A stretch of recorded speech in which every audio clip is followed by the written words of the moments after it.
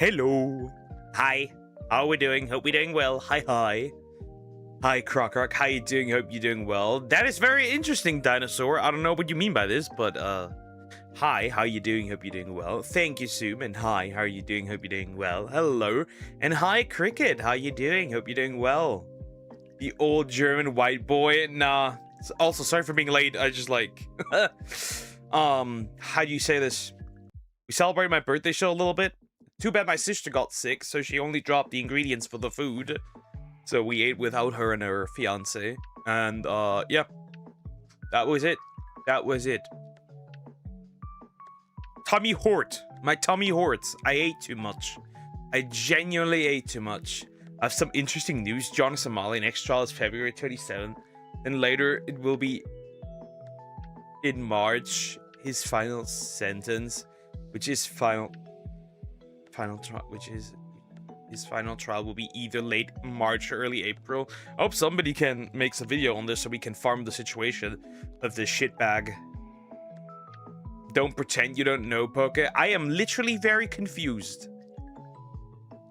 I don't know what you mean. Genuinely. I am very confused. Elaborate. I don't know. Do redeem it.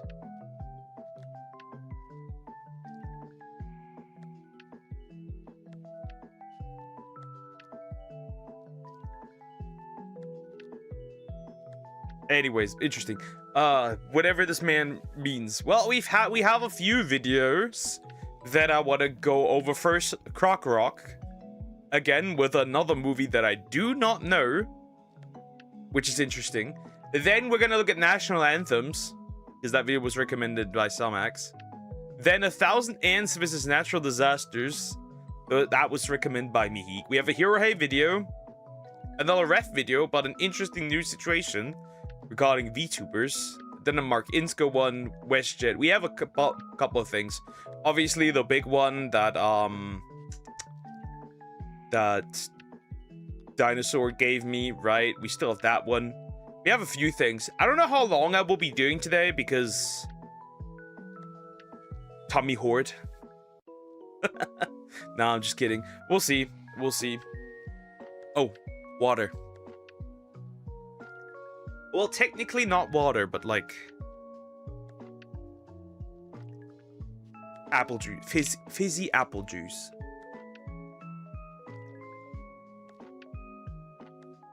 Yeah, yo, video. We have that as well. I have a few things. It was just really long. I have a lot of long videos. Is it gonna be Johnny Somali trial video? When they do one, you can split into 4 videos. Yeah, obviously I will. I won't do them all in one go. That's crazy. You didn't watch this video last time I sent it to you, dumbass. Because I didn't see it, or maybe I didn't pay attention. Tired, but sup, retards. Fuck you, Cocos. Hi. Hope you're doing well so far. Or better. Because, like, you're tired all the exhausted all the time. That's not good for you. Genuinely, that's not good for you. Also, hi, GT. Hope you're doing well. Hi. You drink apple? How could you? No! I drank her. It's over. Consumed her. Wait, that sounds horrible. Don't say that. We don't say that. Is they're all 30 plus minutes? Yeah. We're gonna turn them into like four separate videos if I do them. And we're not gonna do them all in one go, like each part a little bit. Coco's good to sleep. Just don't overdo it. I know you have a lot of exams still, by the way, which is insane. But don't overdo it. Legal Mindset did upload about Johnny Somali trial. Yeah, but I want the comprehensive video again. Just like, I'm waiting until a Tozy does one. I'm waiting until a Tozy does one. That's gonna be that. Baby bro, yeah. I'm gonna wait until a Tozy drops one. We call it apple carbonated drink. I mean, it is carbonated. Yeah, it is carbonated apple juice. Unfortunately, it's so if you buy some, that's the one I drink because, well, I usually take this. I've done this probably since primary school, and I usually take like a few bottles of like small bottles of carbonated apple juice, right? I've done this since primary school, probably earlier, and I drink that even when I'm in college. I drink it because, like, I don't know, I'm just into it. Do that though. This one is too much. Like, this one's too sweet. Usually I want the one that's less sweet. But yeah, it's just like been a while, to be honest. I hope he's already rotting in prison. Nope, he's not yet. I don't know what it takes them so long to do it. It's just awful that he's still running around. It's crazy bastard. This time I'm tired because I was trying to teach Croc how to play games. I felt like a dad at screaming, "What's 9 times 8?" I could imagine. By the way, I did try out that did look up if that tabletop simulator works, and it should be working. It's very lightweight. It should be working, so we might collab with Lumi one day. Who knows? Seems good. It might be working. Sadly, the game is like, unfortunately, 1999, but it doesn't matter. I do it. I do it. Might be useful for like different collabs in the future. But yeah, that might be fun. Love to see. I'm too old for Dude, what am I? Crazy. If you're too old, then I'm like giga hack maxing at this. I'm like a real unk, the realest unk out of all of them. Anyways, I think we'll just jump over and look at some stuff. I guess we're gonna see. Well, all the videos I reacted to are all huge, but we're already filled up to like Thursday, so I need like three for Friday, and then 4 for Saturday and Sunday. I'm 4 years older than you fucker. I'm almost 24. Crazy. I'd do a stream with you, sure, I guess. We'll have to see. We'll have to see. We'll have to see. I need to get more out of my shell. It's mostly just fear, to be fair. Anyways, we'll have to see. Problem is I can't just willy-nilly spend money on like games. That's like the problem. And like stuff I can run or can't run. It's usually a problem because this baby here is already struggling with daily streams.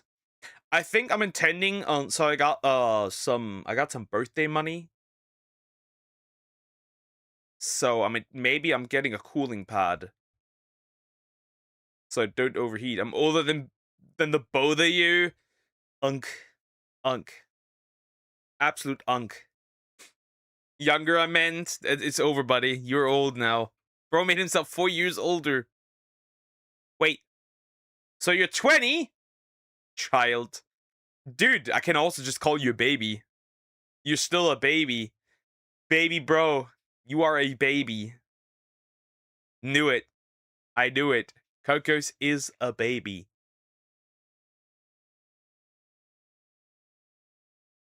Okay, 19. 20 or 19. Then you're still a baby. Depends. I'm older than everyone in the chat. I think we have somebody who is even more of an unk than you. Those chirps are sounding very old at this point. Koki's a baby that doesn't understand art. You're an adult who doesn't understand what's art, so whatever. Bro, so I had sausage salad. And I shoved like 2 bowls full of sausage salad, right? It had obviously sausage cut in stripes, right? Cucumbers, tomatoes, cheese, onions, right? Just all mixed into a bowl, big bowl, and then like the sauce, right? That my mom makes. And bro, I ate like 2 of those, like smaller bowls, and I couldn't walk. I couldn't. It's so much I couldn't walk. I was just laying there, and I'm like, I can't walk. And then I also ate like 4 buns with that as well. So I just like laid out, and I was like, I'm dying. Like I'm actually dying. I am dying. It's crazy. It was crazy. I wasn't expecting me to do math because I realized I counted it wrong, and I'm even younger.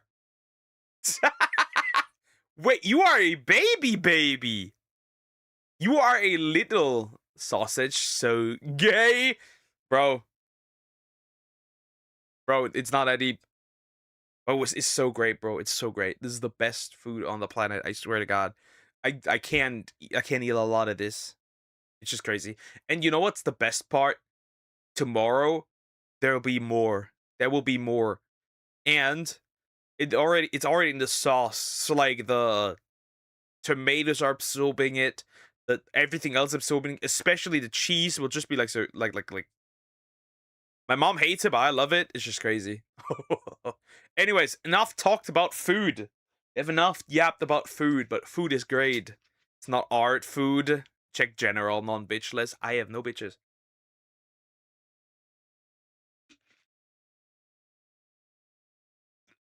Hicks. Uh-oh. Not the Hicks. Okay. Let me see. Let me see what this is.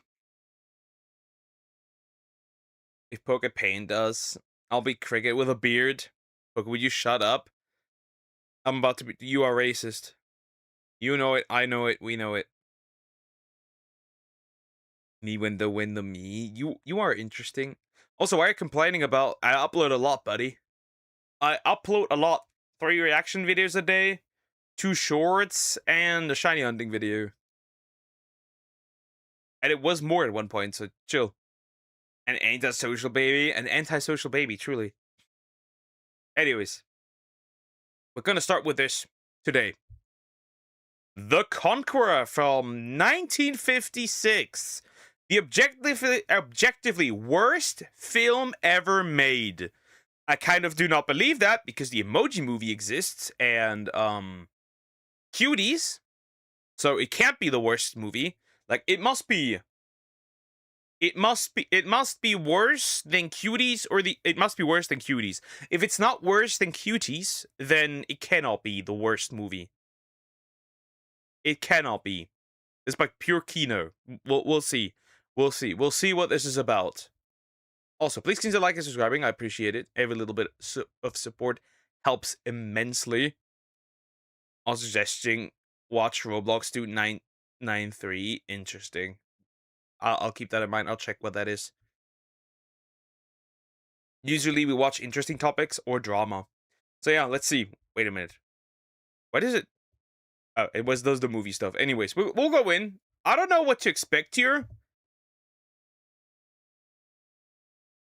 When people talk about the worst movies ever made, there are a number of titles commonly thrown around. Plan 9 from Outer Space, The Room, Star Wars The Last Jedi, and Star Wars The Rise of Skywalker. Real, but they're not the worst. Epic movie, disaster movie are terrible. I mean, like, see, there's like a difference, right? One movie is terrible on, like, these movies are terrible on, let's say these, I'm gonna be honest, these movies are terrible on purpose, right? I mean, like, movies with a intent and like movies that actually take themselves seriously, right? Movies that genuinely do take themselves seriously. Reason being, for example, Cuties. Cuties took itself seriously because its intent was to essentially be against the sexualization of children. But it sexualized children even more. That's why it is definitely considered one of the worst movies ever made. If somebody has this movie, consider checking their hard drive. It's that simple. What about Son of Godzilla? It couldn't be that bad in a million years, right? I genuinely think this is the worst movie ever made because it hits the wrong target. It hits the target audience you don't want to hit with this movie. That's just the truth. And Star Wars The Phantom Menace. And damn, that's very Reddit coded. Like it's not that bad. Like it's a boring movie, but it's not a bad movie. It's not a bad movie in the sense that, like, you can say about the prequels whatever you want, but they did a lot for the franchise in expanding the lore and story. It's just like Clone Wars also did a lot that people don't want to admit. That's just me though. Are any of these movies ever good? I hate them. But as bad as these movies are, there is one that is objectively worse. A movie whose very production could almost be said to be cursed. After all, its creation resulted in dozens of deaths, and drove its creator to madness like some kind of Lovecraftian grim. You cannot wait, actually, that'd be funny. Hello, gays. What's good? How have you guys been? Hi, Summux. How you doing? Hope you're doing well. I'm doing alright. My tummy hurt because I ate too much. I ate way too much. Because we did celebrate a little bit of birthday today still. So, horrible. Too bad my sister turned out to be really sick, so she just gave us the food and then left again. Pocus, stop acting like the prequels are good. They're not as bad as people make them out to be. I agree. Out of all of those, the second one is definitely the worst. out of all of them. Is it as bad as the sequels? Nah. But they're not as bad as people make them out to be. I think people are over exaggerating, and this is mostly just people who are insane unks or people who have been heavily influenced by others. Is it really your opinion of the prequel movies, or are you just using the words of others? That's it. I can describe how lame Israel is. It was yesterday in Pro Iran rally. We were like 40 people. No, how many went out for Pro Iran in Canada? Guess five. Five whole people. That's my guess. I did not eat just sausage. It was a sausage salad, and it's art. It's art in food form. Memoir. The Conqueror is a 1956 epic historical film about the life of Genghis Khan. Is that John Wayne? Is that John Wayne? Am I tripping? What the fuck? What the actual fuck? Huh? What? What? Why? That's crazy. Oh, that's crazy. Well, he said no. I said I'm a boob connoisseur. I love boobs in all shapes and sizes. I know that one in all weight classes. I don't care. Perky, flat, big, saggy. I don't care. Boobs are boobs. Moving on. My favorite racist actor. 570,000. Well, that's interesting. Well, maybe the Canadians aren't as maybe the maple syrup can't say a bad word. Lovers aren't that bad. It stars John Wayne in the title role of Temujin. Yeah, that's right. John Wayne the cowboy as a Mongolian warlord. But horrible miscasting is only the tip of this iceberg. Beyond the bland dialogue and cardboard performances of the cast, the movie also had one of the most unfortunate productions of any movie ever made, and the effect it had on its mysterious producer is a story worth telling, unlike this film. So let's take a look back at what I consider to be the objectively worst film ever made. It can't be that bad. It can't be that bad. It can't be that bad. It can't. Boobs are boobs. Yes, boobs are boobs. Boobs are always nice. Of course, they must be on women. If they're not on women, they're not nice boobs. Obviously. We're not talking about moobs.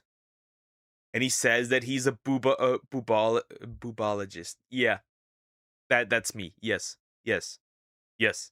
I've never held a boob, but I know a lot about them. For example, fun fact, they're asymmetrical. One is always larger than the other one. And as far as I remember, it's usually the left one.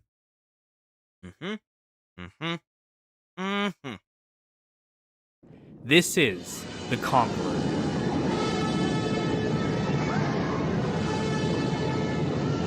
The movie opens with the Merkit chief Targatai crossing the lands of the Mongols to bring home his new wife. The Mongol chief Temujin confronts him and is instantly attracted to the wife, a Tartar woman named Bortai.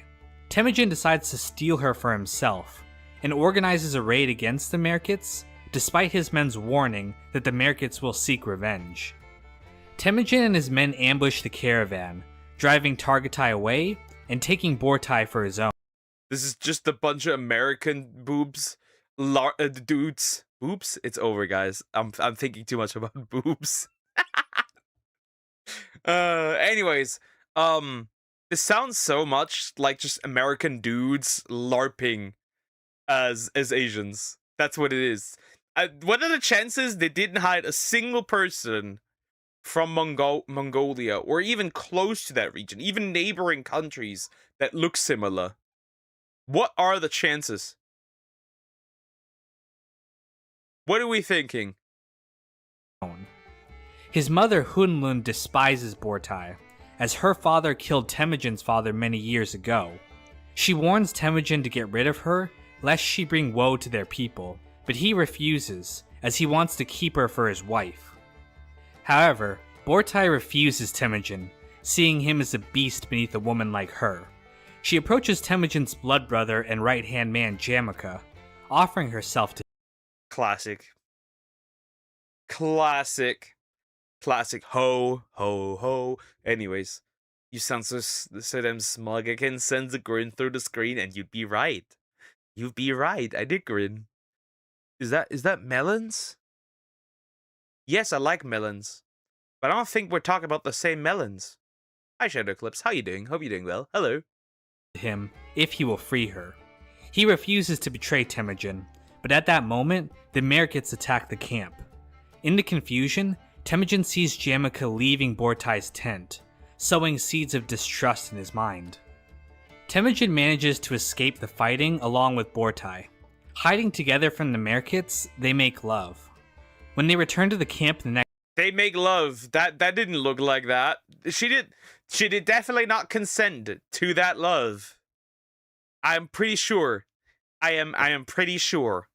I am certain. Our titties. Nope. I'm not share. If I ever get titties, I'm not sharing them. I'm not Destiny, Sneeko, Ludwig, or whoever is participating in the puck chair. We're not doing that. My titties.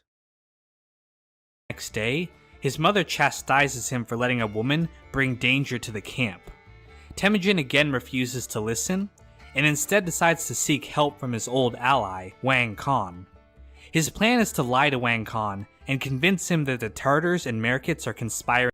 Lord have mercy, looks so fucking dumb. This looks so fucking dumb. I don't see how this is the worst movie ever. It is literally just the average John Wayne movie. Of course, here and there it has like a banger, but like this is like really just the average John Wayne movie.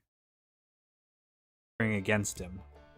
He and Bortai arrive at Wang Khan's city, who welcomes him with a feast and a display of dancing women. After the celebration, I don't mind. Temujin lies to him about the Tartar threat. Wang Khan consults with his shaman, who declares that the spirits say Temujin is truthful.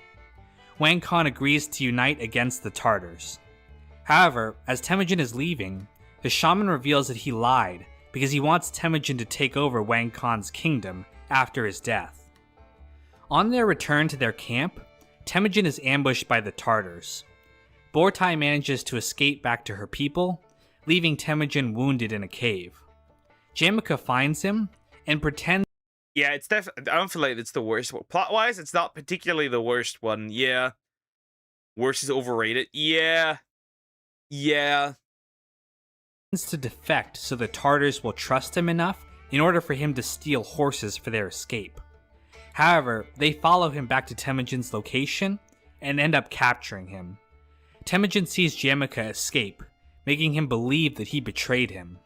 The Tartars bring Temujin back to their camp, torturing him and planning on executing him the next day. However, Bortai, now realizing her love for him, helps him escape. You know, fun fact, common survival strategy for women back in the Dark Ages. Getting back shots by their kidnapper and falling in love with their kidnapper and date and like being with their kidnapper because what other choice do you have? Perfect survival strategy.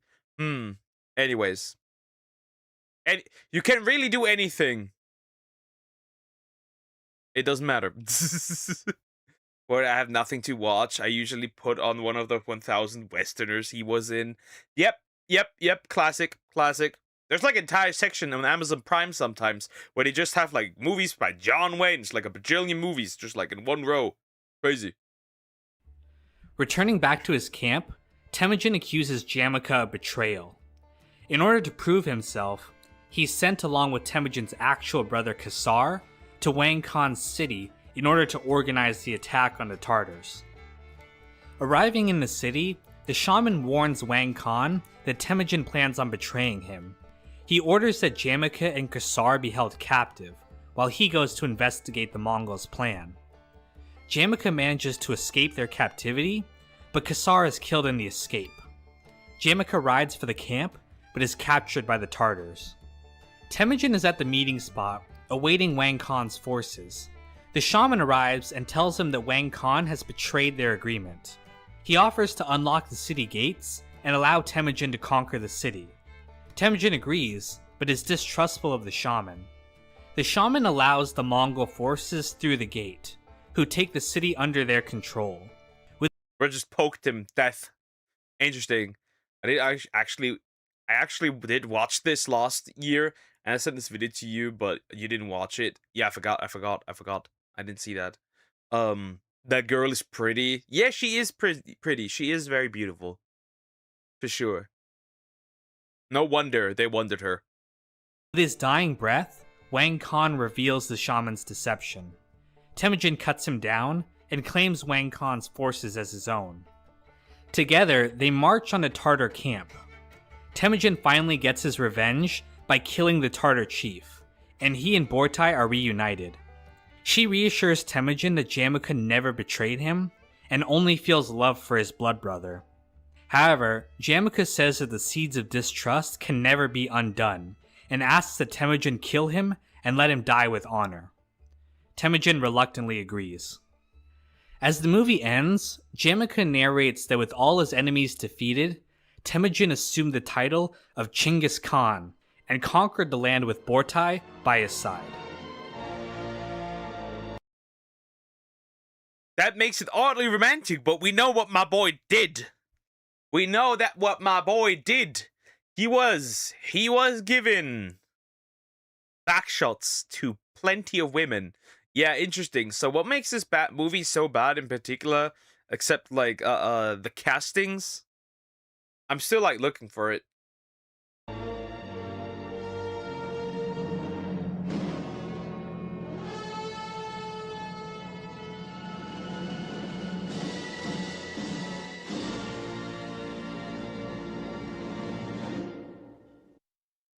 There's so much wrong with this film, I don't even know where to begin. The elephant in the room is of course the casting. While I'll give the film leeway, as casting white actors in non-white roles wasn't as controversial then as it is today, even with that in mind, Wayne is horribly out of place as the great Mongol chief. Now, John Wayne is a good, if not slightly limited actor. He shines in a certain role, the gruff cowboy, the stern gunslinger, and while the role of the brutish conqueror might seem like something that suits him, he sounds ridiculous delivering lines like this. Where is your faith, my brother?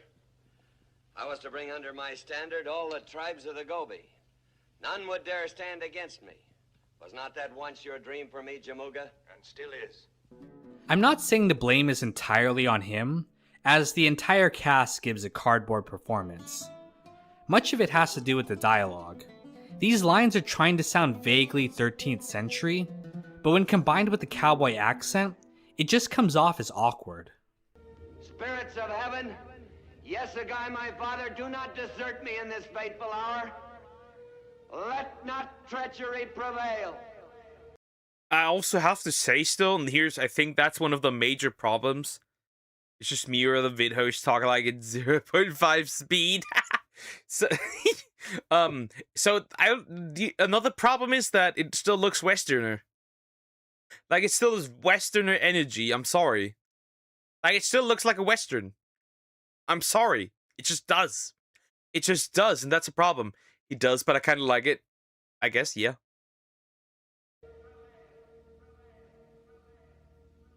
The only actor who comes close to a good performance is Agnes Moorehead, who plays Temujin's mother Hunlun. She's not on camera for long, but she was clearly having fun with the role. She is the daughter of Kumlik. Kumlik's daughter. Spawn of evil. Let your slaves have their sport with her. I will not have her within our tents. I say who stays in our... She's very... okay, yeah, she was interested in doing it. Definitely. He emphasizes every word. I can hear the passion in his voice. He talks in a similar way that who's it called? Think Before You Sleep does a similar one. I think. I think that's similar. Tense. This woman is for my pleasure. You will take pleasure with the offspring of your father's slayer? She will bring woe. To summarize, you're gonna fuck the child of your father's murderer? And he's like, yes, yes, I will, and there's nothing you can do about it, and many more. To you, my son, and to your people. The story is also atrocious for many reasons. For starters, it isn't even close to historically accurate. The real story of Temujin's life, or at least the one we know from the secret history of the Mongols, is so interesting it could be a movie on its own. And it's clear the writers at least had some idea of history, as they get the names mostly right. But they changed so many details for no reason. In real life, Jamiko was blood brother to Temujin, but he wasn't the doting manservant he's portrayed as in the movie. In actuality, he was Temujin's superior by birth, and in time, they developed a rivalry that ended in war. It's honestly an epic story about brothers turning into enemies, and it would make for a damn good film. But instead, Jamika is devoted to serving Temujin for seemingly no reason. I mean, he says there's something about Yeah, so John Wayne can continue aura farming. You need to realize John Wayne must continue aura farming. That's all he does. He play in Life of Brain. She sounds like Judith. I have no idea. Temujin that makes men want to follow him or something, but we never actually see it. In fact, it's just the opposite in this movie. The movie portrays Temujin as a complete jackass. He endangers his tribe by recklessly attacking the Merkits in order to steal some woman for himself, and then has the gall to accuse his men. Guys, it is a simple case of what pussy does to a motherfucker is way worse. That's just what it is. That's just what it is. What, you start beef with others because you just want a woman? I mean, I understand, like, I get it, but, like, really? You start a beef just to get a woman? Nah. And a failure in stopping the counterattack. He complains that he's beset by traitors when he himself lied to his benefactor Wang Khan and tried to trick him into going to war for his own benefit. This is all in complete disregard to the real Temujin, who dedicated himself to protecting his people. Why the hell would anyone want to follow this tool? I'd almost say the movie is trying to criticize Temujin and show that he was a terrible person, if it wasn't for the fact that they show Bortai falling in love with him. From her reaction, we get the sense that there's something to love and admire in Temujin, but her sudden feelings for Temujin come out of nowhere, and are a complete contradiction to how he has treated her throughout the entire film. What exactly?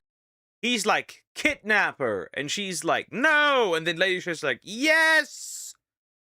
Yes! Give me a schlong now. Give me to it now. Yes, I'll have your children. Crazy work. People start beef for much less. I know, but like, bro, with looking at how many influencers, social media people have been recently getting cheated and dumped, there's no point. There's no point for it. Unless these women were like a lot better than the women now, I guess. Is she supposed to love about this guy? The way he hits her? I mean, I know it was the 50s and women were expected to just swoon when a big tough guy grabs them, but even as the so-called conqueror, Temujin is lacking. The first time they make love, it's after Temujin runs away from the enemy, something she mocked her first husband for. For much less, my father would have slain him. The thought came to me, But you feared the Mongol dog. He's constantly falling into traps and is completely out of touch with the situation around him. It makes her sudden love for him contradict her character and make. That's because he is essentially playing John Wayne. He is playing like a western in a Mongolian movie in like a Mongolian times, in like a Mongolian place. That's the problem. It's just like basically you took the idea of like Genghis Khan and you put over a Westerner, and that's what is happening. That's it. That's it. That's literally it. You know you wanted to have so much children, Duck. We sure discover new things every day. Stop projecting your baby fever onto me. No sense. And speaking of making no sense, what the hell is up with that ending?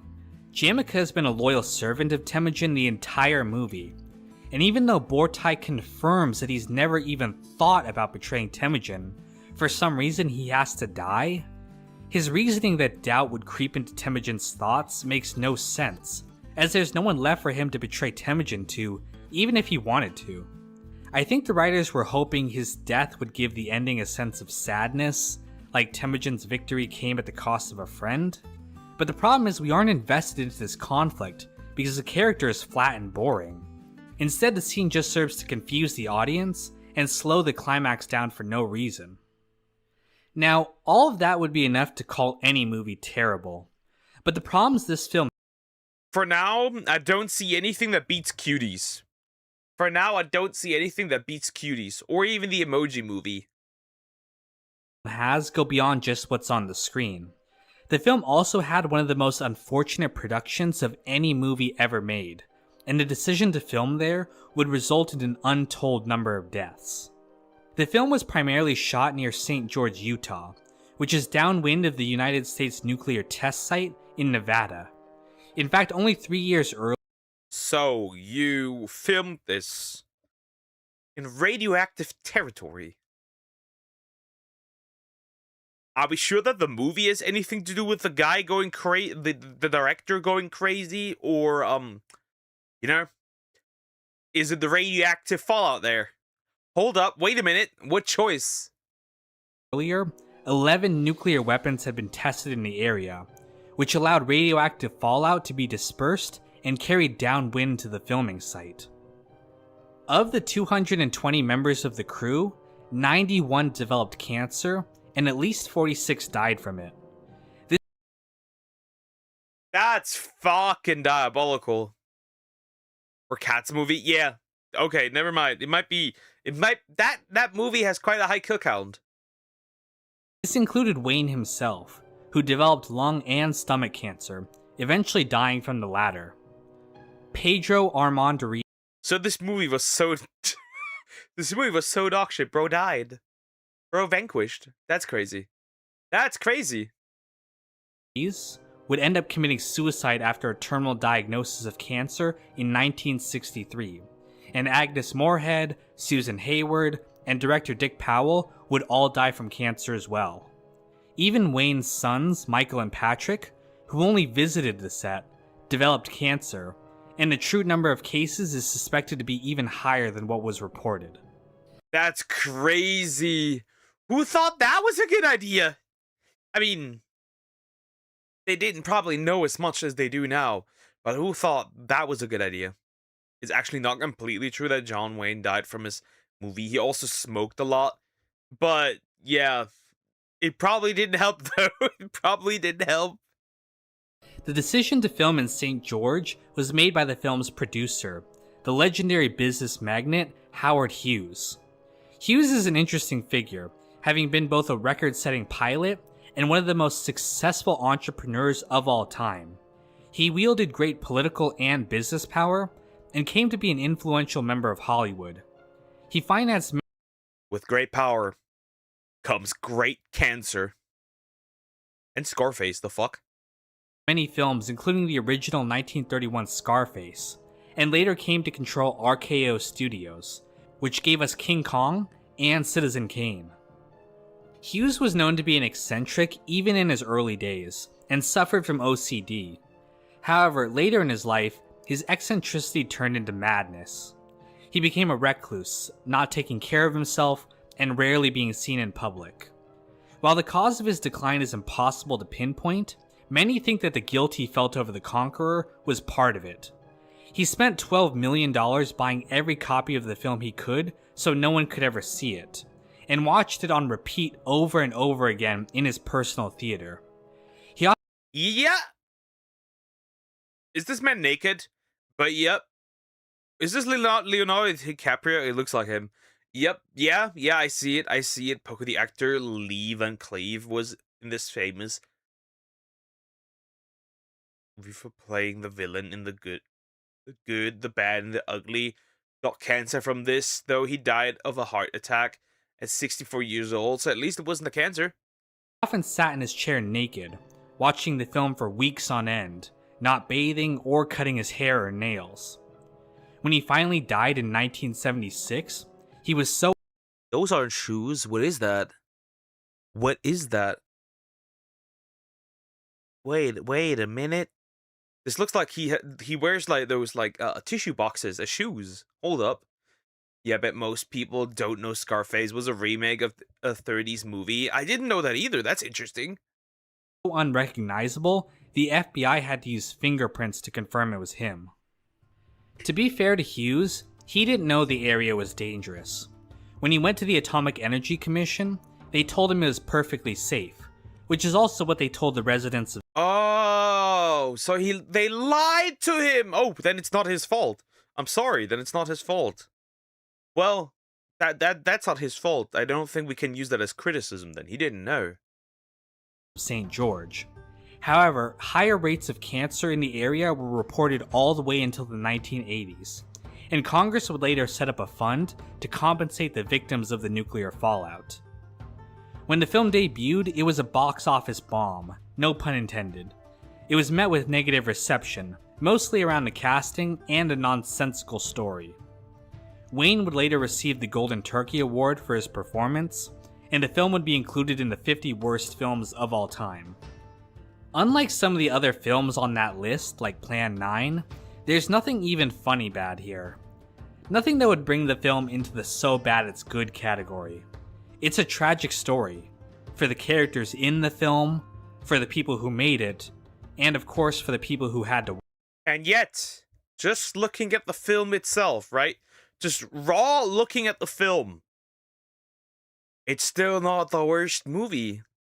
I'm still undefeated in my opinion that Cuties is the worst movie ever made. Watch it. But the next time you see a crappy movie and think to yourself this is the worst thing ever, just remember, it can get so much worse. Well, there's that. That's the end.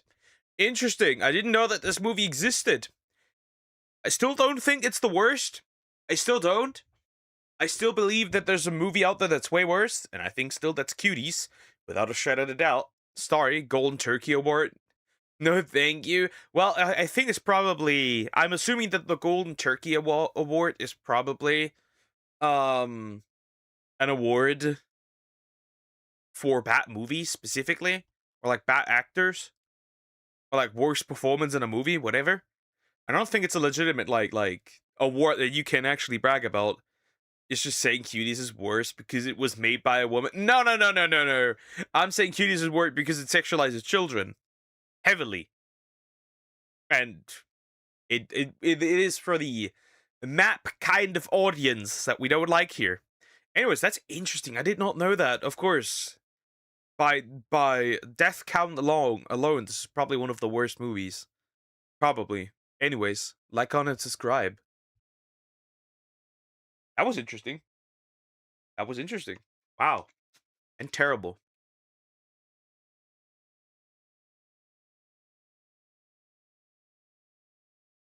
That was terrible.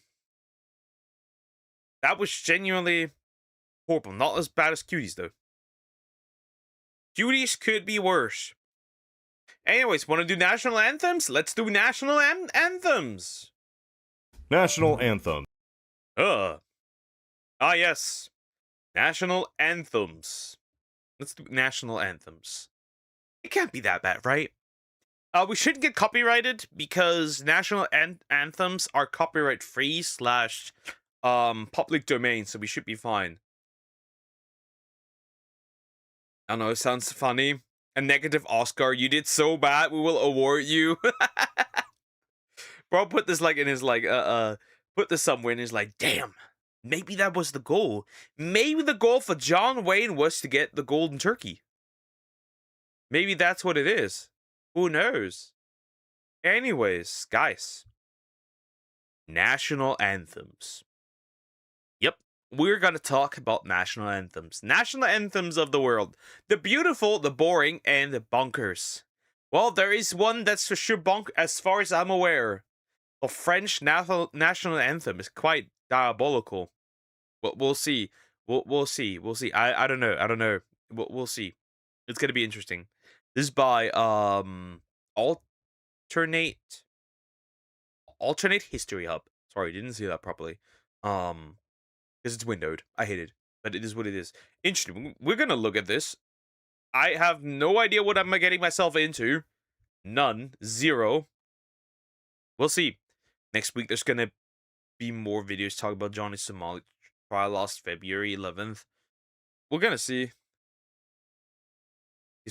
He was probably trying to get the 100% for awards. We had to get one of those. Yeah, he was getting the platinum trophy for life.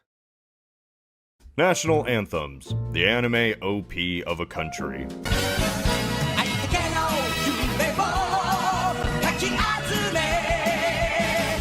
The introduction on the world stage that declared. I don't think that was a national anthem. Though, if the Japanese do have an UVU anime anthem, that'd be very funny. Yes, I'm a place with a flag. Please don't take me over. Why is Angela Merkel here? Angela Merkel, Mutti! Get the mom out, Germany's mom out of here. They're made in many different shapes and forms. Not literally, considering this is just music. Music has no confinable shape to speak of. But you got a common rule. Each nation has a song. Even Somalia has a song, and it doesn't have a country. You see, I enjoy the general... Well, they may not have a country, but they for sure have fraudulent daycares that aren't daycares. You know, they do have that. So, while they don't have a country, they do commit fraud. Discussion of anything relating to a country's image. The flag, the name, the border, and especially the anthem. The really face value stuff that nobody cares about. But I care about it, and I know you do too. Sometimes late at night after a few drinks, I listen to national anthems for some reason, along with other That sounds very depressing, honestly. That sounds very miserable. Why would you sit there and be like, you know what? Look at my banger playlist, and it's just all national anthems. Do you also work out to national anthems? Patriotic songs or sea shanties. And I wanted to take all that wasted time and do something with it. Originally, I was going to rank every single national anthem that exists, but that led to a much longer project than I or anyone would really care about. But I still collected a lot of worldly knowledge from my travels, and wanted to talk about national anthems, so I'm going to do it in this format. Is it gonna talk about the illegal verses for the German one as well? Because that exists. There's illegal verses that I'm not allowed to say, because if I do, they're gonna wear my balls as a necklace, just saying. Descending from the mountain, rising from the great library, to answer your fine questions, and just talk about anthems of the world. Let's just mix it up. How did the concept of anthems start? Anthems as concepts are tied hand in hand to the nation state, so they didn't exist until the idea of nationalism and the nation state did. When states were established and the people as a whole were a part of the nation, not just under a king, already popular common songs were adapted as the rallying cry of the people. The French anthem is a good example of this. It was a war cry against the old ways of monarchy, and while other anthems at That's kind of peak. Yeah, it's also pretty brutal and pretty bloody. I remember also some anthem, people demanded some anthem be censored. I don't know which one it was. Fun fact, they also demanded that in the German anthem, one word gets censored because they didn't like that. They didn't like that one part. They didn't, but they could have. And I'm glad they didn't. Maybe they have, who knows at this point. Manchester Somali did some bad things, and he'll be sleeping forever sentence. He doesn't do that there. Because he's never gonna get there. The time did exist, it wasn't until the rise of nationalism and independence movements when anthems became a staple of creating a new state.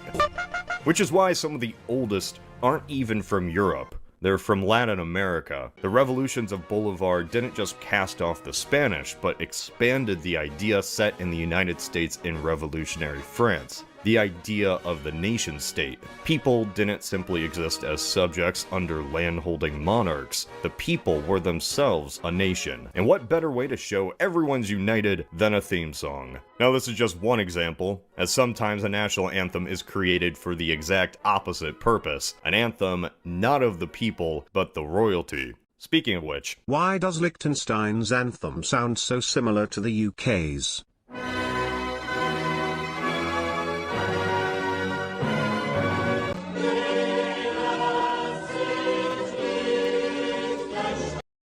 That is kind of similar, yeah, but not entirely, because one is song, but who knows?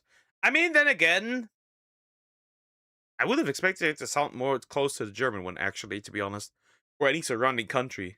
Remember, the reason why nobody ever took Liechtenstein is because it's so small nobody gave a shit about it. Consider this.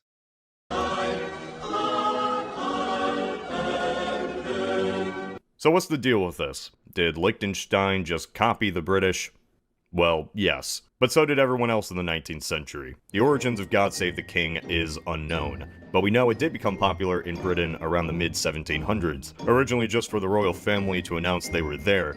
Yet by the mid-1800s, several European kingdoms were using some variation of the tune. Small German states, Sweden, Greece, Russia, Ratatouille Kingdom, Norway, Hawaii, the German Empire itself, and even the United States, unofficially, before we got our actual anthem. Was Britain just that darn popular that everyone wanted to emulate them? No, of course not. There was no geopolitics or diplomatic reason why God Save the King became so popular. The answer is simply everyone just liked the melody so darn much. So people liked the melody, and so people took that melody and just turned it into their national anthem. Lazy fucks. Make your own music! That's all I'm gonna say. It was simple to sing, but also pleasant to the ears, and apparently nobody had ever heard of music before, so it took the continent by storm. Over the span of a century, it was adopted and translated by various musicians. Nobody really had a problem taking the anthem as their own because it wasn't the national anthem of Britain yet. It was the anthem of royalty. You might think of it as a remnant before nationalism, as what made a nation-state began to be defined over the late 19th century. The tune just fell out of favor, except in Liechtenstein and Britain. So in short, because God Save the Queen/King slaps, so other nations adopted it. Sunglasses emoji.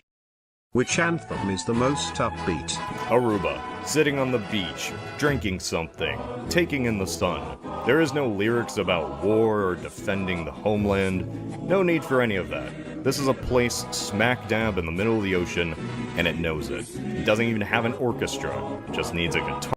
So they're just chill like that. They don't even care. They're just chill like that. Says interesting. Yeah, well, I'm gonna be honest. This is only to be fair. They just don't. They wanna stop the desert overall, which is why they tried to turn. They won't turn it into a forest. They're just trying to stop the desert because it's like spreading. Some drums and whatever that string thing is that goes. It makes me happy, and it should make you happy, unless.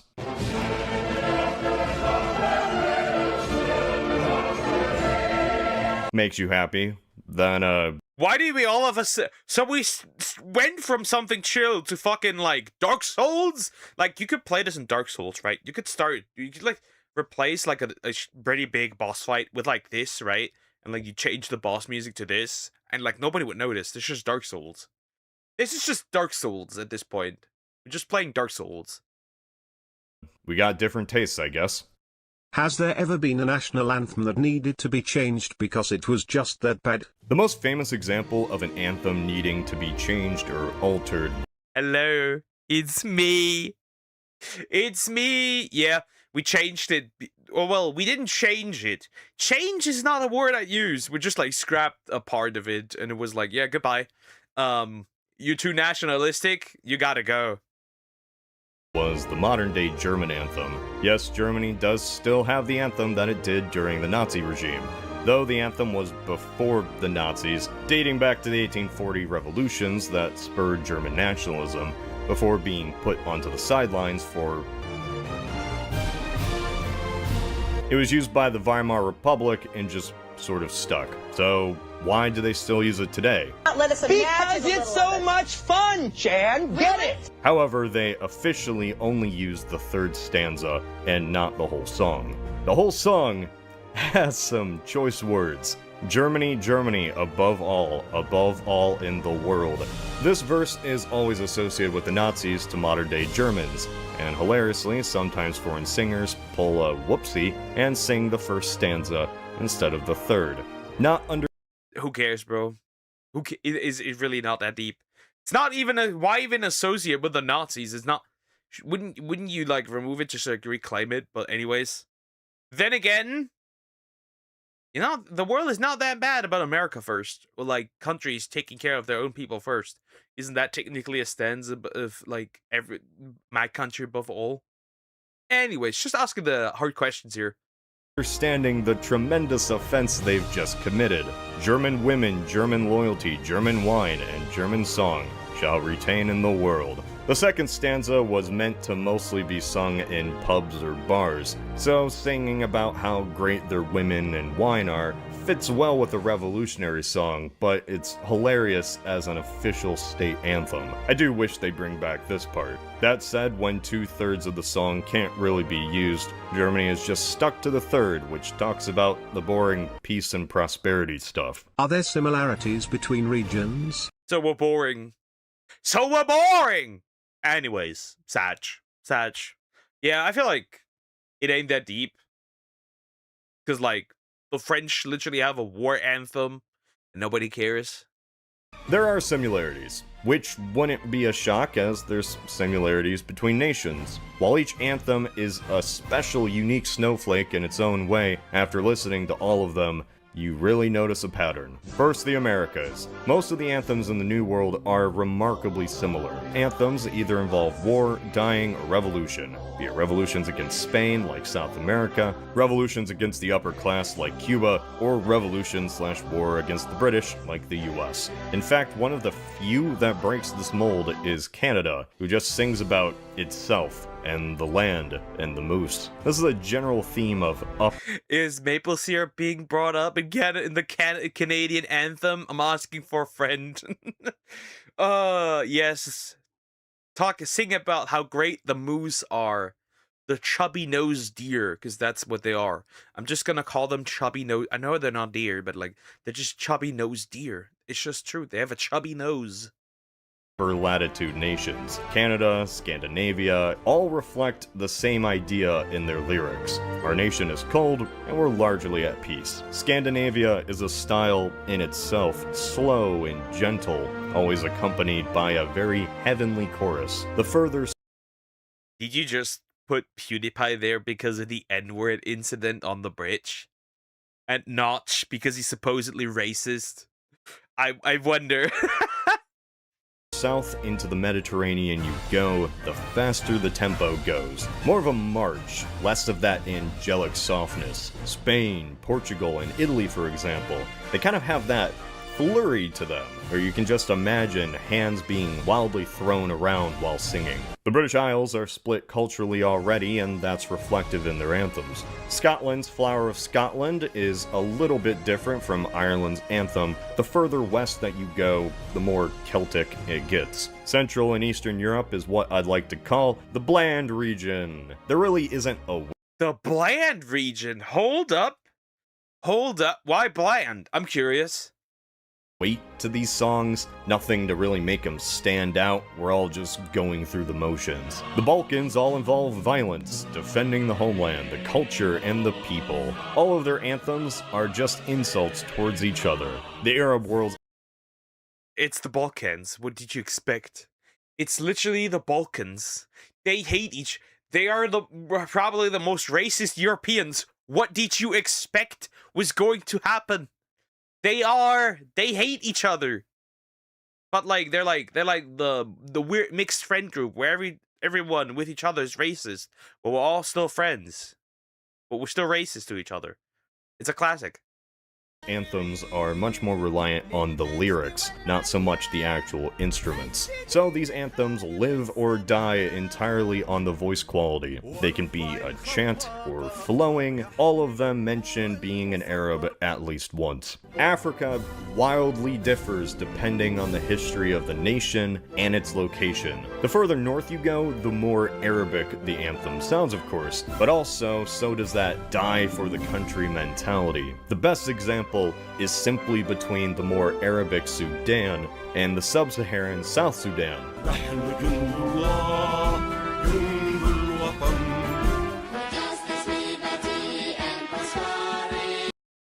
That is a completely different vibe. One sounds normal, the other one sounds like a kid. I'll be real, the other one sounds like a kid's song. Hold up.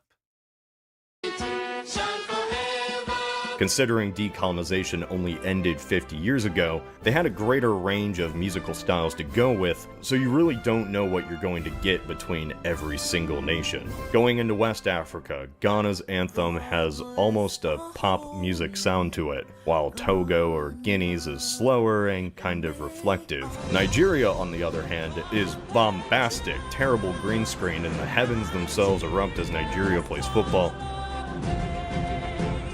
East Africa as a whole is more focused on the orchestra. Ethiopia is a great example of this, as is Tanzania, but it also has the wacky ones. Uganda sounds like the ending of a 90s Disney movie. You cannot be real, right? This can't be a real anthem.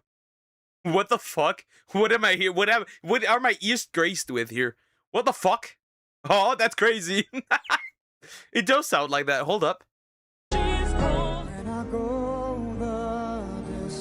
And Mozambique can be either sung as a chant or like a music video for Mark Antony. While stylistically all these sound different, the general message is similar.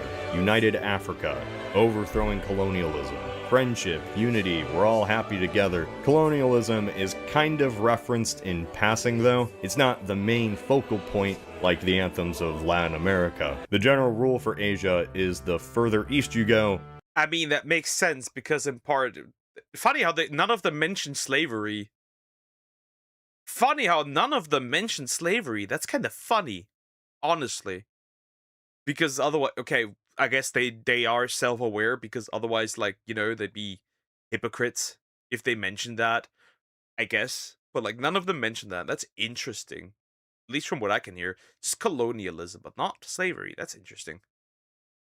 The more peaceful the melody is. So we begin in Azerbaijan. Lord of the Rings. or again, Dark Souls.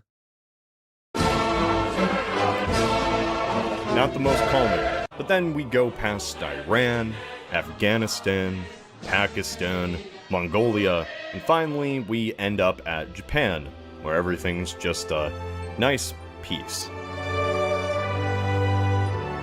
Oceania. I guess they didn't want to interesting how it's just nice and peaceful. Japan's history wasn't all that much nice and peaceful, and so were the Japanese. So that's interesting. Oceania as a whole is either traditional Polynesian music or Anglos. Australia is pure Anglo. While New Zealand's anthem is half Maori, half English. While there are outliers and not every single nation is going to follow this general theme.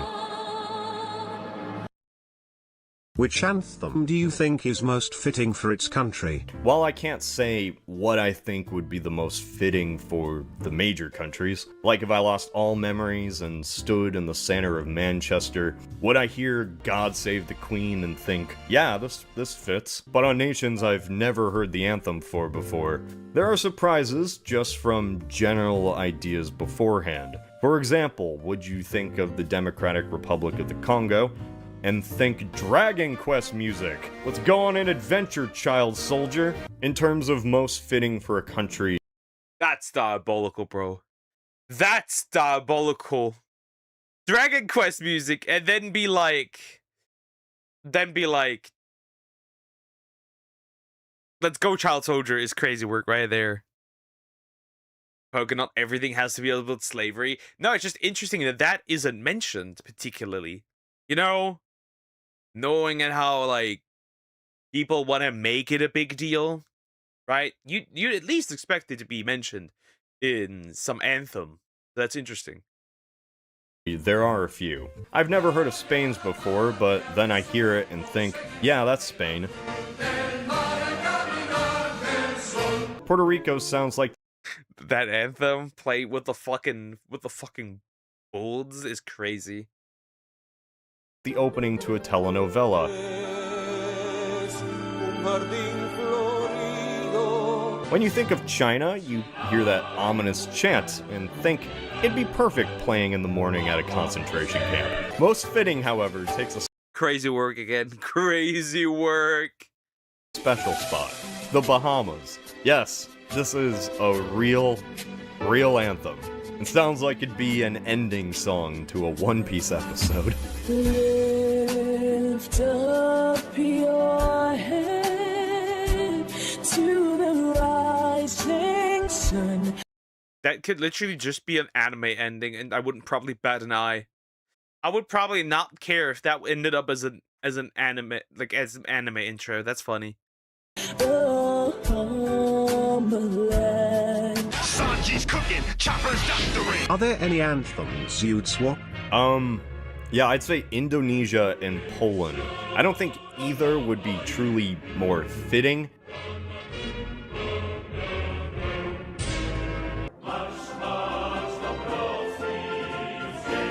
But it'd confuse the average person who already gets the flags messed up. Please consider mentioning the Ottoman Empire's national anthem.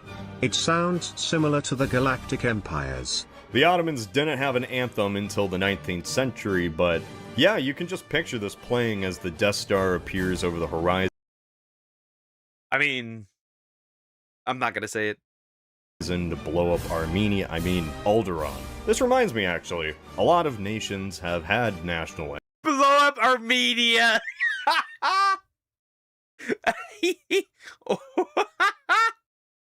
That's crazy. That's crazy. Anthems that no longer exist. We should remember the anthems that have fallen. The Chinese before the revolution with their peaceful and calming song.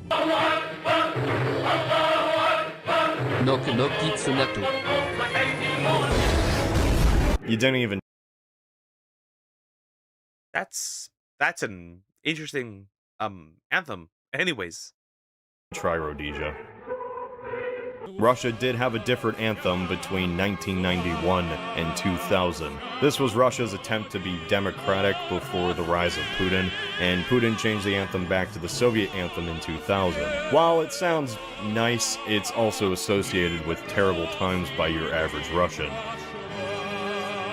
The biggest loss, however, is East Germany's. While the West went back to the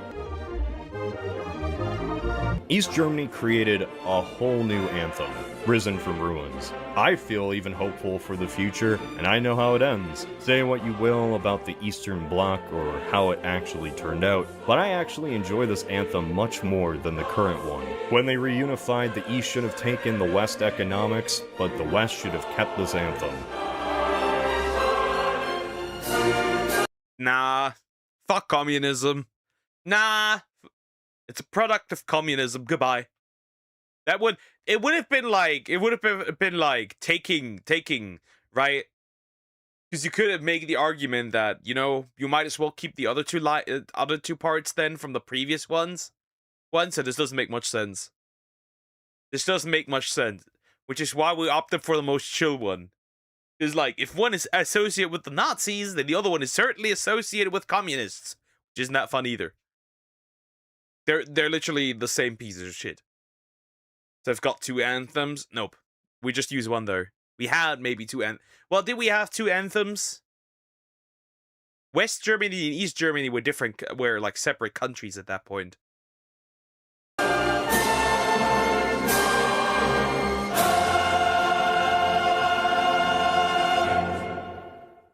Most overrated national anthem. I don't know if there is an overrated anthem. Anthems aren't like pop artists where they have an obvious audience. They have more fame than they have.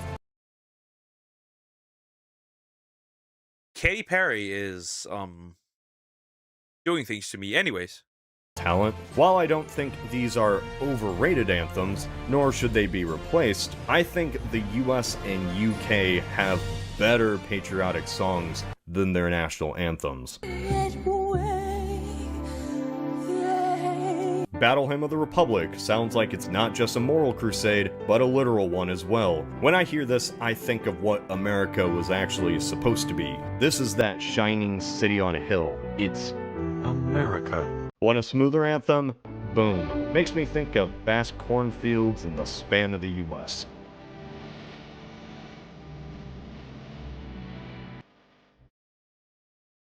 For America by Ray Charles. Elvis Presley's America trilogy, where he sings about. I don't know about that one, Chief. Was ending the New Year live stream because of the music copyright? No, anthems overall are not copyrighted. Maybe particular versions of anthems are copyrighted, if from like artists and stuff, but anthems overall are not copyrighted. They are what's the word? They are public domain. Dixie. Oh no. Oh. God Save the Queen is an old, aging song that spread everywhere in the 19th century, but now it's kind of tired and nobody is really enthusiastic about it, so it's pretty well suited to the UK. But I'm sorry, Rule Britannia is a far better song and always has been.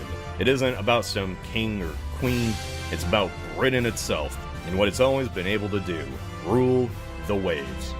What's your spirit national anthem? Like a spirit animal but for national anthems.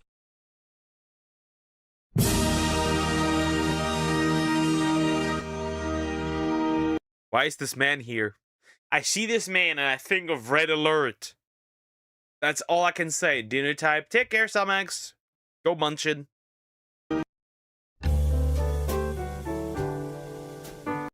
This was a side project. Actual content next. Yeah, it's just interesting. It's just very interesting. Yeah, it's pretty much the end of the video. Yeah, interesting.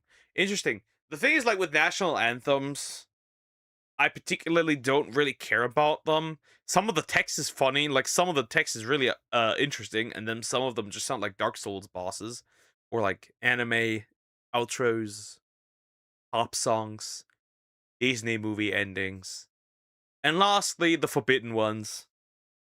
Hours. Anyways, like, comment, and subscribe. Country have one anthem. If there's two, you take over the old, like a passport picture, I guess. Funny. Fun fact. I haven't updated my passport picture in, I think, since I was 16. Because I don't really look that different since then. Isn't that funny? Isn't that funny? Guys, we're doing drama now. We're doing drama. We had 2 normal videos. Now we need some drama, baby. Drama! We've got time for some drama, so we'll be doing some drama. It is rotating. It is rotating. That's not good. Hello? Because it's going to be interesting, because we have it once in a while. Once in a while, we have it.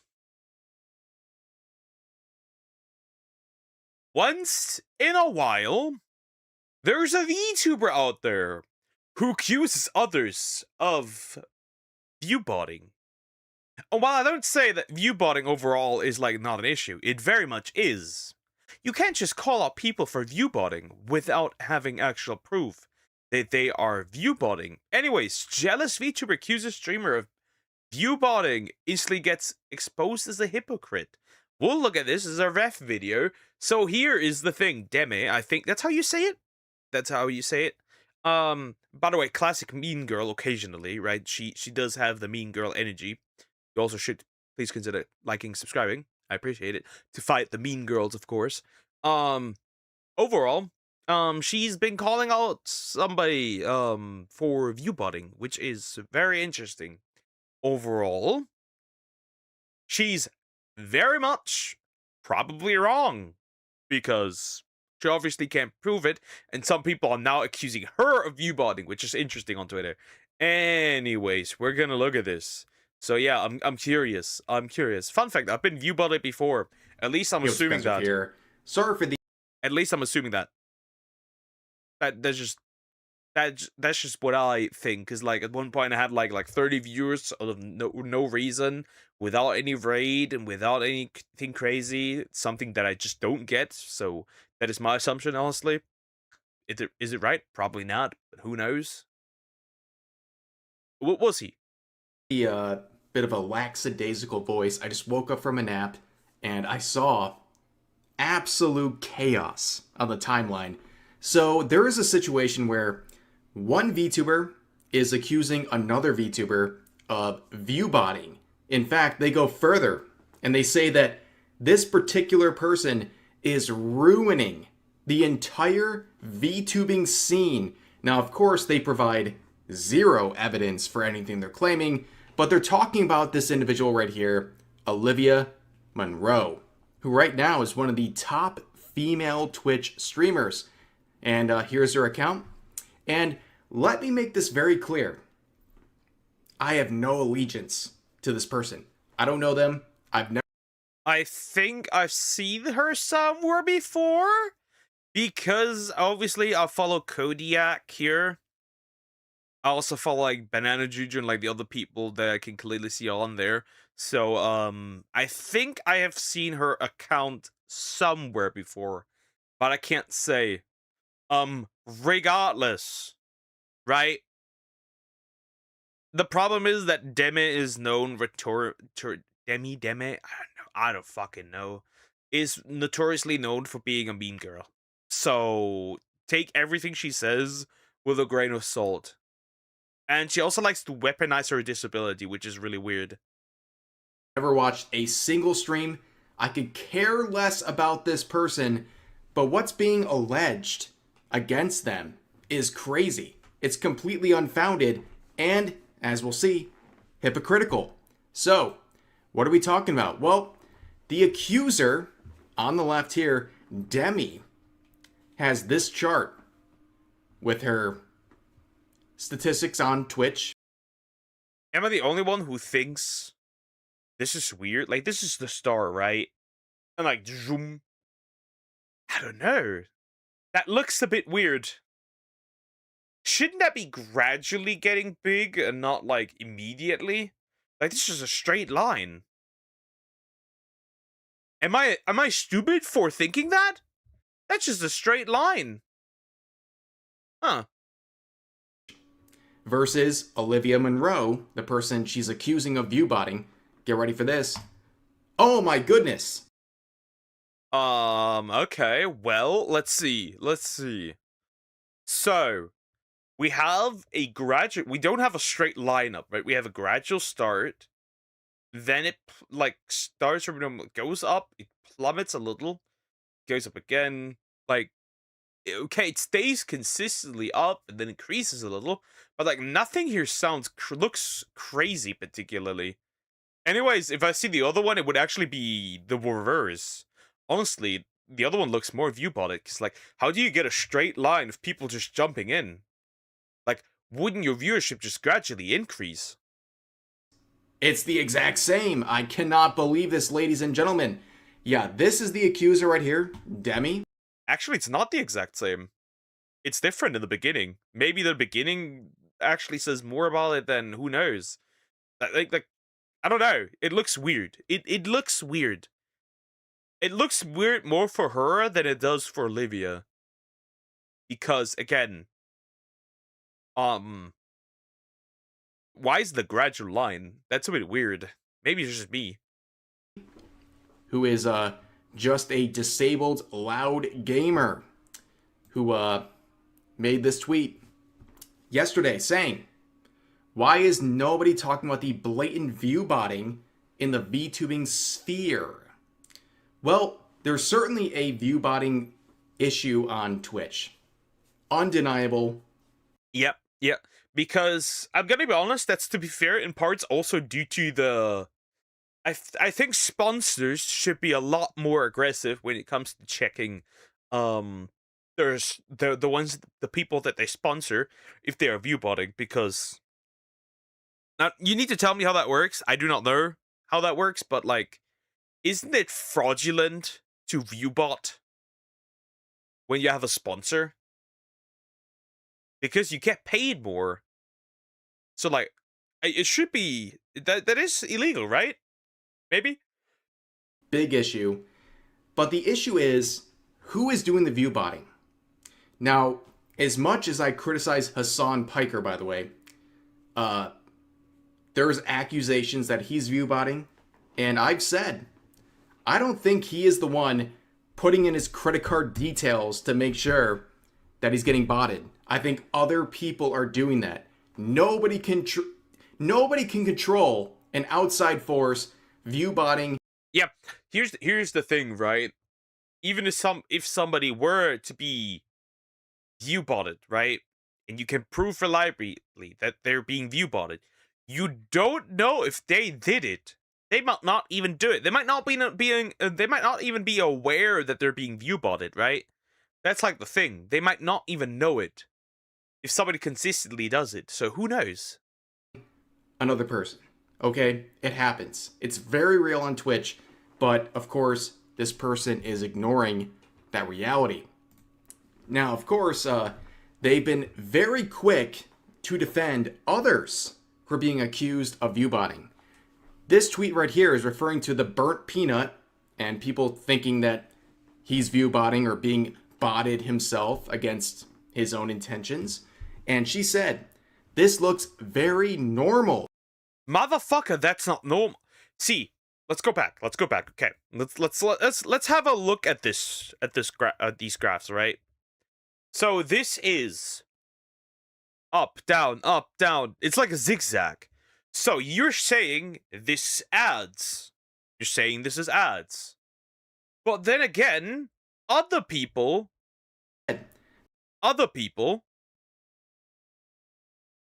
look similar to that. Don't look similar to that. They don't look similar to that. You're saying it's ads. That doesn't make sense. Burn Peanut fans also came and said like, oh, this is like people jumping in and out because of the matches. First of all, that's silly because, for one, you need to have like not the sense, I don't know how you do it, of when a match starts and also when a match ends. So that wouldn't strictly be possible. That's just not true. So yeah, there is a chance that that man is either viewbotting himself or is being viewbotted, and he doesn't even know it. And he thinks like, yo, I'm just like a chill guy. He might not even be viewbotted. Like it's German anthem music, or it have words. It also has words. It has words. Also music, but also words. Like there's a text you can sing. His own intentions. And she said, "This looks very normal. It's ads." So she's been very staunch in her defense of other people being accused of viewbotting. And, well, people are asking, like, with your vague posts, it's like, who are you talking about? Like, if you're going to call out a issue, like, who are you talking about? If you're going to call out an issue in the VTubing sphere, give some specific examples. And this was something that people... Because I hate vague posting. I hate vague posting because it's like not fun. Like if you want to start a fight, just be a woman or a man, or like grow up hair and just do it. Hi Jingle Cheeks, how you doing? Hope you're doing well. Hello. Just grow a pair and just go in and straight up say, yo, are you viewbotting? Not like, somebody's viewbotting. Like, okay. See, if you have a problem, then you gotta talk about the problem to fix the problem. But if you never talk about the problem gets never fixed. That's what this vague posting is. It's like, we have a problem, but I'm not gonna say who is causing it or what the problem is. I'm just making aware that it exists, but I'm not gonna say who it is because then I'd have to actually be confronted, and I might end up even being wrong. Including VTubers were asking in the replies saying, "I love you, Demi, but it's kind of ironic to vague post about this." This is why no one is talking about it. Nobody says any names, so I genuinely have no idea who you're talking about. If there are people who are blatantly viewbotting, they should be called out in order for anything to change. And she says, sorry, the vague post, it wasn't intentional. I just wanted to see the thoughts of Twitter before I said anything. What? You were waiting for Twitter's response before you... That's so stupid. I'm gonna go make a vid. Bye. Take care. Bye-bye. Have fun. That's so stupid. So let me summarize. Right? Let me summarize. You couldn't just say who it is. You need to wait until others gave their opinions before you said anything. So if others never shared their opinions, you would never say it. Ladies and gentlemen, we might have somebody who's retarded. Decided to actually call out specific individuals. That seems weird. But the other VTuber would reply saying, sorry if I came off as pushy or anything. No! Why are you sorry? This person should be challenged on their claims. They're claiming that there's a huge botting issue in the VTubing sphere. You need evidence. What are we talking about here? Be more pushy. This person is making a very big claim. And of course, well, they would get specific. After hours of criticism, they would come out and say, the most blatant one I've seen is Olivia Monroe.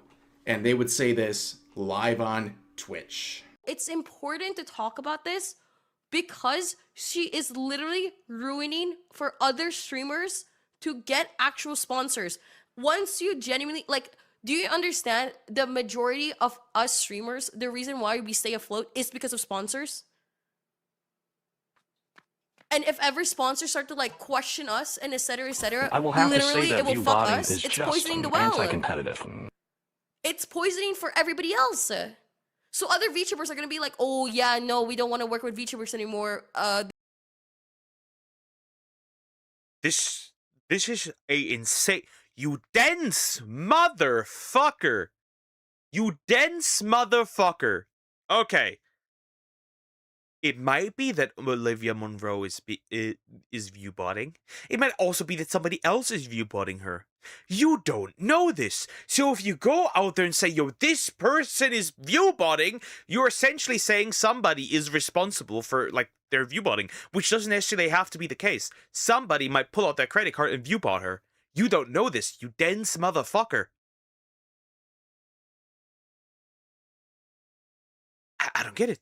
I don't get it. Also, you have not provided any proof that she is viewbotting. Nothing in this up until now, nothing is being provided that she's viewbotting. You just threw out the name and was like, "Yeah, this bitch be viewbotting." Do you have the proof of that? Do you have the proof of that? Her floppy hair poke, she copy you? She's been there longer than I am. Unfortunately, Sag, no. This VTuber that we worked with was obviously viewbotting apparently, and we didn't know. Boom! They will never work with VTubers anymore. They will associate VTubing with like viewbotters, or etc. It ruins everything. Once you poison. Ah yes, That's why they're very clearly. That's why people who just regularly stream with face cams very clearly have no sponsors at all, right? They lost all their sponsors? The VTubing space is the only place with sponsors. Shut up. That's not happening. Shut up. That's not happening. Worst case scenario, they're now gonna actively check and figure out if somebody's viewbotting or not. That's all there is to it. Because it's like, why is she acting like the viewbotting, like VTubing is such a big space that it may deter, like viewbotting may deter people from sponsoring VTubers? If that were the case, it would have happened a long time ago with flesh streamers, with regular streamers. It doesn't make sense. The math isn't mathing, right? Because like, there's so many big streamers, regular streamers that viewbot that this should have happened a long time ago. It doesn't though. Weird. Why not? Reason, it's like, you know what I mean? Now, of course, like, they're not associating regular streamers now with viewbotting, are they? Like I said, she would not provide any evidence of what she's claiming. She makes this baseless claim in hopes that other people will come out and provide proof, and the proof, as we'll see, is ridiculous and just makes this person look like a viewbotter herself. Now, here is a further claim. She's not just going after this Olivia Monroe individual, she's going after Mythic Talent as well, saying why many other streamers as well are frustrated about this. I spoke to Olivia Monroe's talent agency Mythic Talent that most of her viewership are bots. They said it's not their problem. FYI, since she's averaging 5,000 plus viewers of mostly bots, she gets 5 whole wall, half a Bible full, son of a bitch. Where's the proof? Where is the proof of this? Do you have any evidence that there are bots? Do you have evidence of this? Where is the evidence? Can you give me the evidence? Evidence.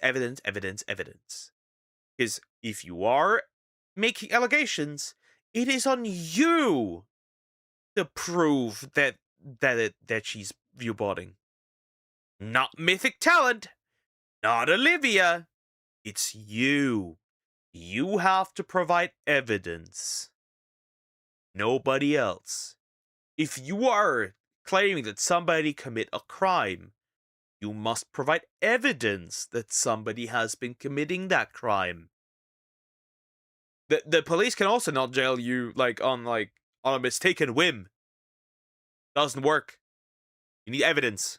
figures per sponsor. These are really serious claims, by the way. She is not just saying these claims against one VTuber. She's now attacking an entire agency. I think a lot of VTubers do not understand how serious their posts on social media are. This is crazy. Like, you could get sued. Look at the follower size. She isn't a small VTuber either, right? On Twitter, at least. She isn't small either. There's 172k views, right? This entire post, right? This post. You need to consider this.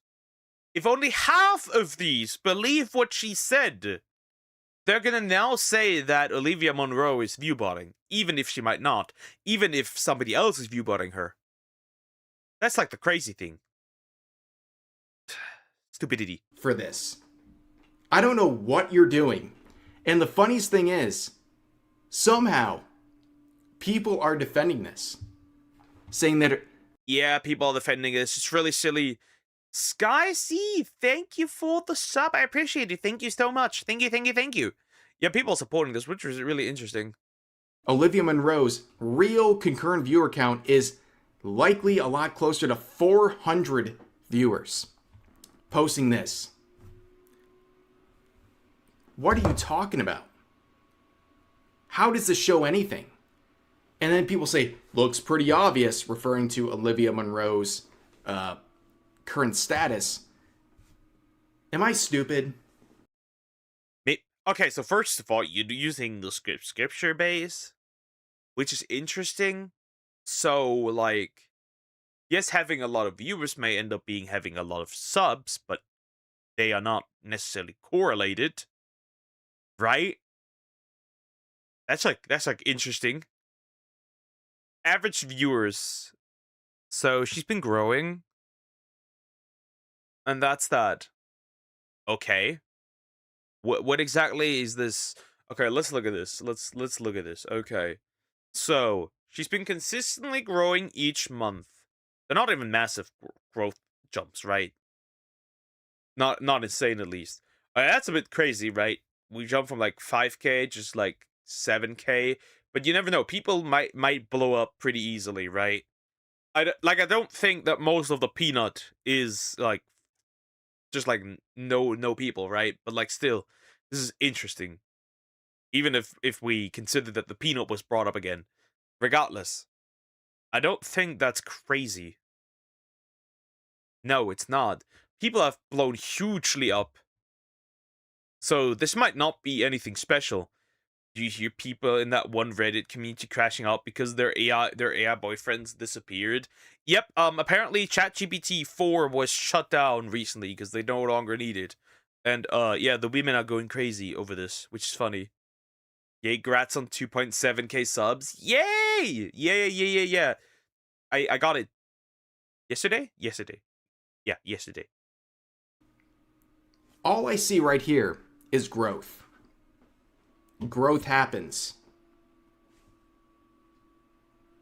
Is growth proof of viewbotting? Or someone actually going out and trying to viewbot themselves? I don't know. But Fallen Shadow would respond to the previous tweet about Mythic Talent saying, the biggest problem with this is that you're assuming here that the streamer, her agency, and her sponsors are all completely unaware, while someone completely unrelated to all this is.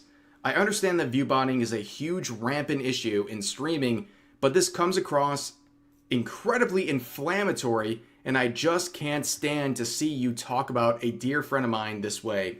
The most I will say here, as I won't speak on her behalf, is that Olivia Munro does not bot her viewership, and neither does any company or brand behind her.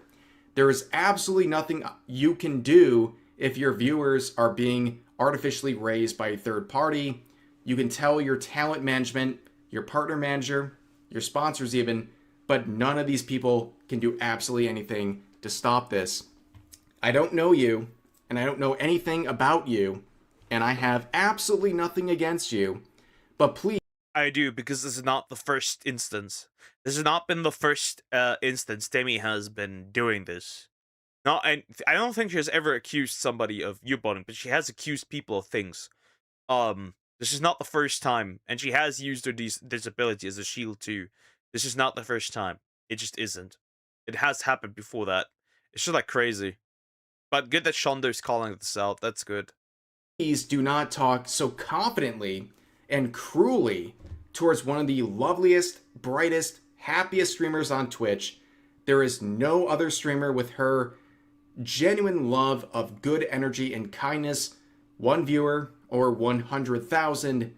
Ollie is 1 in a million. Please don't be cruel to her. And of course, people bring up the fact that she was defending the burnt peanut, who, by the way, like, yeah, there was controversy about like whether or not he's a VTuber. It doesn't matter. A lot of people watch the guy, okay? And she was defending potential view botting of this guy, and now she turns around and attacks a fellow VTuber and is very cruel about it.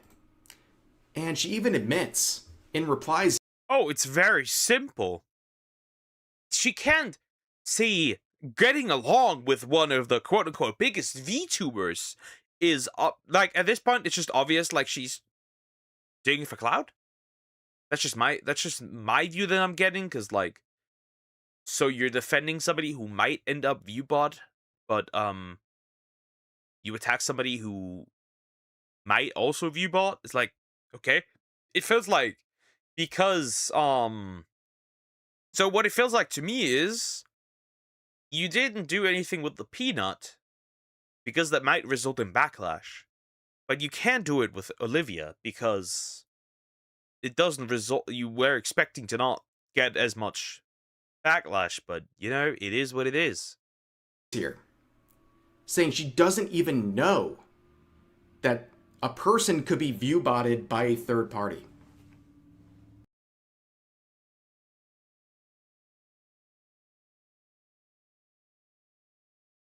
You've been around longer than I am, and even I know this. How the... There is no... Yeah, you're talking out of your ass. That means your ass is really talented. It can do multiple things at the same time. You can sit on it and it can talk. I don't believe that you don't know this. This gotta be rage bait. This can't be... Nah, I don't believe that she doesn't know this. Nah, no way. No way in hell. No way in hell she does not know this. What? You didn't know? Same reaction. Huh? How? What? How do you... That I don't believe her. Oh, this could happen, but you're accusing a specific individual in your field of viewbotting? What is this? You look jealous. You look insane. I'm sorry. It doesn't look good. Even someone who has me... Another case of envtuber strikes again. blocked is pointing this out. But of course, again, looking at her own analytics, Demi could be accused of the same thing. This whole situation is gross. It's annoying. It looks like jealousy. She can be accused more because the graph is just a straight line at the start of the stream, while for Olivia, it's gradually growing. Interesting. But anyways, that's going to do it for today's video. As always, feel free to share your thoughts about today's topics in the comment section down below. Yeah, that's pretty much it.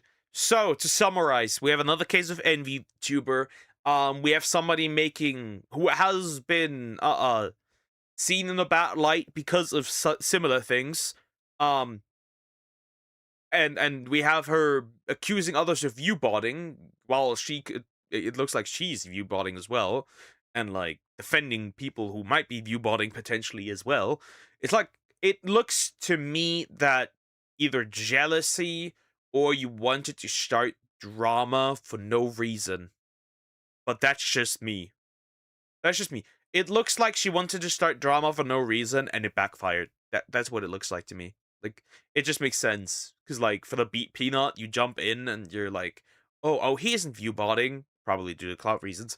And, for the other one, yours, oh yeah, definitely, 100% was certainly viewbotting. Without allegedly not knowing that others can viewbot you.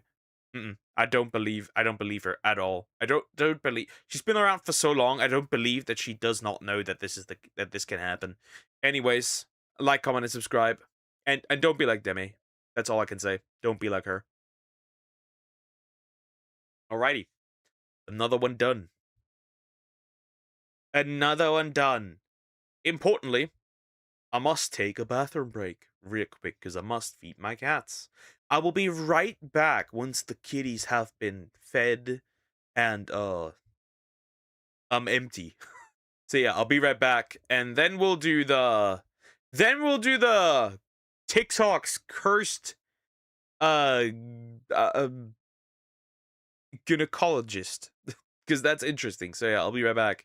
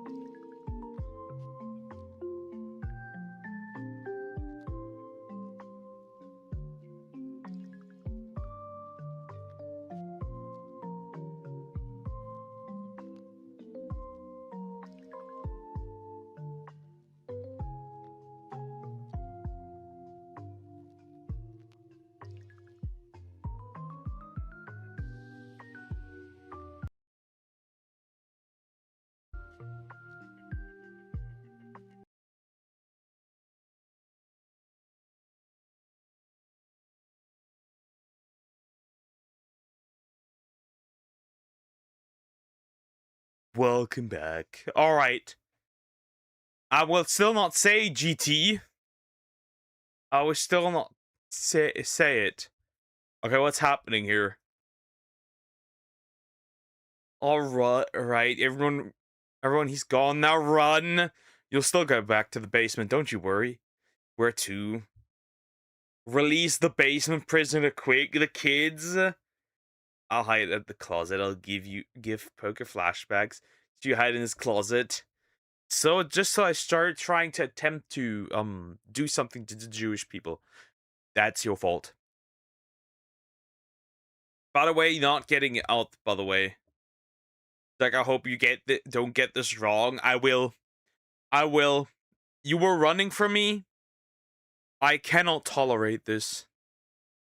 I cannot tolerate this. That is betrayal in its highest form. And you must die by my hand. It just is what it is. Why is my light green? That's disgusting. Anyways, back to it. Yeah, you must be sacrificed to the gods, Samex. It is what it is. I didn't mean to, but you must be. I'm sorry. Anyways, we must jump into the next video. It's gonna be interesting. It's gonna be very interesting.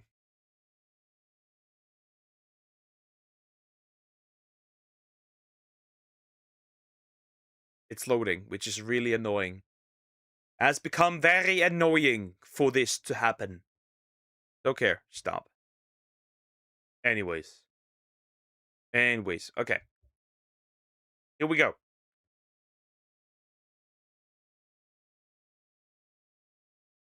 I need something to drink first. Wait, but I didn't even run away. They planned this. I am now going to drink you. I'm drinking apple juice now. I'm going to drink you.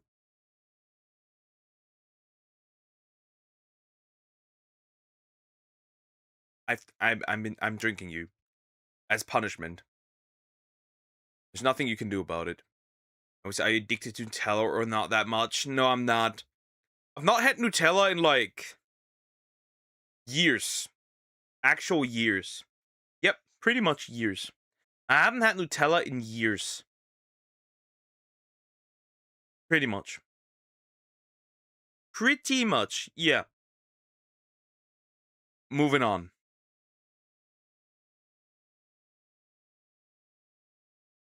Here we go. TikToks. Cursed. Gynecologist? Whatever you call this. Romance movie. I got no idea what we're gonna get here. I'm expecting the worst. That's by Mark Insco. I'm expecting the worst. I'm just blatantly expecting the worst to happen. You should also please consider liking and subscribing. Otherwise, the worst might happen to you. Anyways, apple juice sure is nice, isn't it? Good choice. Yeah, the blood of your brethren tastes nice. Yum, yum, yum, yum. Anyways, we're going in. It's gonna be scary. Here we go. Folks, I consider it my sworn duty to protect you from the lowbrow brain rot that's sweeping over this dying planet. In a time when AI slop is on the rise, I consider it my sworn duty to deliver you strictly human-made slop. I am a brain rot connoisseur. Brain rot connoisseur. I prefer boobs, but anyways. Here's the thing with the brain rot on TikTok. Most of it, you know, you can say like that weird shit at times is brain rot, right? You could say that, right? You know what is actually brain rot? Like pure absolute brain rot. You know what is? Gender war and political content on TikTok. Because these people don't know what they're talking about. These people genuinely don't know what they're talking about. Especially TikTok feminists. Because they're not, their experience, their data is their lived experience. It is crazy. They are actually, it's like, ugh. It's just horrible. It is. of sorts, a slop sommelier. And today I have something truly special for you, something we offer only our most highly valued guests. Please, sir, madam, take a look at our most finest vintage, When My Ex Becomes My Gynecologist. Now, I've gotten a bunch. When my ex becomes my gynecologist. That sounds like something Quan Mills would write. Anyways. My mom's baby daddy is my gynecologist. Of ads for this thing on TikTok. Perhaps you have as well. Are your periods irregular? Yeah, how did you know that? Your skin is... Why would you... Why would you... Why would you do that? Why would you do... Why would you do that? Guys, remember, this slop, this is specifically tailored to women consuming this slop. Let's not deny it. Let's not deny it. This is what they banned in China. Let's be real. Dull pigmentation is a classic sign for an endocrine imbalance. Well, presumably that's the gynecologist, and he can tell. He can tell because her skin looks terrible. Like, so dull. I mean, get yourself some moisturizer, girl. Damn. But I mean, I'm already hooked, though. And there's a bunch of these different slop streaming apps that do these vertical shows, all of which are just different flavors of lobotomy. And a couple notes right out of the gate, if you do decide to download one of these vertical show streaming apps, which you shouldn't do, but if you do, just make sure you turn off notifications, because holy shit are they needy. Even the Duolingo owl is less clingy than Dream Short and Drama Box. Time charts updated. Your favorites make it. Tap to see 20 top 20 dramas. Unlock 5+ episodes for free. Watch uncut drama. Or ignore. Just below. We were almost lovers until you locked me up for your first love and left me dying. What are we? And they're both pregnant in this drama. I can look at the title picture of this, the thumbnail. That's horrible. Blowing me up with notifications. I thought you were him, handpicked for you after losing her fiance, Silas, in a brutal gang war. Mafia princess Stella Moretti is shattered until she crosses paths with Milo. Pucked by my brother's rival? Immerse yourself in the latest hit series. What are these titles? Pucked by my brother's rival. I guess the brother got cucked here in this case. That's crazy. The greatest betrayal is not being cheated on. The greatest betrayal is your rival fucking your sister. To check in and watched. That's crazy, by the way. Pucked by my brother's rival. Yes, pucked by my brother's rival. Mom, can we watch Heated Rivalry? No, Timmy. We have Heated Rivalry at home. Also, this shit is not cheap. A subscription to these apps is like $20 a week, which I paid like a champ, so you better watch this video all the way to the end so I can print those YouTube tendies. But $80 a month for cinematic masterpieces such as After I Buy Sperm from a Billionaire and After I Gave Lost Billion. After I buy what from a billionaire? After I gave a lost billionaire mouth to mouth. Were these AI generated?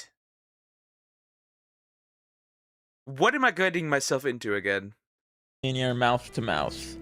I don't even think that's English. Also, speaking of AI slop, a lot of these shows on these platforms are AI generated, which for $80 a month, dude, you could just generate your own show. $80 a month plus boiling the ocean, but that's neither here nor there. Instead of watching the Rogue Alpha. Guys, you need to realize, and I'm going to bash your skull in if you don't realize, that the argument AI uses water is a bad argument. You need to realize that this is a bad argument. It is even a bad argument to say AI is harming, harming the climate is a bad argument, because there are a billion things worse than this.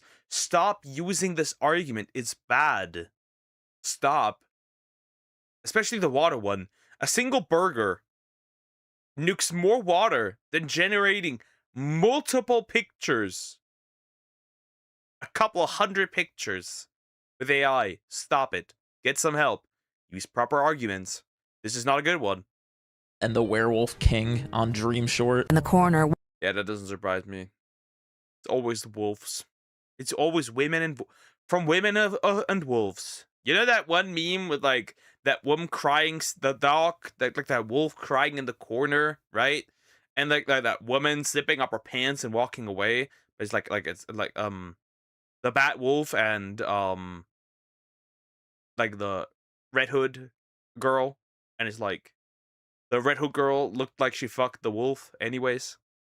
Watching as the two warriors circle me, trying to make me nervous. She looks so tiny, Jackson. How long do you think it'll take to break her? Well, I've already been broken and it's only been 10 seconds of this show. I didn't edit this at all, by the way. This is actually what this show looks like, and it's fucking horrific. The two main people in front are the Beta and Gamma, guessing by their aura. But anyway, we're not here for soulless Microsoft PowerPoint werewolf freak shows. We're here to speedrun Hippocratic Oath violations. Enter the gynecologist's office. The show starts out in a flashback with our main character Grace Bowen running into a church where her boyfriend, Blade Corvin, told her to meet him. Yes, his name is Blade Corvin. Grace assumes that he's going to propose to her at the church, but instead finds Blade making out with... We get a rare occasion of a woman getting cucked, so I'll take what I can. That's crazy. With her classmate, Sophie Kane.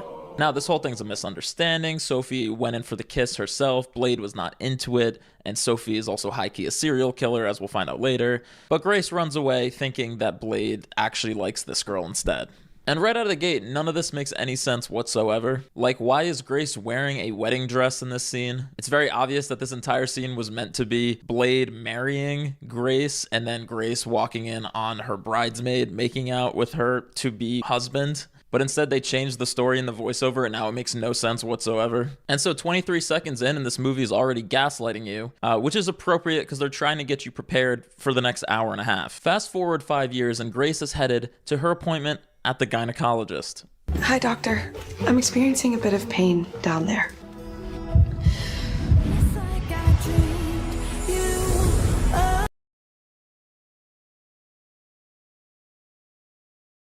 I don't even know what to say. I don't even know what to say. This is horrible. This is horrific. And the music's already dangerous. Dr. Corvin's one of the top gynecologists in the world. Yes, not only did her ex-boyfriend apply to medical school, get in, graduate, and... Yeah, bro just said, what? You know what? I didn't get to marry. I'm gonna become a gynecologist.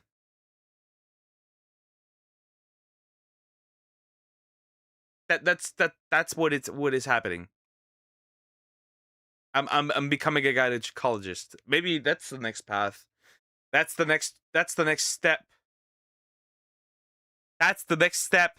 And become a doctor in the 5 years since she's seen him. But he is also one of the top gynecologists in the world. Reminder, it takes 4 years to get through medical school, and at least a couple years of residency after that. But apparently this guy is a prodigy. The coochie curer. The coochie? What? That is crazy. The coochie curer. One touch of the cooch on the cooch, and she's just healed. He might even get you pregnant. Also, what the fuck? Demand around the world. Yeah, the sensual music zoomed in on his mask. Yeah, this is not making it any better. This is not making it any better. Maybe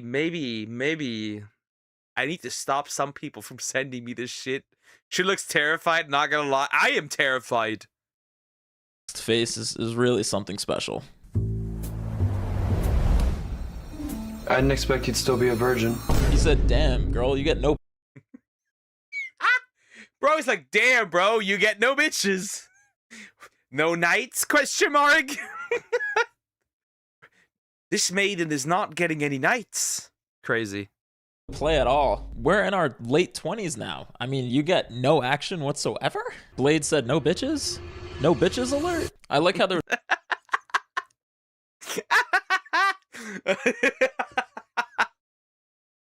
No bitches, question mark?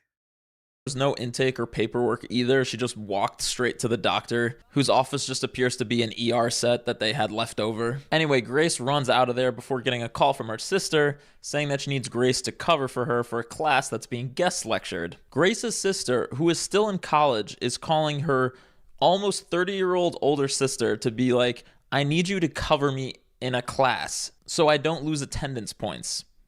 And Grace says yes. This honestly might be the most unrealistic part of the movie, and that's saying something. Anyway, Grace shows up, and guess who's the guest lecturer? Here, sorry, I'm Anna.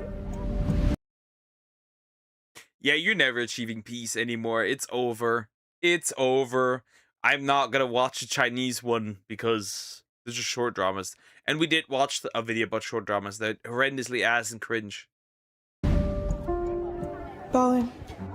So not only is Blade a world-famous gynecologist, he also moonlights as a university professor, apparently teaching undergraduate gynecology 101, which we all know is a core requirement for any liberal arts degree. He then takes Grace on stage and does like a demonstration on her, revealing that she has abdomen pain again. Ow! So, she has an STD. What the bruh?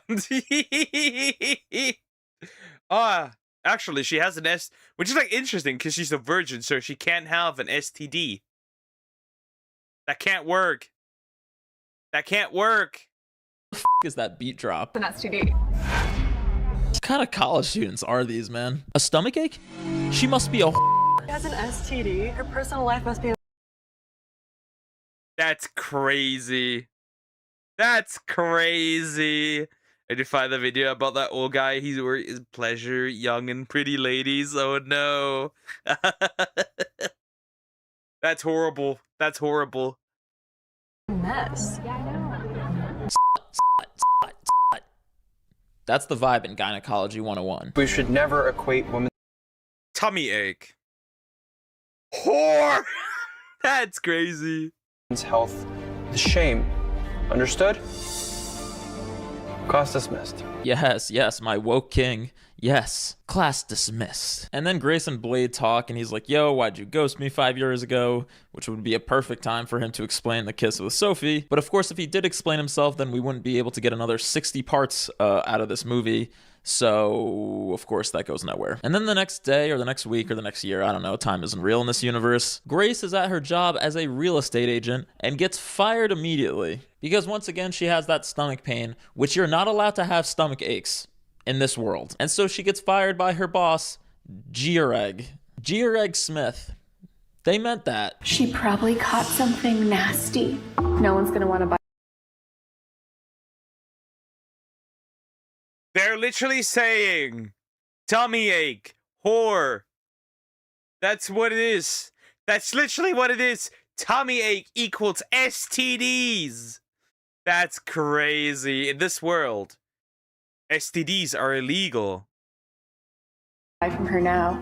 You're fired. Look, I'm just saying, they really do not like people with stomach pain in this world. It's just, if you have a stomach pain, you must be a dirty, filthy, devious and you shouldn't be trusted or employed. But I don't know, maybe they're just setting up the sequel, Saved by the Alpha Gastroenterologist. Grace then...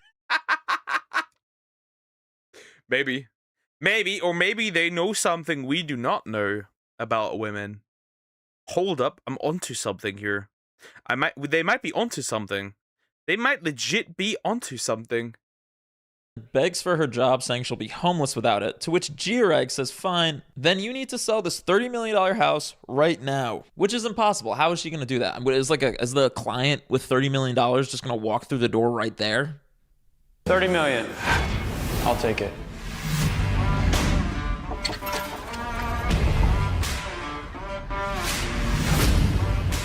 Dude, how much does being a gynecologist fucking pay? $30 million house. That's a layup for this guy. Dr. Blade Corvin, not only is he the LeBron... Bro comes in, 30 million, I take it? Okay, that's crazy. I feel like I feel like he's working somewhere else in a different business. Yeah, I just can't put my finger on it. James of gynecology, but he also sees 900 patients a day, I would assume. Can you even afford this property? It's just down payment. The rest is mortgage. Are you serious? It's a $30,000 monthly payment. And that is why you will be my roommate. Oh yeah, so sexy. Don't worry, girl. I just put us $30 million in debt. This is his. Okay, kiddos. Okay. Average salaries often exceeding $300,000 annually in the US, between $277,000 and $367,000 range. And mind you, I mean, he could probably afford it, honestly. It's just like he'd have to probably, like, not that early into his career, but it might work. Depending. It might work. Plan to win the girl of his dreams back by putting her in a generational financial hole. You're gonna be my roommate now to help me pay this shit off, girl. And I did it for you. And sorry for continuing to be the plot hole police here, but also a $30 million house would not be a $30,000 mortgage. The payment on that shit would be more like $150,000 a month. But math doesn't. Now it's no longer possible. Who scripted this? Satan himself. Doesn't matter when you have the power of love and the ability to essentially apply an antifungal cream. I'm a gynecologist, okay?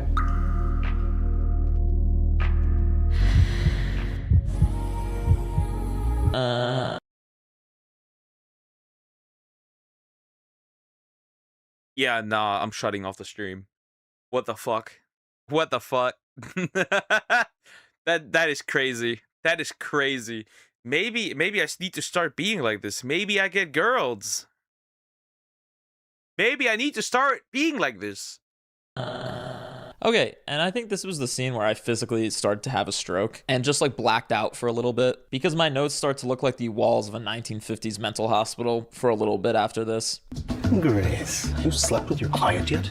It's only one night. How hard can it be? What the f, G-Reg? Where did you learn this kind of professionalism, man? Gynecology school? G-Reg then fires Grace again for not being willing to personally sign this mortgage and become a medieval concubine to her ex-boyfriend. But then a new face walks in. Enter Kevin Cohen, Grace's, for some reason, ultra-wealthy German stepbrother. So Kevin walks in and... Oh, no. We are not... Oh, we are not getting stepbrother love, are we? We're not getting help, stepbro. I'm stuck. Are we? Oh, no. Announces that he bought the real estate agency that Grace works at. To which G-Reg is like, great news, sir. We were actually about to make you a lot of money by out your sister. Oh, and also Kevin definitely wants Grace. I didn't tell you anything, just to see that look on your face. My little sister. Jail, jail, jail. I want... Jail, jail, jail, jail, jail. He's German. Maybe you can be the step bro. No! I will not poke it, Krokorok. Bro, I read that name and I was Andrei Tarkovsky? Krokorok? Motherfucker. That's crazy.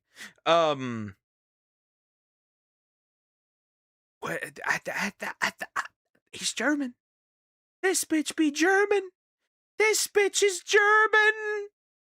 This bitch is German. You look just like the new guy. I would commit crimes. You are ending early. I want to see you to see my video. Yeah. Don't worry. I've got you. If I were to look like that guy,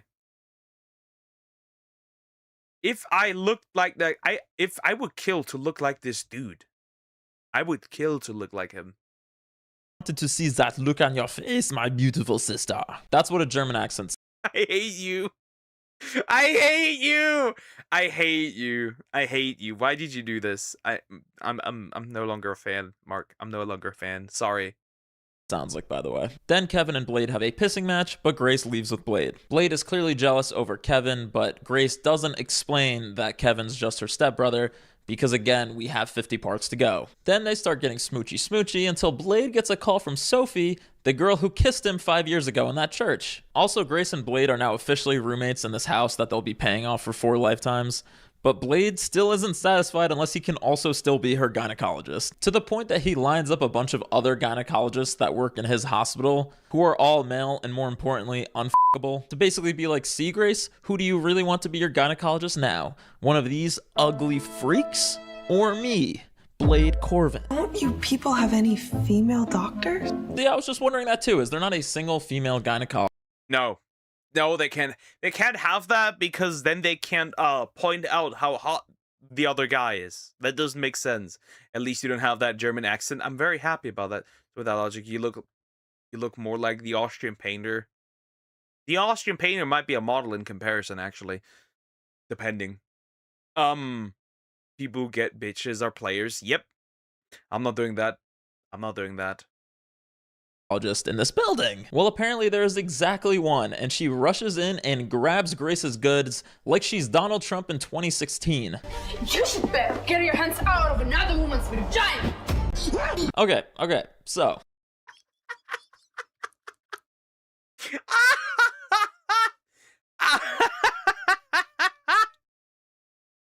That's great. That is insane, dude. Bro, that's wild. That's wild. That's wild. That's a wild one. That's crazy. I should keep that one around. I should keep that one around. So hold on. So the female gynecologist, villain reveal, is actually Sophie, that girl who kissed Blade 5 years ago, who was also Grace's classmate. And she is also apparently Blade's fiance, and is also shocked to find out that her gynecologist fiance does gynecology exams. Take a shot every time I say gynecology, by the way. Anyway, Grace slaps both of them and leaves. Into the arms of Kevin, of course, who is based Grace, honestly. Based Grace. She's definitely gonna make out with this dude, by the way, 100%. Definitely. 100%. They're making out. Yeah, I have no interest in studying World War III. Somebody else can. I'd have no issue with that. No, who's my crush? The air, nothing. Same. I'm actively trying to avoid falling in love, so no biggie. Creepily hanging out in the bushes outside the hospital. And then double reveal, Sophie actually isn't Blade's fiance. She's just making that up. Because again, she's a serial killer. I never was or will be your fiance. All right, you broke hospital rules today, and I'm reporting you. Yeah, I don't know if she broke hospital rules so much as she committed violent assault. But okay. But Sophie still has feelings for Blade, clearly. And even though she's not actually his fiance, she's manifesting. Manifesting so hard, in fact, that she decides the only rational course of action is to f***ing kill Grace. Oh, my bad. She's not just gonna kill her, she's... Oh. Well, that's rationally the only thing she can do, right? If nothing helps, just remove the rivalry entirely, right? Just remove her entirely. That just works. He's always wearing formals. Yeah, he is. She's also gonna steal her uterus. Once I take this uterus... Okay, we got crazy going on. We got crazy women going on. Would. Definitely would. We'll see how you keep seducing my fiance. And she also has evil henchwomen nurses to help her. Let me go. And also the tool she's going to use to commit the murder is a plastic knife from the cafeteria with ketchup smeared. That's a plastic knife, yeah. And it has ketchup on it. That's interesting. All over it. Oh no, not disposable cutlery. There's only one thing Grace fears more than death, and that's single-use plastics. My environmental queen. Stop! Yay, Blade saves the day again. And we are now officially a third of the way through this movie. And then Kevin shows up at the hospital and he and Blade... A third? Wait, this is a third. There's 2/3 missing. This is a third. This is a third. That's horrible. Get into another pissing contest over who likes Grace more. I don't understand these like Looney Tunes ass sound effects too. I'm not adding these. This is how this is edited.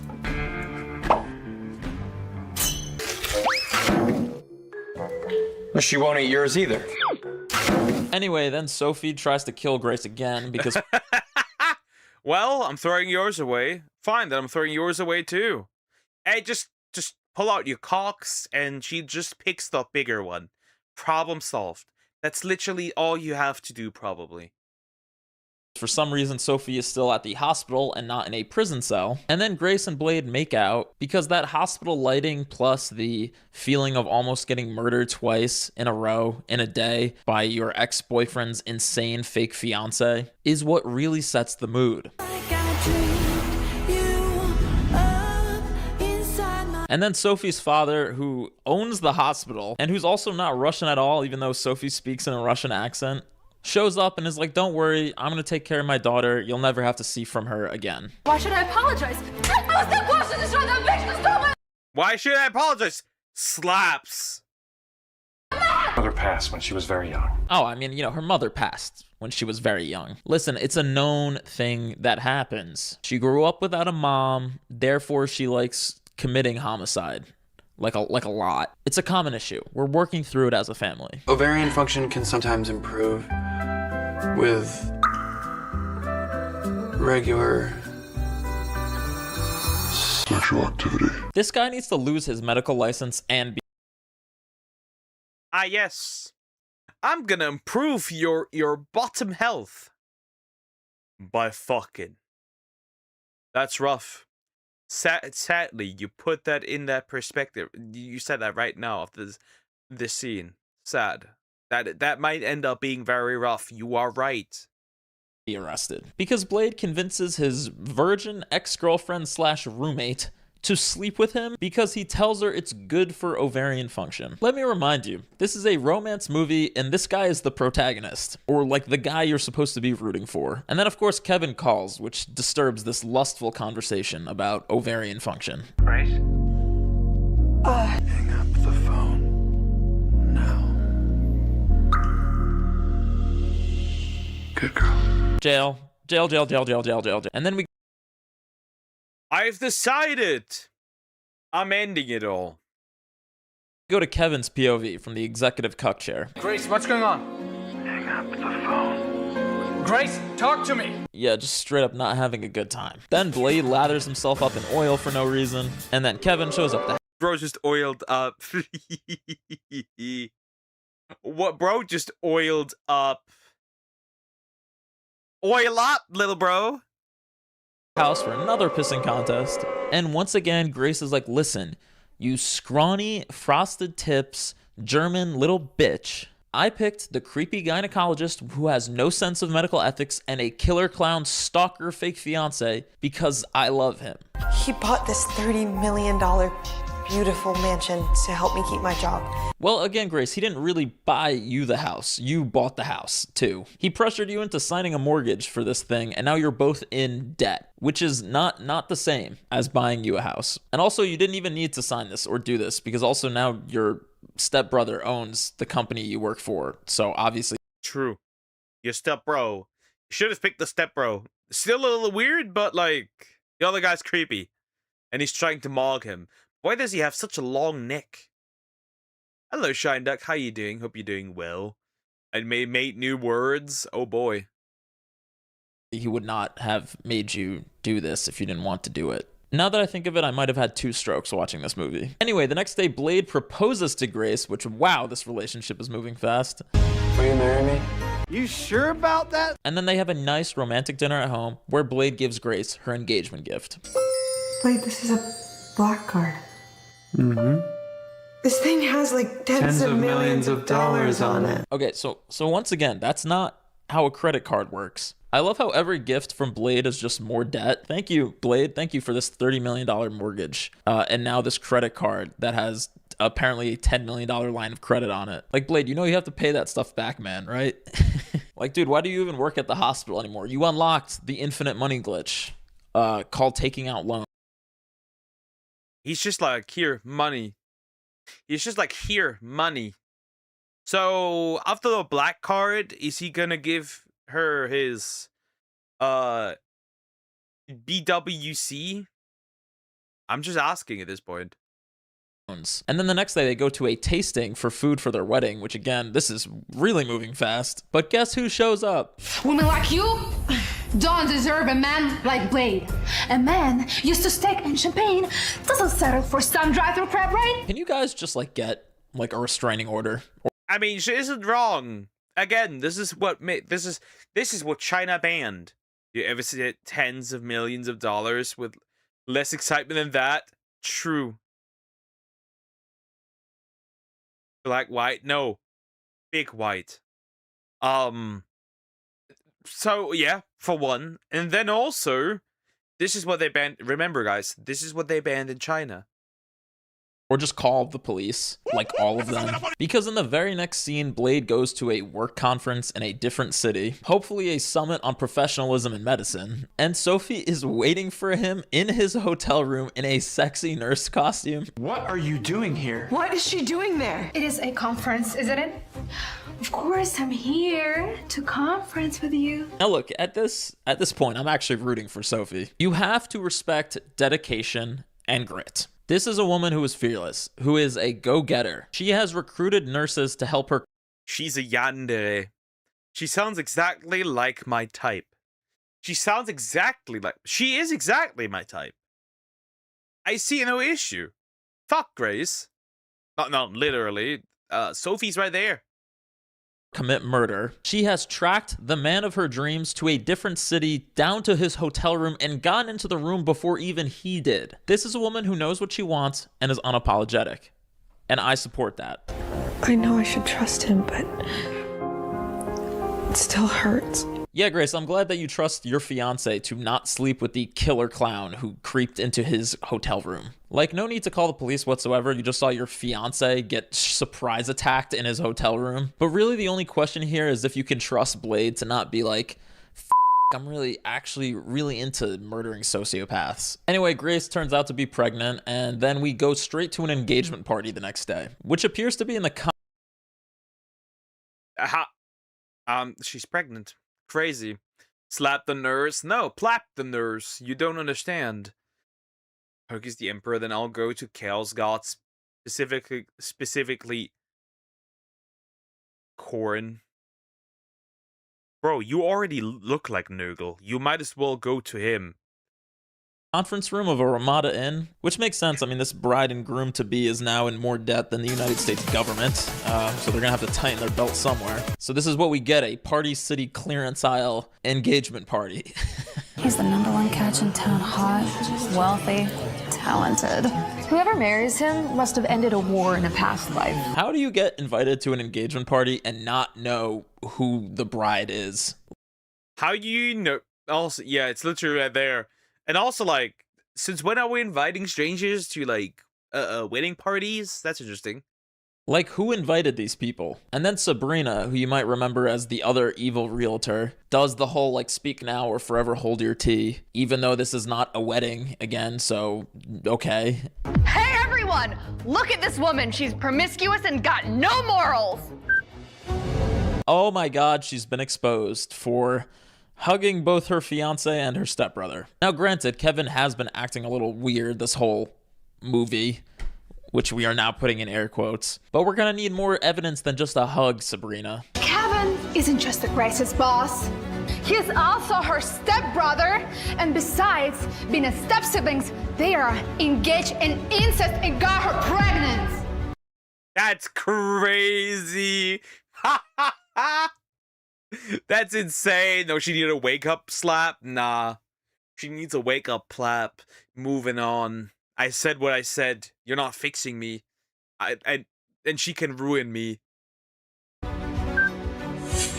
Okay, so apparently Sophie somehow caught an invite to this thing. So basically in this scene, it's a Sabrina-Sophie setup where they're accusing Grace of being pregnant with Kevin's child. And you know, obviously nobody is buying these unfounded allegations, especially not Grace's own family and friends. Holy shit, she's a two-timing cheater. She's a straight-up whore. Oh, okay, never mind. They are definitely buying this. This is not so much a court of law as it is a modern Salem witch trials, and people are grabbing their pitchforks. And then Kevin and Blade do some of the worst fake fighting against random security guards who I don't even know whose side these people are on. And then Sophie grabs Grace and is like, listen, all of these hospital bigwigs are here. You're gonna get on stage and admit you deduced these two guys, or this scandal is gonna ruin Blade's career. Admit you deduced him, harlot. Only a Jezebel would use the inference of particular instances by reference to a general law or principle. And so Grace gets on stage to make this fake confession, and people are like throwing cake and champagne at her.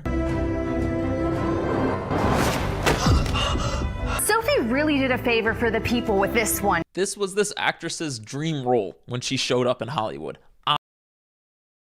I'm just like, did these people actually get paid for this? Probably, right? They probably got paid for this. That's the worst part. They might probably also made a decent buck. Could you imagine that? Obviously. Just the way she goes with this one? Well, with this one. With this one. If these sluts aren't exposed, who knows whose husband she'll be sleeping with? And then Grace lies and said she seduced Dr. Corvin, blah, blah, blah, blah. So it's confirmed. She's a slut. Again, I did not edit that. That zoom in and sound effect is in this movie. So it's confirmed. She's a slut. It's confirmed. She's How dare she ruin such a perfect golden couple like Dr. Corvin and Sophie? This woman must be canceled. Yeah, there's also a reporter at this engagement. This woman must be canceled. What, is he gonna go on Twitter? If they didn't get paid, it will be ridiculous. Like, no amount, like, you needed to pay me a lot of money to do this, honestly. I wouldn't do this otherwise. Party. This engagement party is open to the press, who covers religiously the engagements of real estate agents and gynecologists at the La Quinta Inn. Oh my god, that skank! This is beyond shameless. This is criminal. Yeah, her name is Grace Bowen, and we're gonna blast this scandal to the ends of the earth, especially to your friends and family. I swear to God, this scene goes on for like 2 minutes. Just a room full of extras finding every synonym for in the English language, which I get it. This is probably where like 90% of the budget for this movie went, was in hiring these 7 extras. So get your money's worth, guys. But of course, Kevin and Blade dramatically walk back into the room, presumably after John Wick style murdering all these security guards outside. And they sternly set the record straight. For the record, I don't understand why some women find joy in tearing other women down. Yes, dude, my king again. I mean, yeah. Yeah. I question that as well. But then, I have the answer to this. Nobody hates women more than other women. Enough said. This woman got to be cancelled. Oh boy, what happened to the language? Why do some women just love tearing other women down? My queens, why attempt murder and frame people for incest when sisterhood is an option? Yes, I love my stepsister. But not like that. I can't do this. I can't do this. Seems like Sophie. Yes, I love my stepsister.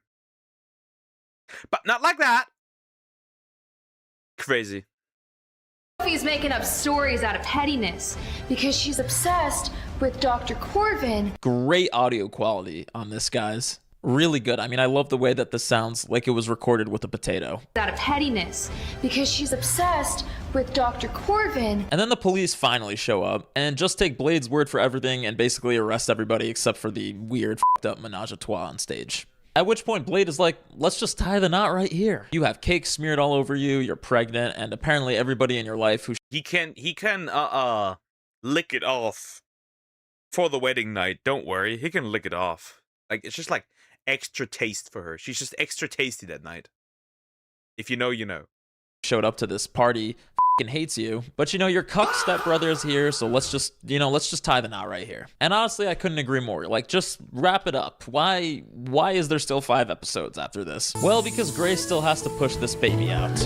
And apparently it's time for some wacky brother-in-law dialogue hijinks. Hey, oh my god, just save the mother, please. Shut up. Okay, no one is dying. We're about to administer the epidural. Fine. I'll allow it. 3 minutes left in this thing, and I finally cracked a smile. Milk tea, burger. Milk tea. Bro, he's getting diabolically cucked. That's crazy. And he's like, yeah. So bro helped his wife push out his baby. Interesting. And her favorite chips. You think she wants a burger while she's pushing a human out of her vagina? It was more like a smirk, even. And then we get a scene of Grace and Blade pawning off their clearly fake baby to Kevin, who has truly been reduced to a husk of a man at this point. And with Kevin watching the kid, Blade takes Grace back to their old college, where they make out in the hallway for old time's sake. And the end. That was one of the worst videos I've ever watched. I think I need to put a certain viewer on probation at this point for these videos. Wow. Wow. What an experience. And I remember feeling after watching this love letter to the arts, that this might be the best $20 I've ever spent. And that feeling is still with me right now. That feeling, along with a general sense of malaise and seething anger, but we're just gonna push those two down. But anyway, thanks for watching. I hope you learned a lot, because I sure did. And I didn't, and I don't want to learn more. Just to summarize, right? So to summarize, okay? Just to fully summarize, microdramas need to end, because that's what it is. It's just a microdrama. That's it. And it's horrible. It's horrible. Whoever wrote the script, the devil himself, we need to start praying for these poor individuals. That's all I'm gonna say. Anyways, like, comment, and subscribe. And don't star in these movies. Thank you. Who requested this video? A human being shaped like an apple. Calling infant humans fucked up. It's like the call grown man and old baby. I mean, some grown people are old babies. Like, we have plenty of man children and woman children out there. So, not surprising. Anyways, that was horrible. Let's do Croc's video next. So he doesn't complain more. I want him to complain more. Yeah, you need to watch this. Desperately. Hey, yeah, buddy. We've got this. Let's see if this is just as bad or not. It's not worth $20. Watching this movie, $20. You can get Netflix Premium. Don't know who requested this, but I blame Deer. Nah. I want to complain. No. Yes, but not literally. I mean, some of them, the youngest you could go is high school kid, because some of them definitely haven't grown past the age of high school. Anyways, we've got this one as usual. You know, you get the idea. You get the idea. This will either be really bad or really good. You're Bad at Social Media, episode 61 by Fluffy Talks. Yeah, this is gonna be miserable. This is gonna be, honestly, quite horrible. I'll be real. I'll be real. It usually is. Let's see how bad it is. Also, please consider liking and subscribing. I appreciate it. Here we go. These were bad before. Let's see if this one is just as bad as the one with the kid. If you know, you know. hey. Shit. His voice died immediately. That's interesting. Good start. Good start. Hey, what's up? So, social media. It's a place where people like to bitch, complain, be stupid. You know, so sick of coming up with new stuff to say for intro. So, yeah, let's just, can we just skip it today? Can we just go right into the pictures? Hey, what's up? First, we'll start with a kind of a cute one, you know? Just start with a good one. A cute one, a good one. Why do I have the feeling that's not the case? It will not be cute and it will not be good. Why not? My mom got Pippin this new giraffe toy and he's terrified of it. I can't breathe. Aw, that's cute and probably very traumatizing for this poor dog. We can laugh at his pain. But as cute as this is, I just wanted to say you should probably clean up your fucking room. What's going on there? I know the background's out of focus. My mom got Pippin this new giraffe toy and he's terrified of it. I can't breathe. Breathe. I mean, he is. Oh. Honestly, I have like it's not a shoe toy. It was like a bathtub toy that you had like as a kid, right? And practically, right? And basically, just to summarize it, my dog is scared of it. Like I put it close, and like I press it, and the air comes out of it, and she's like scared of it, and she'll run away and hide. But I can see the mess. Charlie's first day at school, very proud.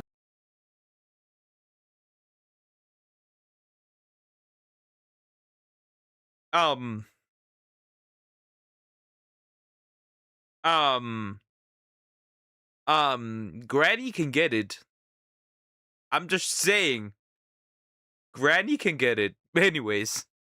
Grandma. I don't know what the topless picture has to do with your grandson going to school. Oh my god, Mary, what are you doing? I don't see any grandkid, just a big pair of titties. I didn't mean to upload this. Please, someone tell me how to delete it. You have to click the tab on the right corner. It will @delete picture. Hurry up. It's not working. I'm on my phone. Can I just delete my Facebook account? Oh, Mary, you fucked up. You were trying to do something.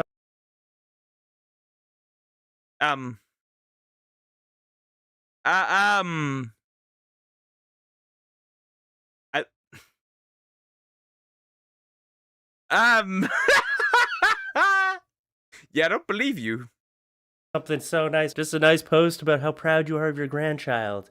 And, well, you fucked up. You fucked up. Why was there a topless picture of yourself sunbathing in your phone anyway? You gotta be careful. You can't misclick. But don't keep topless pictures of yourself so close to pictures of your grandson. This is not good. This is not good. That's how this kind of shit happens. $100 selling my uncle's full set of teeth, only worn 3 times. Huh? You are selling your uncle's full set of teeth? Only worn 3 times, $100. Yeah, we have a problem here. What the fuck is wrong with you? Only reason for selling is he owes me money, so I took his teeth. Serious inquiries only. $100 for a brand new set of teeth. I mean, $50, I'll take them off your hands. Alright? How'd you get your uncle's set of teeth? Your uncle's probably roofied in the back or chloroformed somewhere. He's running around thinking the tooth fairy robbed his ass. I don't think you should buy used teeth online. That's just me. When a set of dentures goes into someone's mouth, those should never be able to be resold. Once they cross the threshold of someone's mouth and they are used, officially used, then no.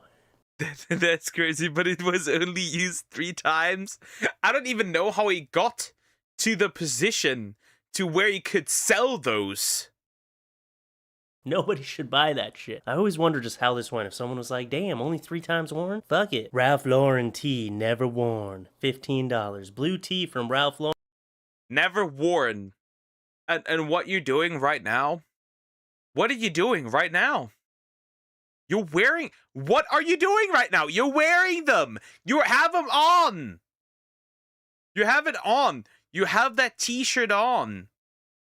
You are wearing it. So it cannot be not worn. Never worn. Excellent condition. People don't understand what never worn means. You're fucking wearing it right now. I don't get you. You wore the fucking shirt. You're wearing the shirt. These ones just piss me off. It's starting to piss me off. It wasn't so bad before, but now I'm getting really fucking pissed. So many people don't understand what never worn means. Dance, pull, full kit, portable stripper, exercise, fitness, club, party, dancing. Let's look at a review, shall we? I have 3 stripper... It's starting good. It's starting good, guys. Girlfriends, and they love coming over after a nice night at work and getting sloppy drunk and take turns dancing on this pole at my house. It's held up great last few weekends. The 3 are about 115 pounds, so no real concern. This weekend they invited one of the girls from the club who, well, let's just say is a few Big Macs away from a heart attack. I was a little worried the pole wouldn't hold her weight. She's pushing easy over 215, and to my surprise, I'm told the pole held up great. I had to excuse myself from the room as I have a weak stomach for that kind of scene. Overall, very happy and recommended. Hey, fat girls need loving too, alright? You should be more impressed. Are you by any chance Somalian? No. What was it? No, Jamaican? Just by any chance, right? Is like the meme out there, Jamaican men like fat women? Are you Jamaican by any chance? I did not have this I did not have this. No, I do not. Especially not random fat women. What the fuck? Ah, yes, your friends. Clearly. by the feat of seeing a girl that size swinging around on a pole. You supposed to be think about mom and take care of mommy. Mommy do everything. You change your diaper, take your ass to the hospital, give you a shot since you were small. Now I'll get older. You supposed to take care of me. What the What the fuck? I guess it just means that she like wants to be taken care of because he's the mother. That's honestly, that's kind of depressing though. Not gonna lie, that's kind of sad. Anyways. fuck is she trying to say? I get the gist of it. You not old, and giving you a ring I paid money for is not taking care of you. It doesn't matter if the right don't take care of me. I take care of you when you were small, right? So now your mom is getting older. You supposed to take care of your mother. That's why it's wrong with the family, because we're not trying to help each other. Is the how you are what is in your heart, Gemini. Sometime they can be very rude and very stubborn. Good night, Mom. I don't need more stress from you. First of all, that has got to be a So how do you say this nicely? The English isn't Englishing. You're not speaking a coherent language. I know family, but you're not family, but you're not speaking a coherent language. Run-on sentence. There's no punctuation, no nothing in there, and those words don't work together. What the fuck are you trying to say? Reading that made me die a little on the inside. I feel like I am actually dumber now having read that out loud. It hurts my fucking brain to read that. What the fuck are you trying to say? I get it, you want your kid to take care of you. I think if anything, what your child should be doing for you is teaching you how to read and write like a literate person. Is anyone giving away Similac Advanced? I'm in need for some for my daughter. I have some food stamps for sale. Maybe... Wait. Are you getting food stamps because you're like poor and you need them so you can't eat? No, they're selling them. What are you selling your food stamps for? That doesn't make any sense. You should use your food stamps to buy your daughter some fucking food. There's an idea. Assistance identifying a suspect related to an incident of shoplifting at Fields in the City Center Mall on February 14th, 2018. The suspect was wearing brown boots, camouflage leggings, and a dark hoodie. And then this whole part here is just, if you recognize this person, blah, blah, blah, Crime Stoppers, anonymous, they won't bait you out, $2,000 reward, maybe. And then the person who's in this picture actually posted underneath and said, I wasn't shoplifting, I was there buying drugs off the manager. You're a snitch. That manager's gonna get... That's not... I would have rather just get the shoplifting allegations. Now you're getting jailed because of the possession of drugs and your manager's selling drugs too. It's over. Fired now. And even if you weren't shoplifting, you just admitted to a different crime. You're like, I wasn't shoplifting, I was buying drugs. Come on. If you're gonna bust me for the right thing. I hope Mrs. Johansson is at the reunion. She was the best teacher / my favorite of all of CHS. Yeah, I had her too. What the fuck? That lady was your favorite teacher? She a bitch. Cause of her, I had to take summer school. And then Miss Johansson chimes in. Sadly, I will not be able to attend, but thank you all for inviting me to the group. Larry, I am sorry you feel that way. Obviously, my grammar lessons didn't stick too well. Laugh at my... Ooh!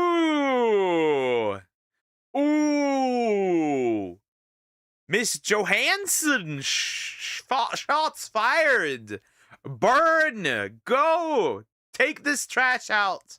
Fucking ass off. Burn! Go, Miss J. Whatever, I couldn't say it in high school, so I say it now. You are a bithk. Larry, you can barely say it now. Also, you could have said that in high school because bithk isn't a real word. I'm going to use my context clues and assume you are attempting to call me a bitch. In that case, I will point out that your Facebook information lets me know that you are currently single and unemployed. Who's the bitch now? Miss Johansson got fired. Shut the f...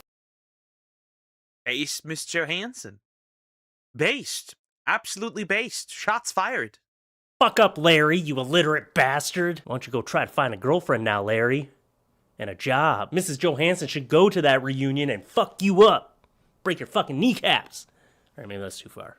I don't know. Okay, this is a review for panties. I didn't want to show you the picture of the panties because I wasn't sure. They looked a little see-through. So, this is a review for those panties.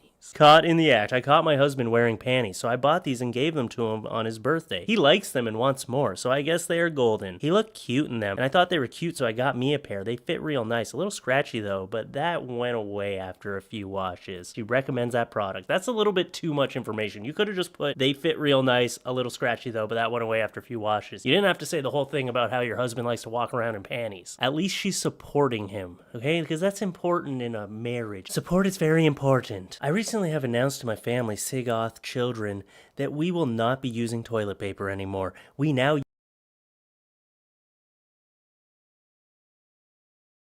I already saw what she's... See, I already saw what she's about to say. Right? I saw it. Family cloth. Okay. use family cloth. I cut up scraps of cloth from my dead grandpappy's suit and keep a tub. So you are wiping your ass with your dead grandfather's suits. You are literally shitting on something that your grandpa's worn. I am confused and weirded out. Of them by the toilet. When we do pity ditty, our word for peeing, we wipe then hang to dry Hiddly diddly. Huh? Crazy. on a small rod in the bathroom and reuse. When we do poopings, they get put in a basket and it's my 4-year-old's job to scrape out into the creek. We all love it. My mom visited this week and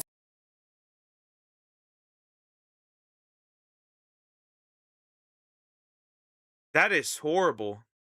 That is bro, that's a diabolical one. That's a diabolical one. That's disgusting, bro. That is disgusting. That is disgusting. instead of partaking in family cloth, she brought Charmin and threw away my basket of Grandpappy's scraps. I didn't notice until after I went poops, and in protest, I'm sitting right by her for dinner with shit crusted on my ass. Feeling Jail. Jail. These people belong among us. Jail. That's an actual valid reason for jail. I'm sorry. Run her over. determined. Come on, that can't be real. No one's that fucking deluded in their mind, are they? No one's that demented. Are they? Someone please tell me there's hope. Tell me this isn't real. This is fucked up. Although this is real. This is real. 100%. This is real. You're not safe. I do like their word for peeing, pity ditty. I'm gonna use that. I'm gonna go pity ditty after this video. Let's assume this is real. You can't be wiping your ass with your grandpappy's suit scraps. See, that's the red flag there. If it was just like we use a community cloth, but the fact that this says they cut up their dead grandpappy's suit, come on, that's too much. If you're trying to make it believable, you should have left that part out, because that just takes it to the next level where I'm like, no, come on, no one can be this fucking stupid. Oh, but it's probably true. It's probably fucking true.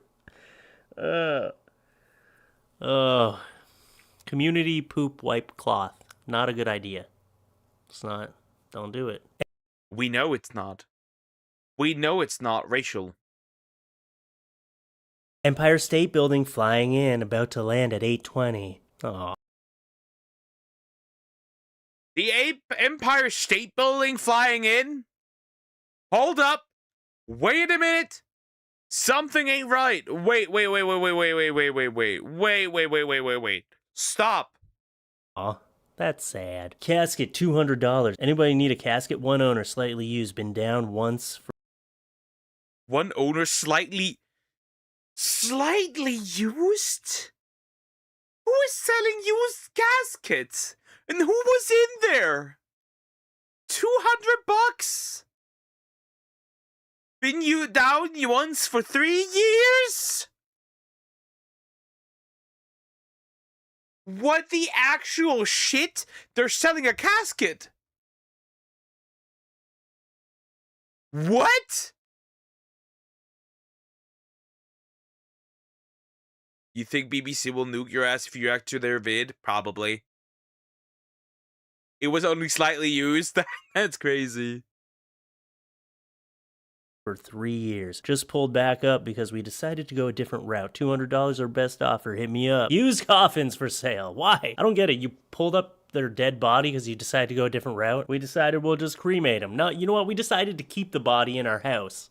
In a freezer. That's what we wanted to do. Trying to get $200. That is a good price for a casket though. Those things go for like $4,000. Although slightly used. I think you really have to hate the person you're burying if you buy them a used casket. Phone stand, $5. Watch movies on your cell phone anywhere, anytime. Not recommended for tablets. That's actually a pretty good invention right there. Just made out of cardboard. And the price isn't bad either. $5? I think someone should buy it. How did I set up?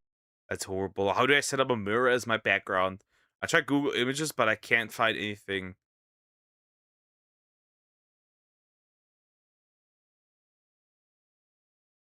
Why?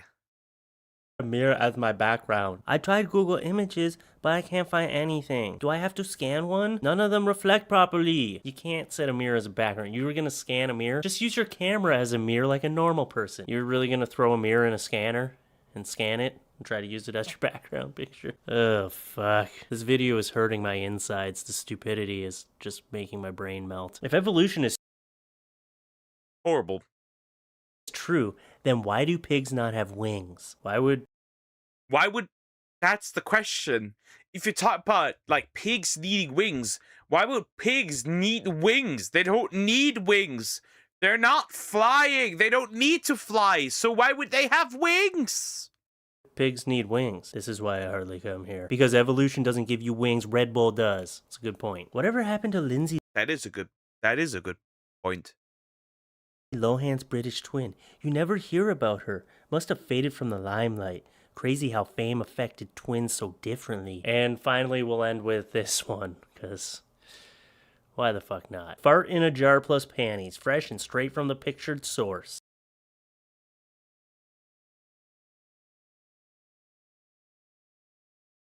That's a cross necklace, by the way. Fart in a jar, pin plus panties. Fresh and straight from the pictured source. Straight from the source.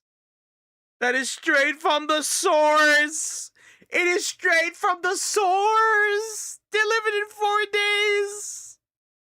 That's plus $8.45 for shipping, so over $50. $44, $8.45 for shipping. Farting in a fucking jar for money. Holy shit. Could you imagine if that was your full-time job, farting in jars and selling them to dudes? Honestly, like, this is... I think a chick did this, and she did it so much and overdid it so much that, how do I put this? She needs to go to the hospital. The more you know, she needed to go to the hospital. So yeah, this isn't necessarily uncommon. Want to try reacting to a BBC vid? No, I will not. That's 100% gonna nuke me. I have no interest. I'm not gonna fuck around and find out, because that's just gonna take away time. I'm not gonna do that. No point. And I have to completely re-edit the stream, which is really annoying. It's probably a catfish. It's probably just some dude farting in a jar. You should just put up a picture of a hot girl and be like, I'll be farting in that jar for you. And then just fart in a jar and send it. How are they gonna know? They're not gonna smell it and be like, that's a dude's fart. Come on. I wanted a woman's fart. And like I said, if this was your full-time gig, what if you were self-employed, farting in jars? What if you have to go to the bank and get a loan, and they're like, oh, you're self-employed, so what do you do for a living? And you're like, oh, you know, I fart in jars. Dudes go crazy for that fucking shit. Loan approved.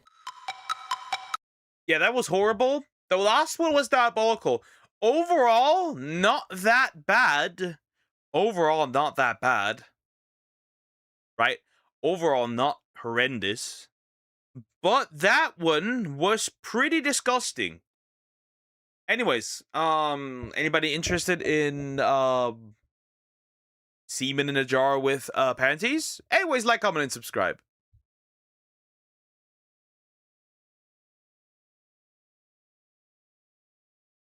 Horrible. Horrible. Guys, we're gonna watch a video about me and my people. We're gonna watch a video about me and my people. I didn't even see this. This is peak. We're gonna watch a video about me and my people. You know it. You know it. We're gonna watch a video about me and my people. Poker, when you ending I don't know. Maybe like in an hour or so. What do I feel? I have no idea. We'll see how I feel today. We'll see. I don't know, but we're gonna watch a video about my people. Okay? My people.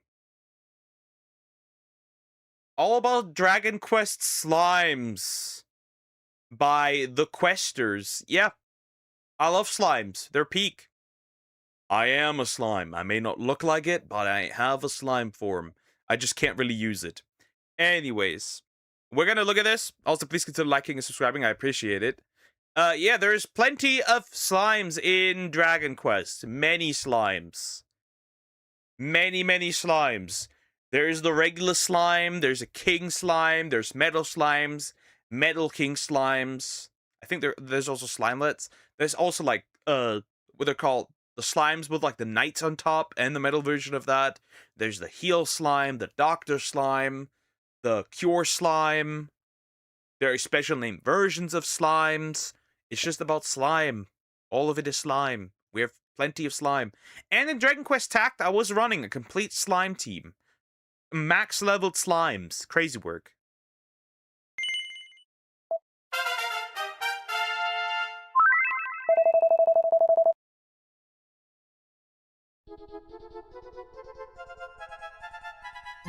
Hello everyone and welcome back to The Quest. I'm your party lead Takeda, and today we're covering everything you should know about Dragon Quest slimes.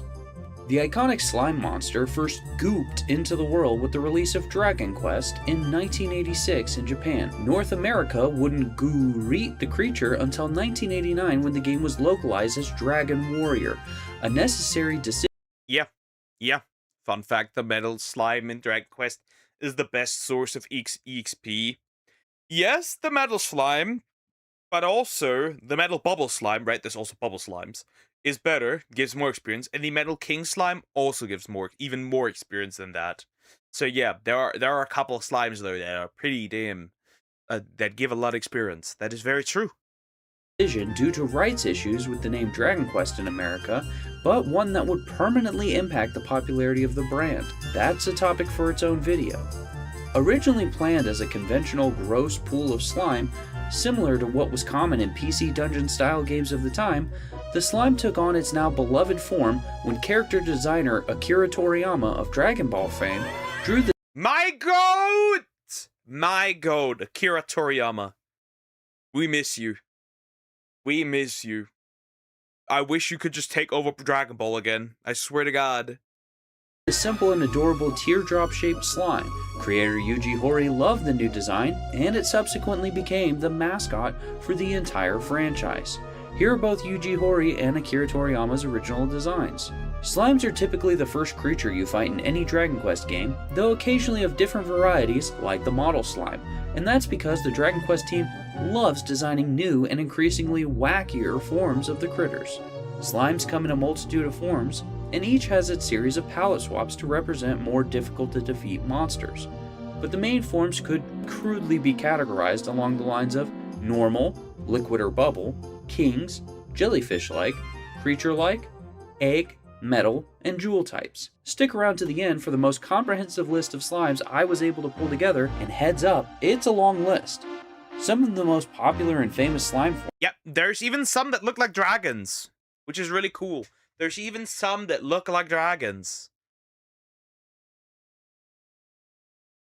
It's just very, very cool. I love them. I love slimes in Dragon Quest. They're amazing. They're still one of my favorite monster types overall in Dragon Quests. I think the Dragon Quest dragons are pretty good, right? Dragon Quest dragons. They're pretty good overall designed. I think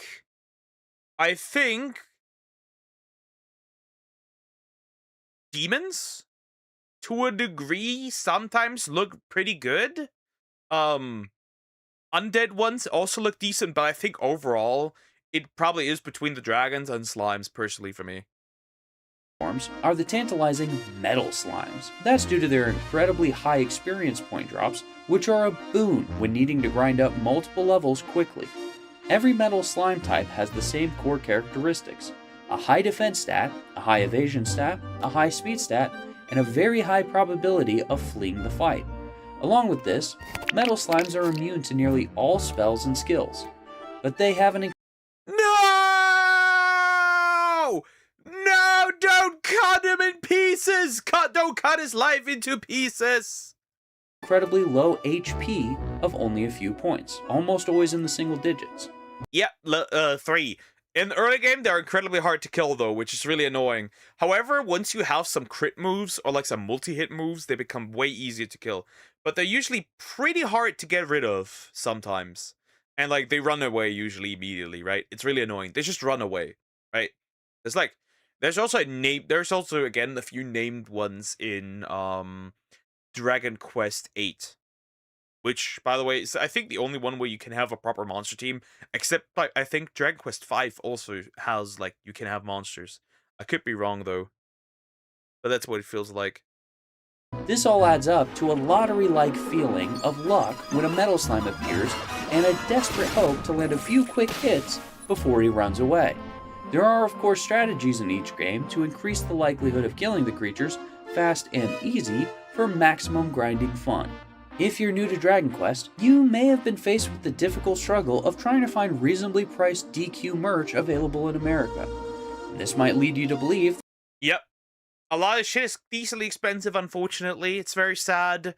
Without reaction from Poke, I assumed that he just saw his cousin being cut up. Yep. One of my brethren just murdered by these people.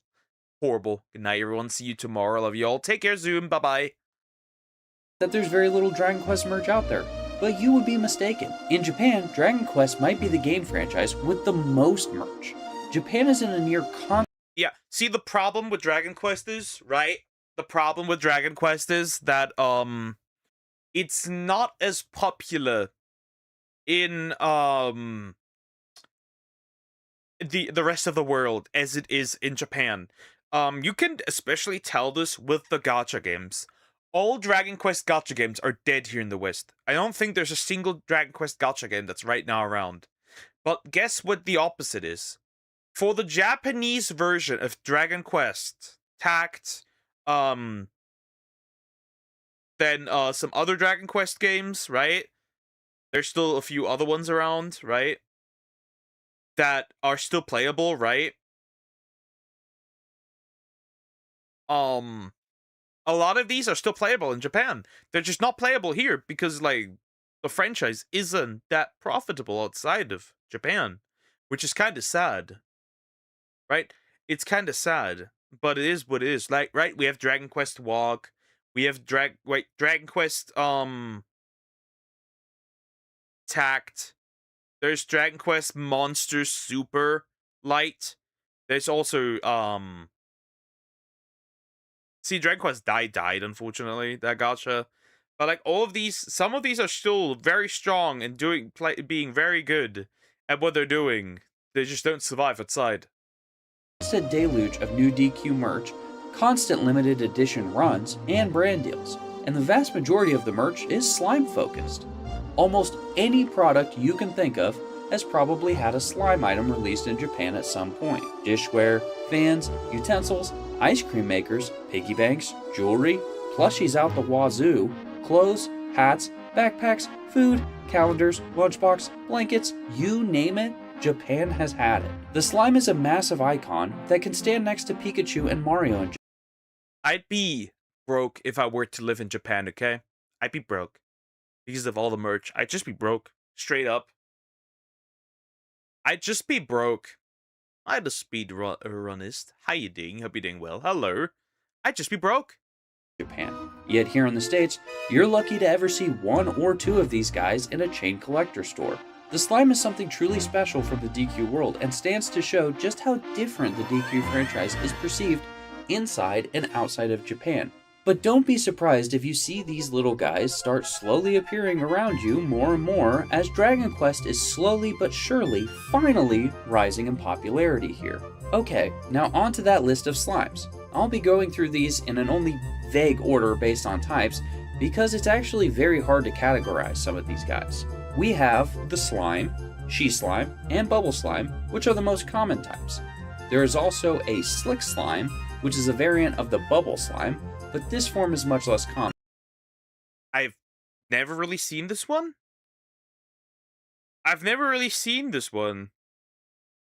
Interesting. There's the Slime Stack, Slime Sisters, Gym Jamboree, Shadow Slime. Yep, there's a lot of slimes here. There's a lot of slimes. Everything, even magic wands. Probably, I'm assuming, very much. Good to hear. Nice. Electro Slime, Magma Slime, Aqua Slime, Snow Slime, Rubble Slime, Spin Slime, Superior Slime, Cyber Slime, Gold Slime. Superior Slime is crazy work, by the way. Yeah. Gold Slime, Peak. Wild Slime, Lemon Slime, Lime Slime, but there is no Lemon Lime Slime, Pink Slime, Buddy Slime, Mime Slime, Onion Slime. Never seen Time to Slime Hunt. I wish Dragon Quest would have a proper monster team with shinies. Unfortunately, it doesn't. Otherwise, I'd jump in immediately, but unfortunately, it doesn't. The closest we have yet come is with Dragon Quest Monsters 3. Cutie Slime, Marble Slime, Jade Slime, Cream and Flan Slimes. There is also Grandpa Slime and Grandpa Slime and Metal Grandpa Slime? That's funny. Metal Kaiser Slime, because I'm not sure. No, Kaiser Slime. But what's but the bush is Grandpa's. Not gonna lie, this video is interesting for me since the only slime that I know of is the one from a certain insight, not the Monster Girl Encyclopedia. Stop, Gooner. Sure where else to put these two. One of my personal favorites, the Box Slime, Heal Slime, Cure Slime, Medi Slime, Soothe Slime, Man of War Slime, King Heal Slime, King Cure Slime, and... Why does he look nothing like the Cure Slime? I don't know, but it's the King Cure Slime. I used that a lot, actually. Wasn't a decently good healer, an A-rank slime in Dragon Quest Tact. I should jump back into Dragon Quest Tact, even if it's just the Japanese version. And Metal Healy, also a magic slime that is different but looks similar to the heal slime types. There's also the Bite Bowl, Fright Bowl, Sprite Bowl, and White Bowl. There's the Dark Slime, Evil Slime, Evil She Slime, and Evil Metal. Evil Metal Slime, look at this. Wet Man of Wet Slime, Man of War. It's literally called Man of War. Slime. There's the Wing Slime, a Flutter Slime, Angel Slime, Metal Angel Slime, and Gold Angel Slime. There's the Shell Slime, Shelly's mother. Yeah, the Shell Slimes are cute. I love them. They're adorable. They are adorable. Slime, and Slimesicle, and Coal Slime. Oh, and Snail Slime, as well as Pearl Metal Slime, Pearl, and Golden Pearl Slimes could go here, I suppose. Then there's the King Slime, the King Bubble Slime, the King Jester Slime, King Slick Slime, Dark King Slime. They're all adorable! Emerald King Slime, and the amazing Liquid Metal Slime King, not... The Liquid Metal Slime. That's cute. I love them. Do we watch the... Yeah, we can do that. We can do that, sure. Yeah, we can do that. No worries. King Slime. There's also a Slime Princess and Queen Slime.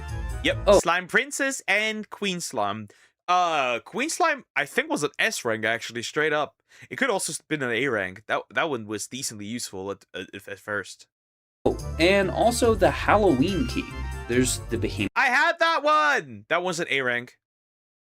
Slime, and the hilariously named Behemoth Slime, Slime Knight, Dark Slime Knight, Snooty Slime Knight, and Metal Slime Knight, Sly and Heart, Prime Slime, and Shogun. Model Slime, Model She Slime, Model Men Slime, Model King Slime. They're amazing! Is there also a God Slime? I don't think so. Moldy Slime, Dank Bubble Slime, Slime Shroom, and Metal Truffle Slime. Bad Egg and Rotten Egg, Dragon Slime and Metal Dragon Slime, Drake Slime. Wait, I've never seen the Metal Dragon Slime. Right, the Drake Slime and the Dragon Slime, I've seen those. But never the Metal one. That's interesting. Are those, like, specific to some games that I don't know? Slime. There's the Choco Slime, Ganoush Goody, Pastry, Coke. There's food-based slime? That's amazing! Where? Blobelisk, which might be the best slime name ever, and Cream Kara Slime. Oh, and there's also the night variant. That one I know. That one I know from Tact. That one was in Tact as well. And Patissier Knight, who I guess I'll place with these guys since he's also food related. Everybody's favorite Metal Slime, Liquid Metal Slime, Metal Medley, and Metal King Slime. Oh, and the Metal Slime, which is just the Metal Slime but slightly darker. Then there's the Gem Slime, Emperor Slime, Darkonium Slime. Yeah, those I've seen. They are intact again. Platinum King Jewel Slime. And then there are some I'm not sure if I should count, and those in no particular order are Shogun Slime, the Slime Gang consisting of... That's a lot of different slime. Do we have Japanese slime, aka Samurai Slime? I guess. Rocket Bow, Huli, Mother Gluperior, his Wobbliness, Princess Gluttonella. His wobbliness! That's crazy. A food-based slime kind of reminds me of a slime parasite from Nevermind Stop. Do we have Thailand Slime, aka Ladyboy Slime? Probably not. Stardust, Curate Rolo, and Swats. He has not mentioned Magellan yet, because in Dragon Quest Attack, your helper is named Magellan. See, this one with the V on his head that I have no idea where he comes from. There's also the Kanzar Slime, Nema Slime, Snowmangler, Weedy, Diamond Slime, Gumulonimbus, Sugar Starch Slime, the Framed Skleemin Tank. There's just a slime tang, bro. Is that even in the slime category, though? There may be a few others like this, but I'm not really sure whether to include any of these or not, but I found them on my research quest and thought I'd add a few at the end.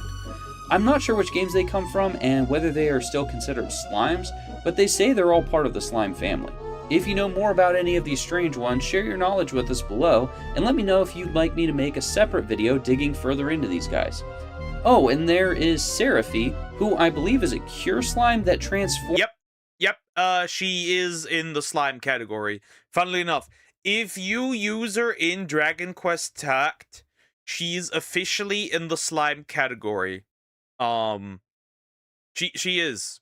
She just is. It's really funny and interesting, but she is in the Venezuela slime with the wheat V. Does he sell oil? But yeah, she's in the slime category. Like, she'll also be under a leader skill for slimes. So that's very interesting. Formed to look like a human girl, then lost her memories of being a slime, but I'm not 100% sure I've got this accurate. Alright, I think that just about wraps this research quest up, and boy howdy were there a lot more slimes than I was expecting. I hope you all enjoyed, and let me know what topics you'd like me to cover in the future. And until next time... There's a video about Metal Slime as well. There's a video about Metal Slime as well. I'm just gonna, like... That's crazy. I'll pay that. I pay attention to that, I think. I'll pay attention to that, I think. I want that too. And we need to watch that too as well eventually. Young Bulma. Nah, the hair's a little too long. But yeah, anyways. Interesting. Yeah, those are my people. Now you've seen it. Those are my people. Anyways, like, comment, and subscribe. Those are my people. Well, he didn't name Magellan, which is kind of sad. He didn't name Magellan. Okay, let me see. What were the videos? Okay, let me see.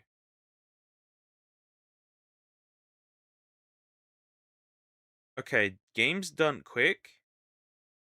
To ban everyone. And games done quick, banned into submission. Holy fuck, that's a half an hour. I can't do the half an hour one, but I can do the 15 minutes one. I think. But not the half an hour one. That's crazy.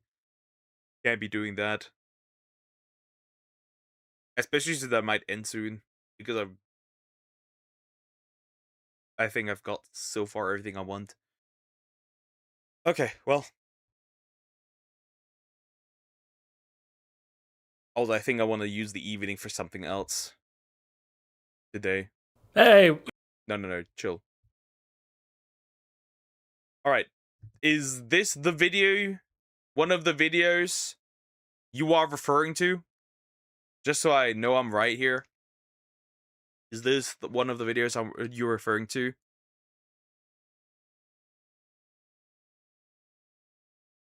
Yeah, wasn't it apple slime, dragon slime, cricket slime, camera slime, etc.? Well, there was a dragon slime, the blue one with the dragon wings and the dragon horns, I guess. They still need to look slime-like, so that's fine. Alright then, perfect, in this case. And we have it. Peak. No cricket slime, though, you are right. Game's done quick to ban everyone. I have no idea what I'm getting myself into. So, we'll see. This was recommended. This is by Glink. So, I got no idea. We'll see what this is about.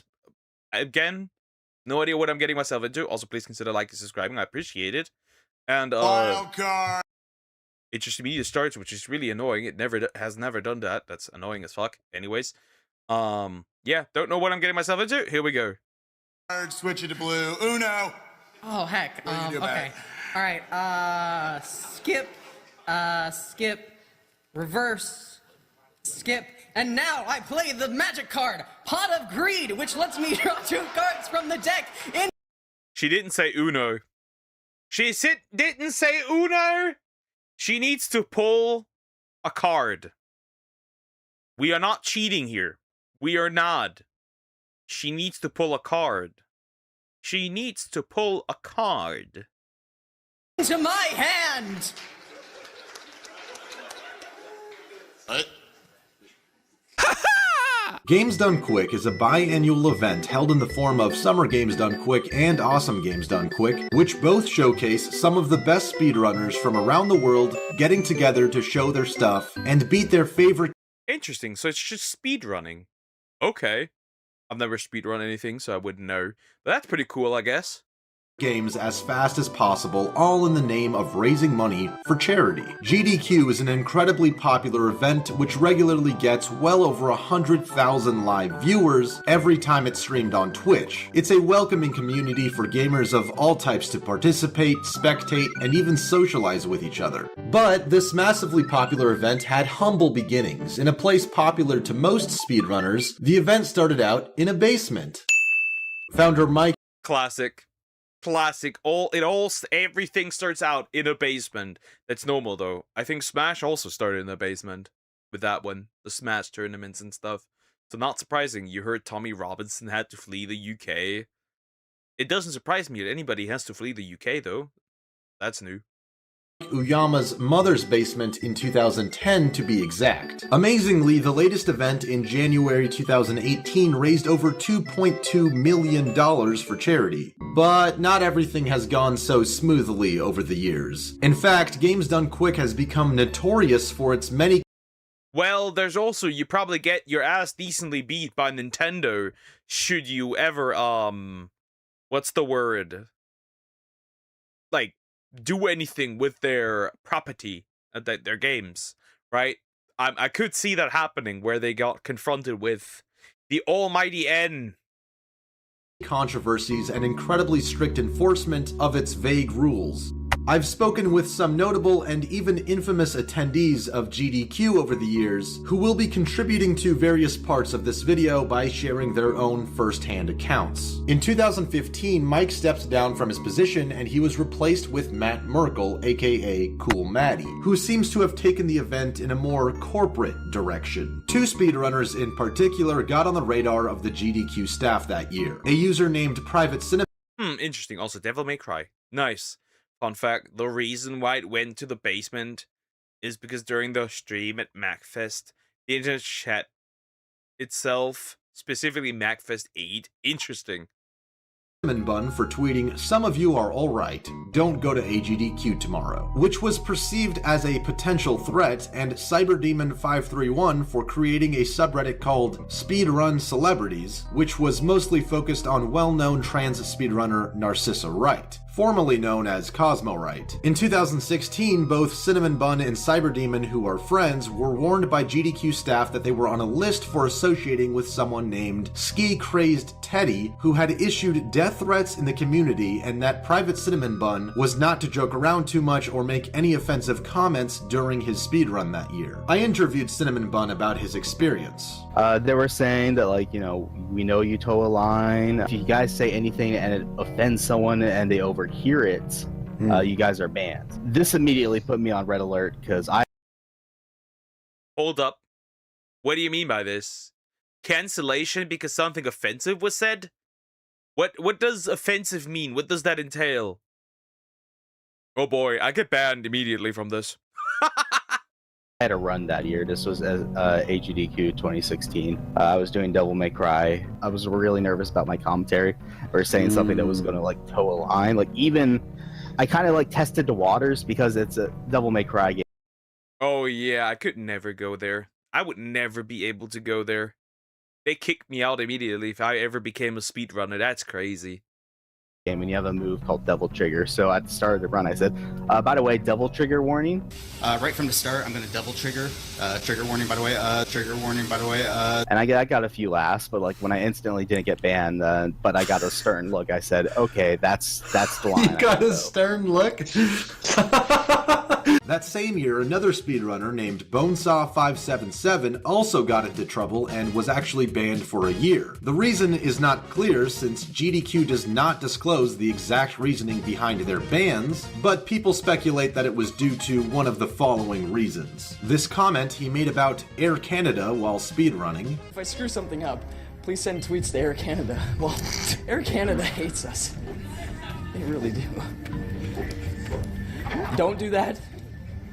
We are getting confirmation from GDQ staff that you should indeed not do that. In response to which, GDQ tweeted, I am very confused. What is Air Canada? Now I gotta Google. What the fuck is Air Canada?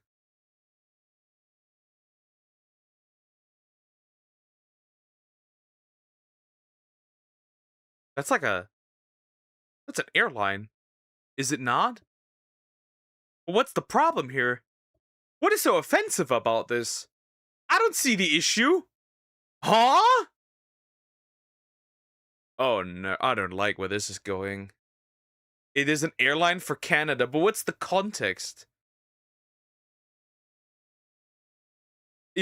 Wow, that's cringe. Oh my god.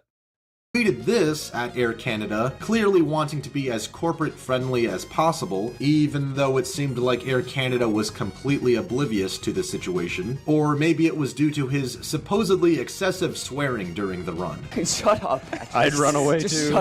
Or perhaps, and most offensive of all, Bonesaw was banned for one too many Owen Wilson jokes. Much like Owen Wilson lives with his car keys. Wow, these keys are great. Wow. Jumped into the... I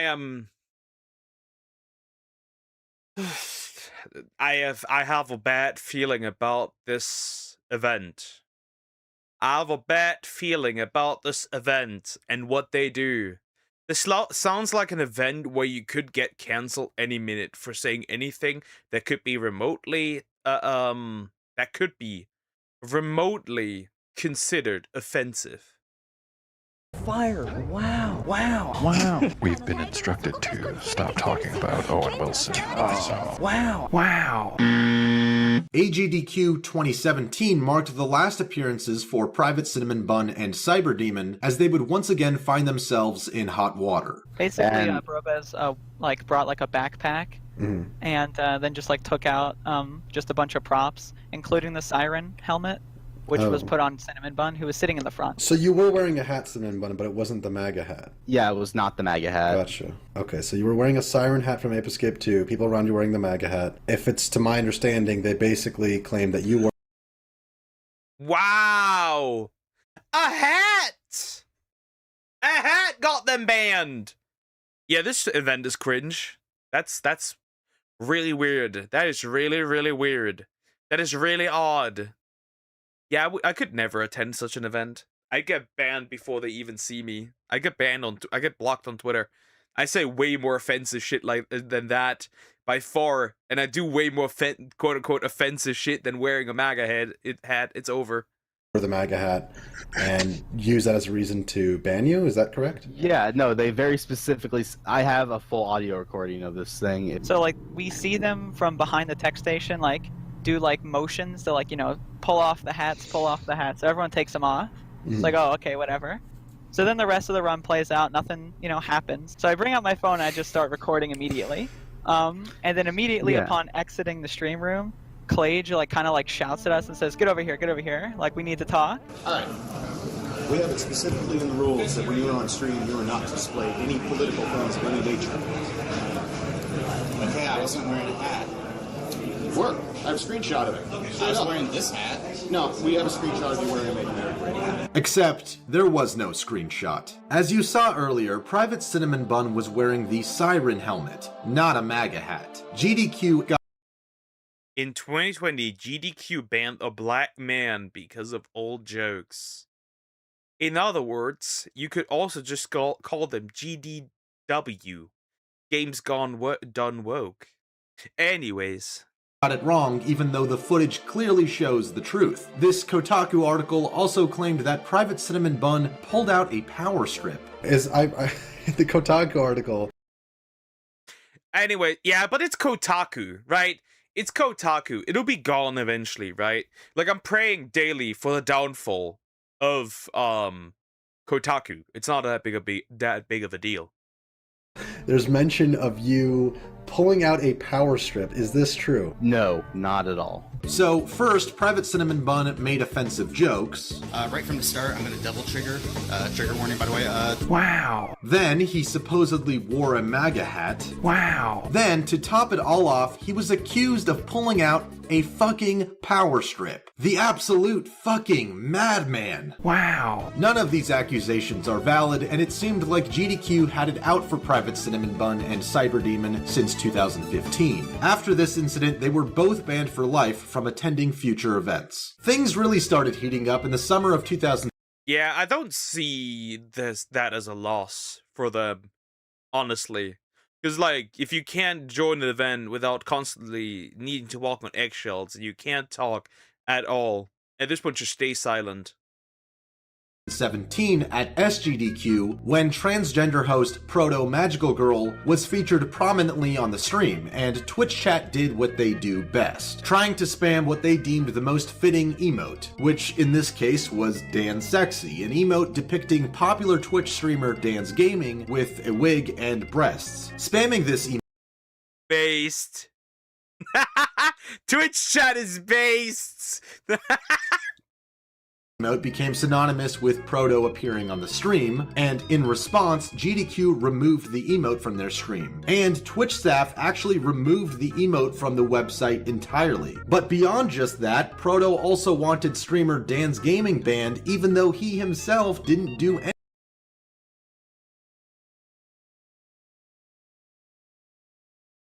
Why are you transphobic? Why do you hate trans people? Now, I personally don't hate trans people, but I get why people do. It's because of shit like this. What has the dude to do with others spamming his emote?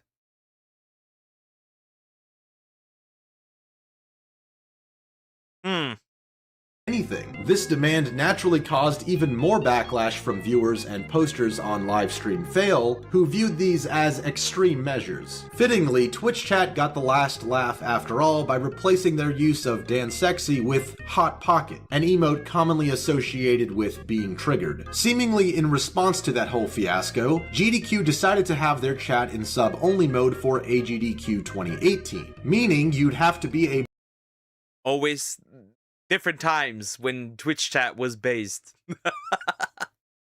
monthly subscriber and pay $5 in order to even type in the chat. This was clearly done in an effort to heavily censor and moderate the chat room. In order to circumvent this heavy censorship, some streamers on Twitch decided to host AGDQ in order to have their own separate chat room while viewing the stream. A dedicated channel called GDQ Poverty attempted to create a chat for the GDQ stream that anyone could use without paying, but that channel was suspended by Twitch supposedly for hate speech. Popular streamer Forsen was preemptively disallowed from hosting AGDQ for the same reason. However, at the same time, some streamers like Trihex were allowed to host the GDQ stream with their own chat rooms. And GDQ's level of draconian control extends even beyond just their Twitch channel. Their Discord server is equally strict and micromanaged. I would want to wait. They still do this, by the way. They still have their chat and sub only. Wow. Why are people even attending this event? It's just a bunch of mentally ill people. A bunch of sensitive mentally ill people. Be civil. Insults. Bigotry of any kind. Racism, sexism, etc. Acting met with a warning is meant to be placed for you guys to have fun while watching the stream. And anyone who messes with, yeah, well, I can't read some of the stuff because it's like cut out. No spamming the shit. Yeah, okay, that makes sense. No excessive caps. Okay, no advertising. If you need to post a link. If a moderator tells you to stop doing something, stop. No moderator sass. Moderators, okay. No politics. Oh, no politics. Is it no politics or only politics that I agree? Or no politics that I disagree with? Because the way I know these, right? The way I know these, especially since it's Reddit, and I don't trust Reddit. This may also just mean no politics I disagree with. Issue with donation, yeah, okay. Voice channel, it's a little positive, no shouting, excessive swearing, music. So they're just like loud noise. Is this just like they're so sensitive that they don't want anything that could remotely trigger anyone? This is horrible. Harassment issues, yeah, okay, that makes sense. Attending, okay, that's also fine. No torrents, copyright infringing streams, or any kind of shady software talk. Okay. Keep your nicknames clean.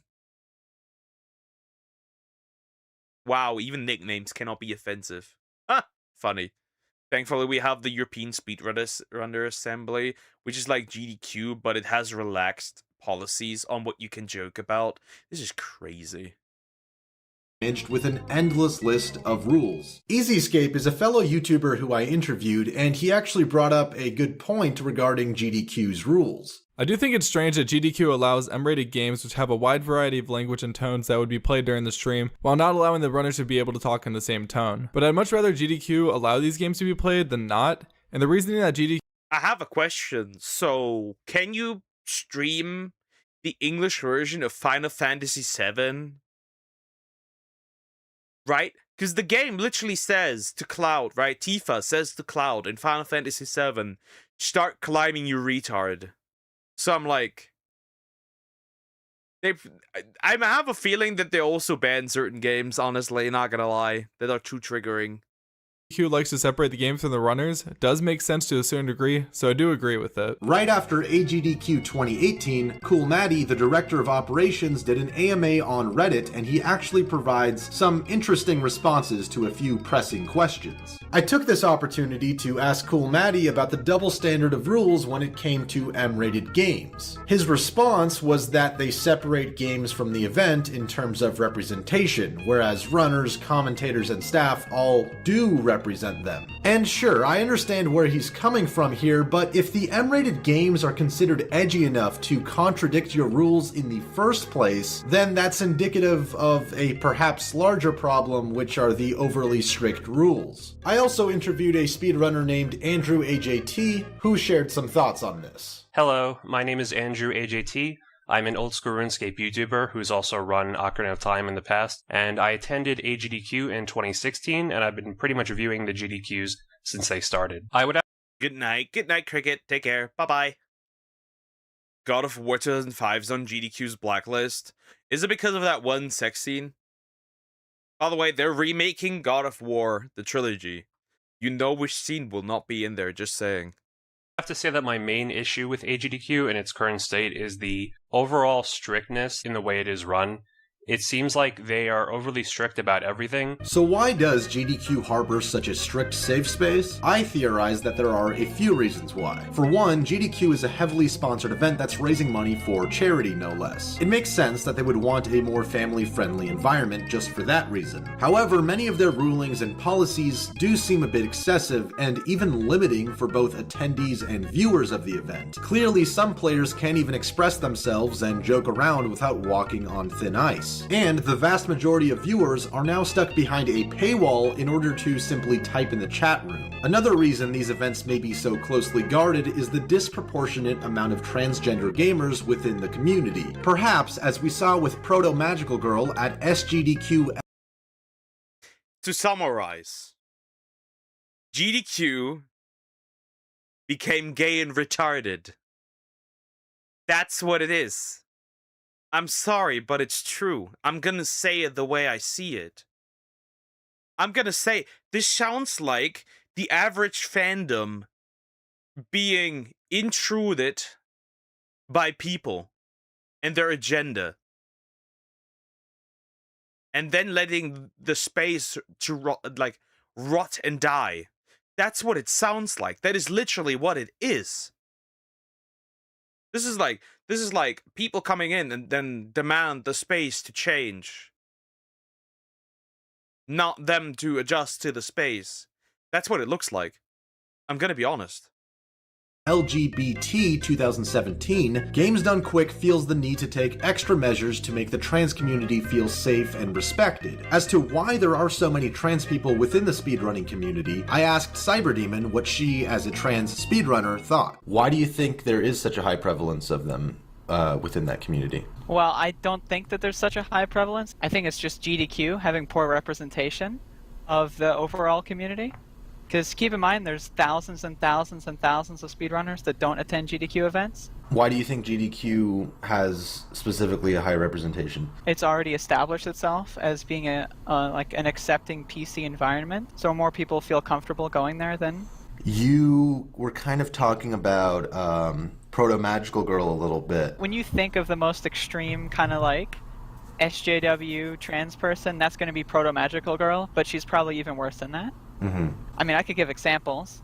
My favorite is that she thinks that any porn featuring trans people should be uncategorized. Mm-hmm. So that if you like, trans people in porn, you shouldn't be able to find it because that's demoralizing and fetishizing. Do you think that because you don't fit into that mold, you were kind of just, that's why you weren't given special treatment as well? Oh yeah, of course. They just don't like me as a person. Ooh, that's interesting. She sounds interesting. Thankfully, since 2021 onwards, they have changed for the better. Interesting. Well, probably because they're not doing as well anymore. Interesting. But that could probably be, right? Essentially, what I think is happening is that GDQ has started to be run by possibly radical trans activists. So they tried to get me out as soon as possible. Aside from all the strict rules, another thing that dampens the mood of the event sometimes are actually the donations. AGDQ is still fucking in like a bonus room of a motel, and they're still reading those sorry ass donation messages, bringing everyone down. 133 donates $5. Hello from Sweden. So, I've been watching GDQ for 2 years now, and today I just found out that my grandpa died 2 hours ago to 3 different types of cancer. Why did you read that out while everyone was clapping? Why did you read that out? Oh, that's horrible. That is, oh, the horror. Hope we beat cancer someday. Okay, so who we've got? Apollo Legend has been an outspoken critic on YouTube against GDQ and their policies. One such topic he's focused on is the financials behind the event and where all the money is really going. He claims that volunteers are being paid, that the charities are keeping a lot of the money for themselves, and that old Mike Uyama is sitting back and collecting checks. Apparently Mike also has mono, and actually if you go on GDQ's website it does mention that Mike is on medical leave. However, what Apollo doesn't mention in his video is that most charities have expenses and operate like this. And actually, both Doctors Without Borders and the Prevent Cancer Foundation, the charities funded by SGDQ and AGDQ respectively, are both highly reputable and well-rated charities. As far as the handling of the money goes, Cool Maddie responded to this question in his AMA, claiming that all of the donation money goes directly to the charities. And all of the past attendees I consulted shared their criticisms of Apollo and his video. As for Apollo, I think he does mean well, and he really does want the best for the speedrunning community, but he doesn't go about it in the right way. I think his personal biases skew the direction of his videos, making them less objective. I do agree with many of his points, but one that I heavily disagree with is that the charity money and where it's going, that controversy has become way overblown, and I don't think it's actually a real controversy. It seems like GDQ has gone to... The problem is that I don't trust online personalities charity events. Here's the reason why. Anybody remember that boxing event that like Creator Clash was it called, right? Or am I wrong? I think something like that, right? Most of the money did not go to charity. It went to the event itself. And that's what's the problem. I think there are valid concerns about charity events in creator spaces, because lots of creators aren't transparent. You won't have funny with the charity event aspect to it. I recommend European Speedrunner Assembly and RPG Limit Break. Okay, interesting. Extreme measures to make their audience and sponsors feel comfortable, but ironically, in their pursuit of making everyone feel comfortable in being themselves, they've actually alienated people. Many players feel like they're walking on thin ice because they fear breaking an unknown rule or being banned for life. But at least we know the money is going to the right place. Hopefully, GDQ cures cancer. None of you guys are funny. Well, then they should start curing their own company at this point. Their own event from the cancer. Because, like, that's crazy. If you want to prevent cancer, consider standing out in front of the shuttle that's running in front of the hotel on the hour. Thank you. Wow. Interesting. So, to summarize, okay? Okay? It's just a woke speedrunning event. Practically. It just is. Let's not offend anybody ever at all. Let's not say anything that could offend anybody ever at all. Well, I wouldn't be able to ever go there because, I get banned immediately. I probably am banned. I'm preemptively banned. Anyways, like, comment, and subscribe. Poke. Yes, Croco. Yes. You have another video, is that what it is? You have another video? Another one? Sure. Here we go. Why not? Oh god. Oh god, another one of these, huh? Peak. Absolute cinema, then. Fine. Here we go. Here we go. Let me click something. Okay, that's fine. It loads eternally again. It's horrible. It actually is horrible. I do have a love and hate relationship with GDQ. It is good as a charity event, but yeah, I hate its policies.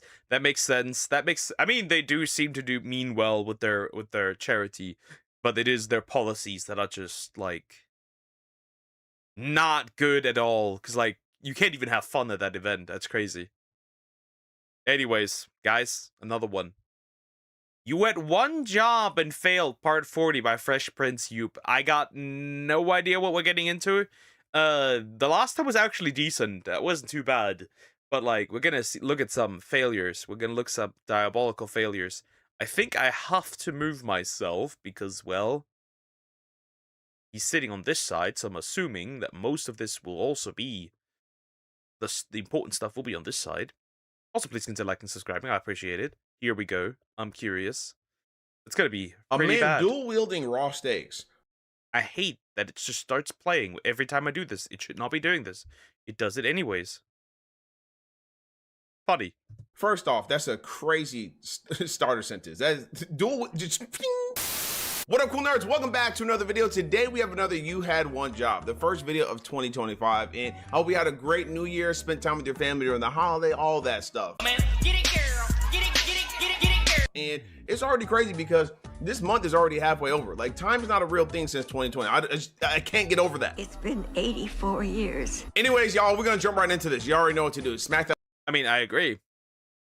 We already have February 2026.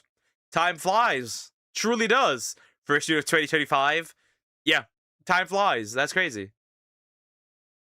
Like button, show notifications on. Let's get it. All right, so first up, we have the most accurate average male height per country chart that you've ever seen in your life. Do I look like... This is how women see. Okay.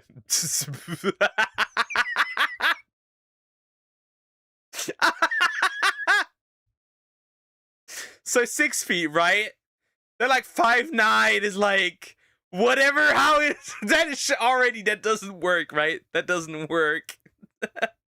5'7", by the way, that's me. I would be somewhere around here, which is crazy. This is 5'8", and 5'5" is like,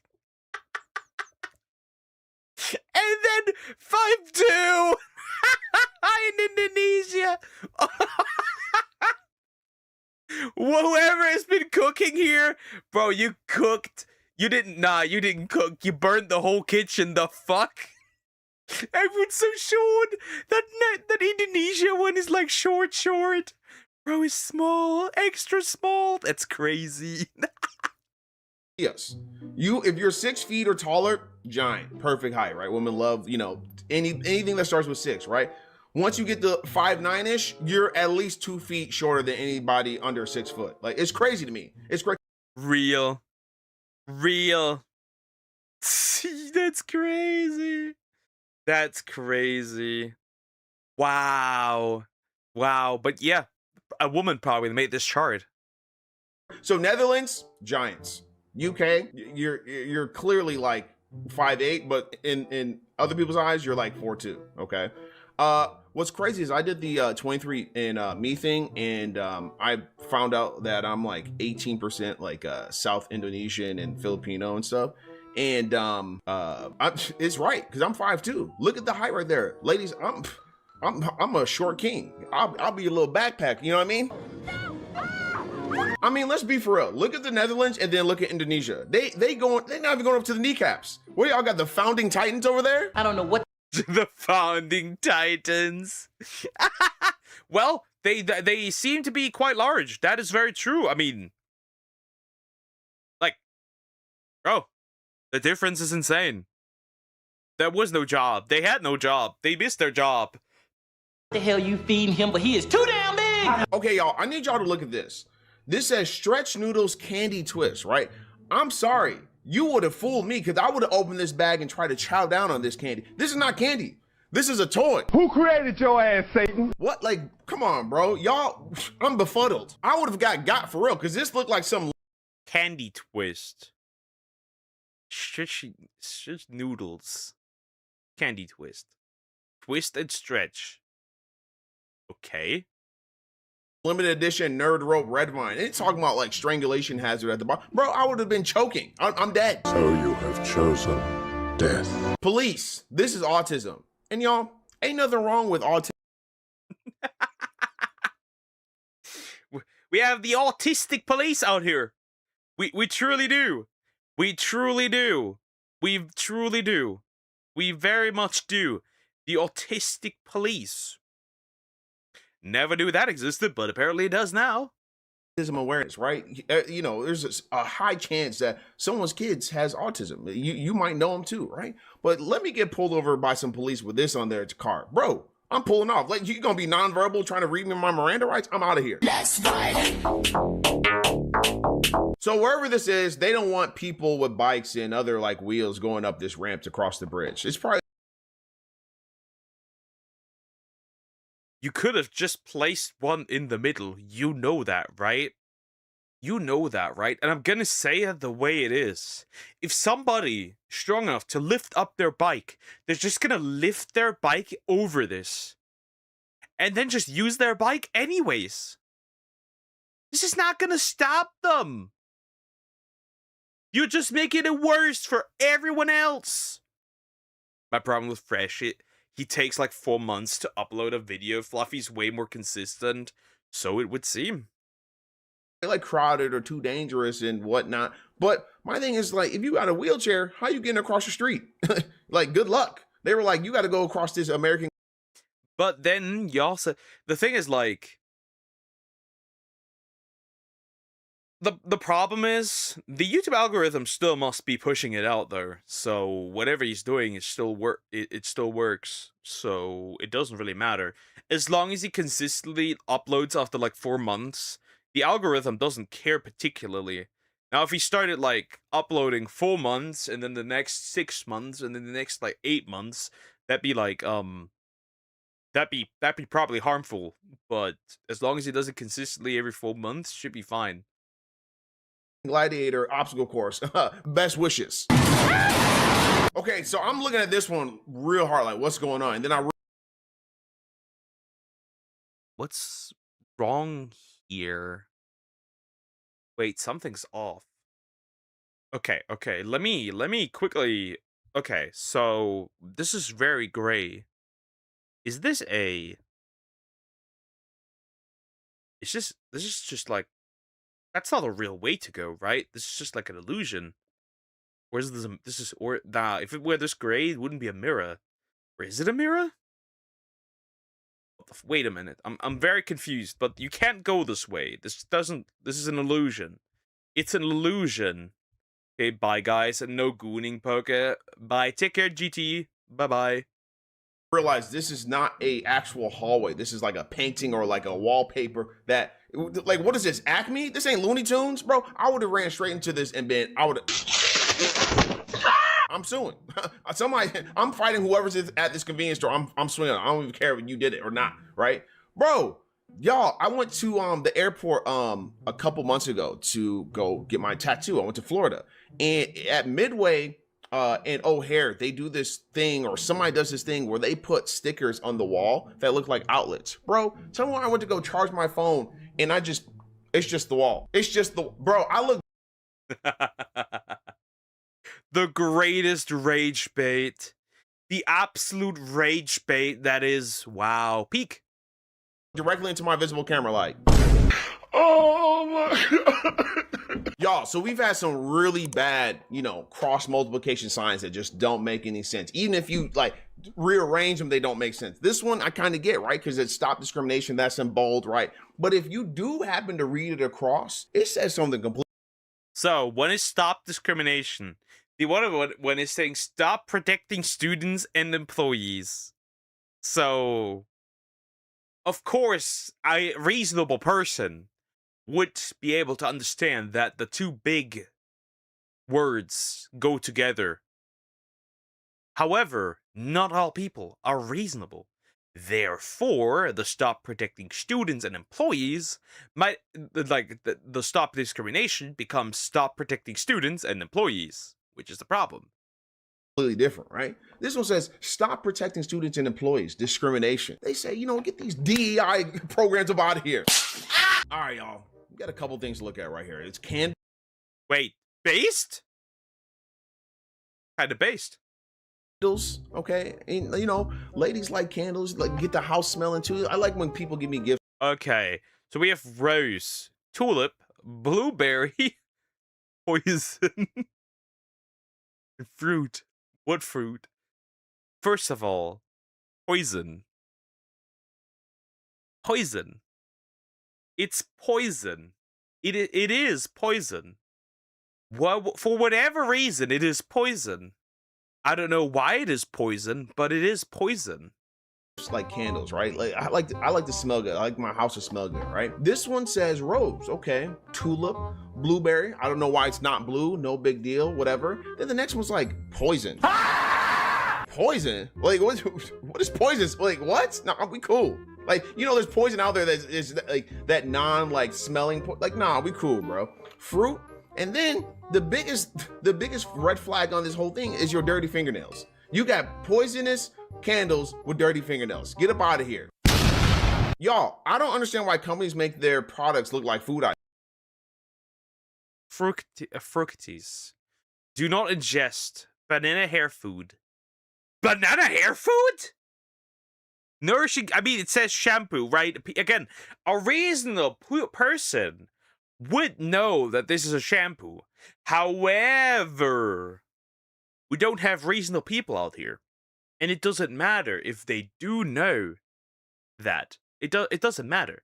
Frankly, it does not matter. Banana on pizza, the Swedish can go F off with this one. Sorry. I know a lot of guys have used Swedish, but god damn it. That food choice is just horrible still.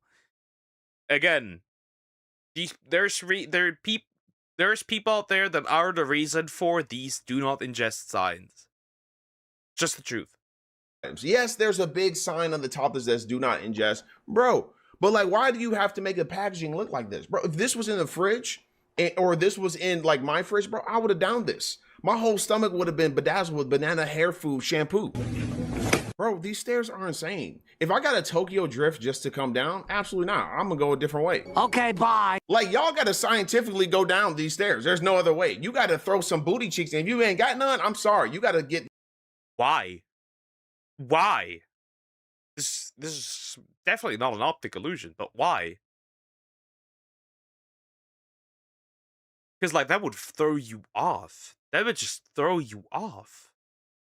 Like, I mean, maybe this is for people wanting to, like, have something on wheels go down, but, like, even then, that's giga obnoxious.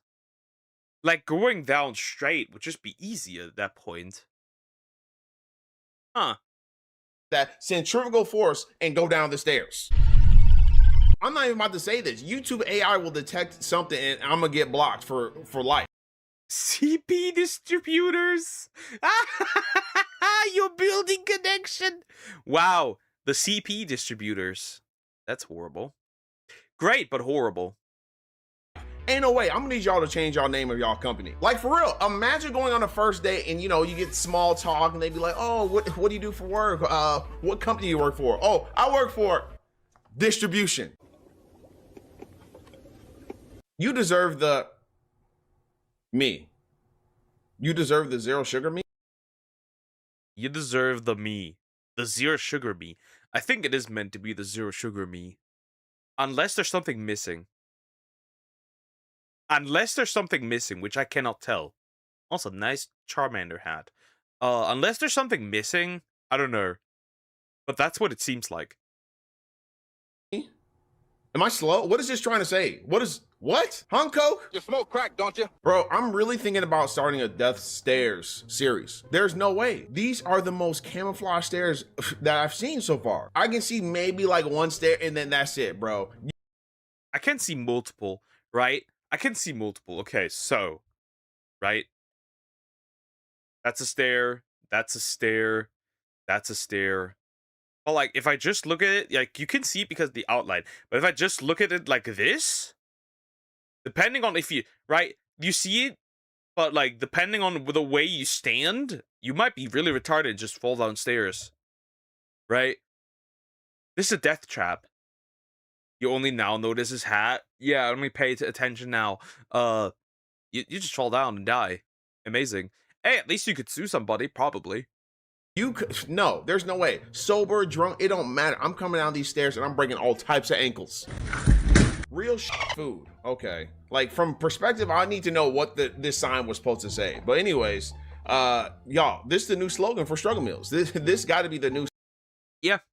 Real shit food. I hope he did use it. Slogan. Y'all, I went to a place the other day and I got this Southwest chicken sandwich and they should have just labeled it this. Bro, the sandwich was just bread and chicken. Like, there was no I was the most disappointed I've ever been. This is like, I'm sorry, being disappointed in food that you were hungry is honestly, it's worse than heartbreak, bro. I was eating the chicken sandwich like mad. Like, obviously I put some of the stuff on it that I could add to it, but I shouldn't have to do that. You know what I mean, bro? I'm telling you, I'm about to start bringing food reviews back. I think I need to bring food reviews back to TikTok if it stays, and to here, bro. We want to have a whole new video concept coming up. This is. I mean, that makes sense.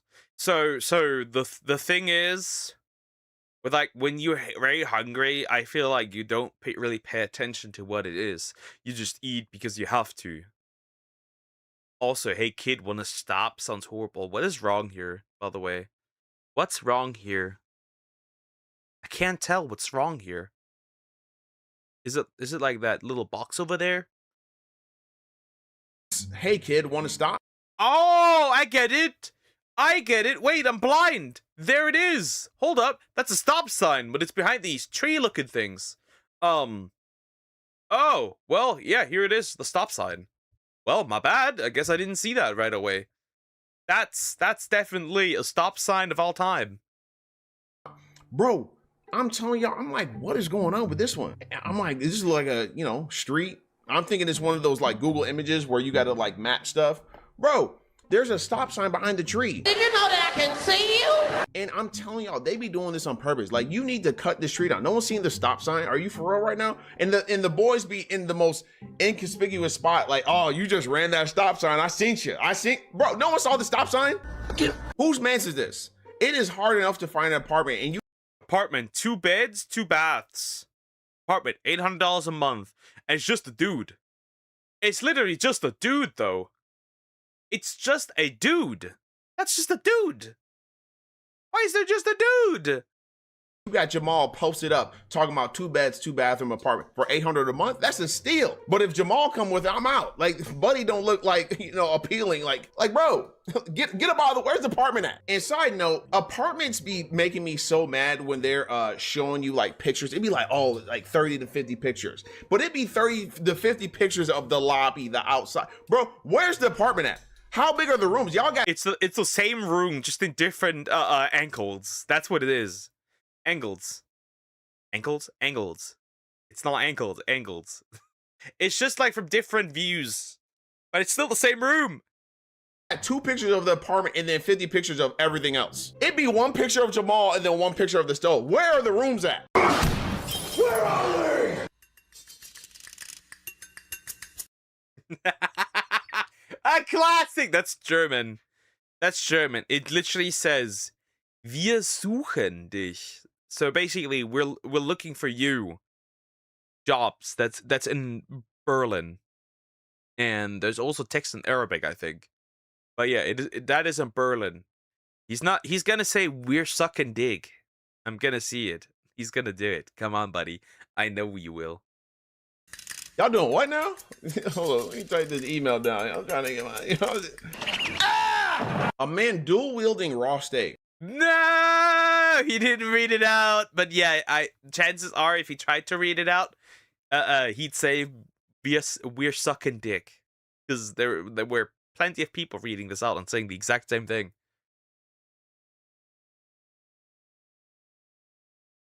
First off, that's a crazy starter sentence. That is dual just slaps diners in the face at vegan restaurant, yelling, "If you don't eat your meat, you can't have any pudding." Bro, this based.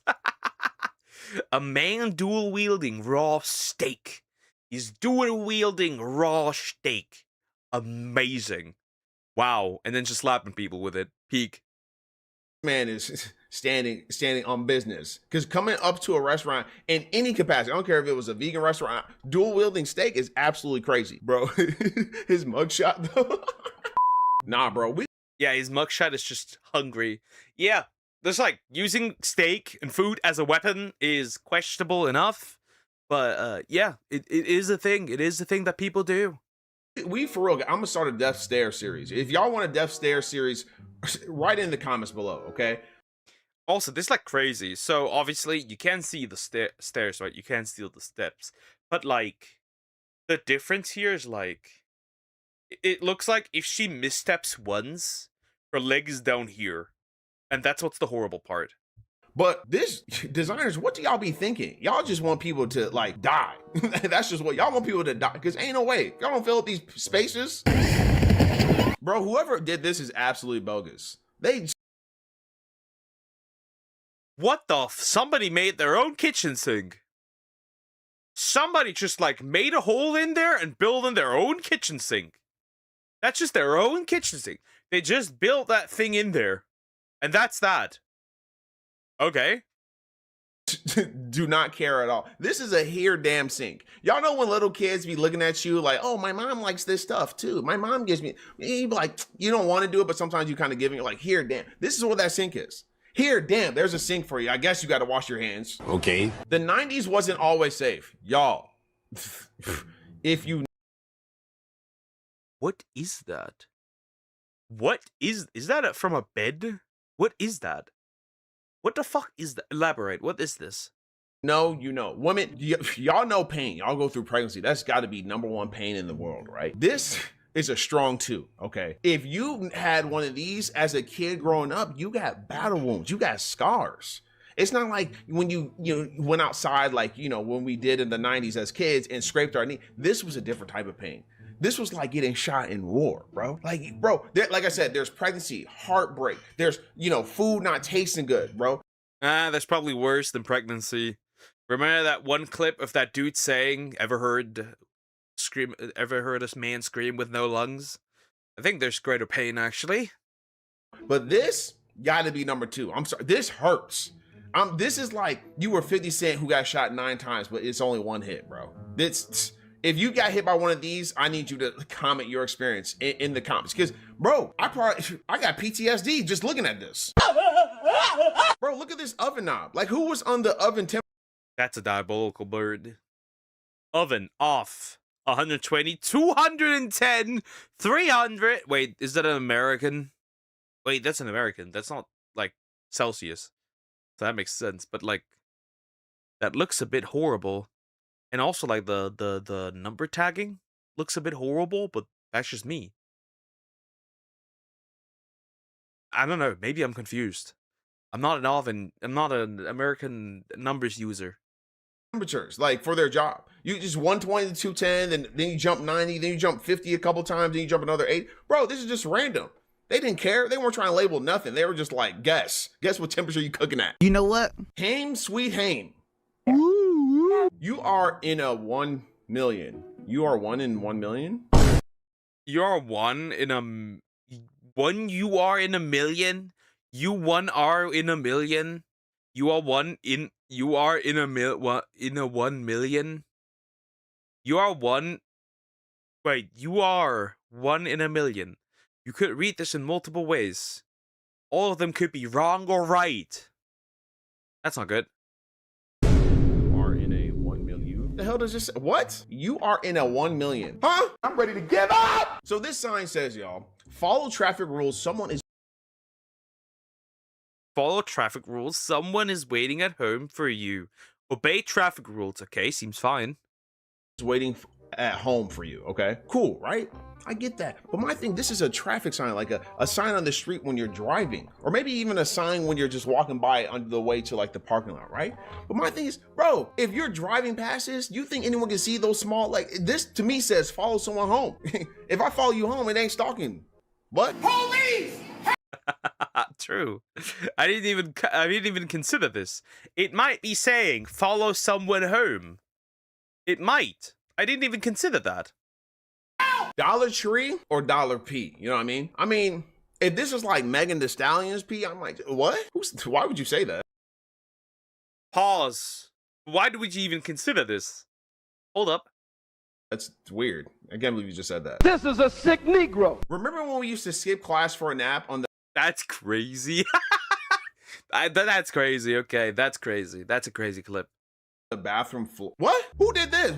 Y'all are what? And y'all by the toilets? What?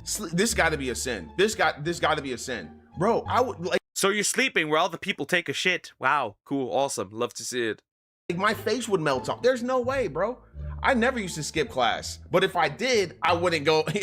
I wouldn't go sleep on the bathroom floor. Like, mom, if you see this, I've never skipped class before. I won't hesitate. That's a lie. That's a lie. Even I have done that, and I'm the golden child. Even I have done such a thing. Bro, this is crazy. No one's ever... People do this? What?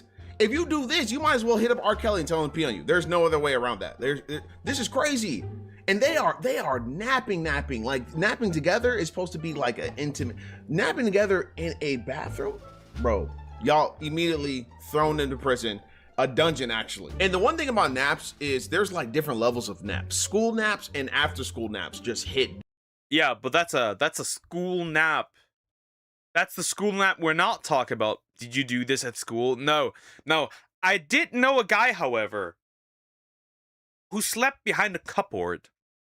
And you just basically pull the curtain, right? You basically had like on the window side of the classroom, because we were on the lowest floor, right? Well, not the lowest floor, but like ground floor. And then like you had like the windows on the side. You could climb on top and then sit there, right? And the guy basically snuck behind the curtains, next to him the cupboard, curtains pulled back, and slept 2 hours straight. 2 hours straight. Crazy work.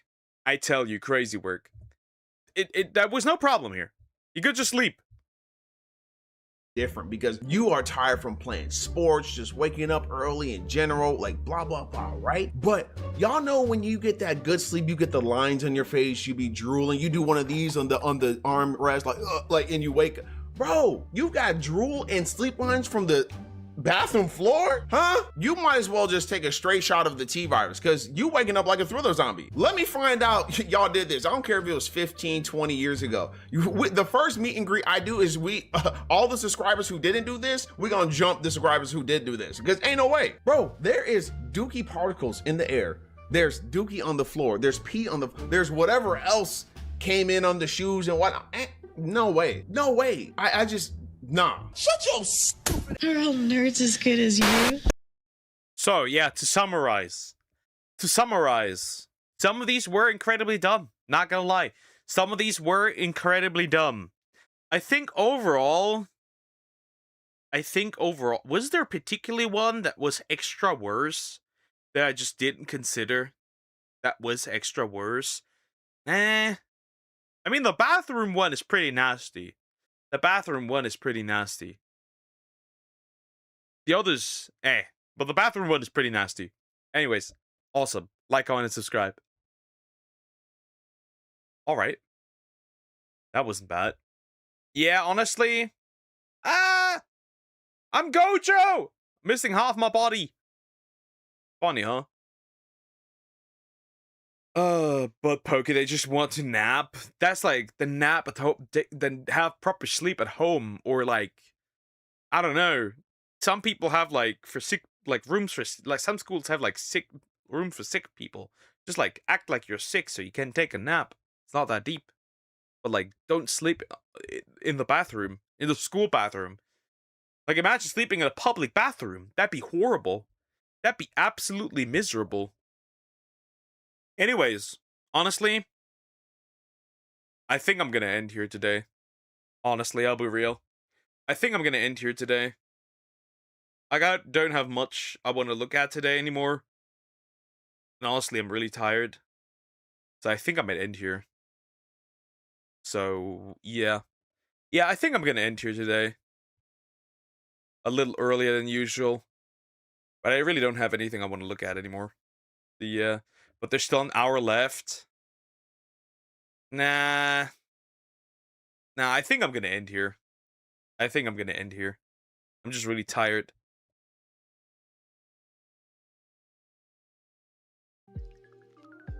So yeah, I'm gonna end here.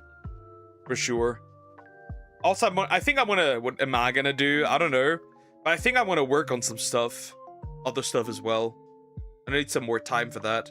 I think that's what I'm probably gonna use that time for. Just like chill, work on some shit. And also like, I still have my bowl. I want to drink that stuff. Because I haven't done that yet. So yeah. I probably watch some anime. Jeffrey Jones. Yeah, that video for example, I need to edit that. So I can get that out as soon as possible. But yeah. Have a good day. Or night. Don't Guna Gump. I will see you tomorrow. We'll do our usual stuff tomorrow. Yeah, we're gonna shiny hunt, do some Prince of Persia.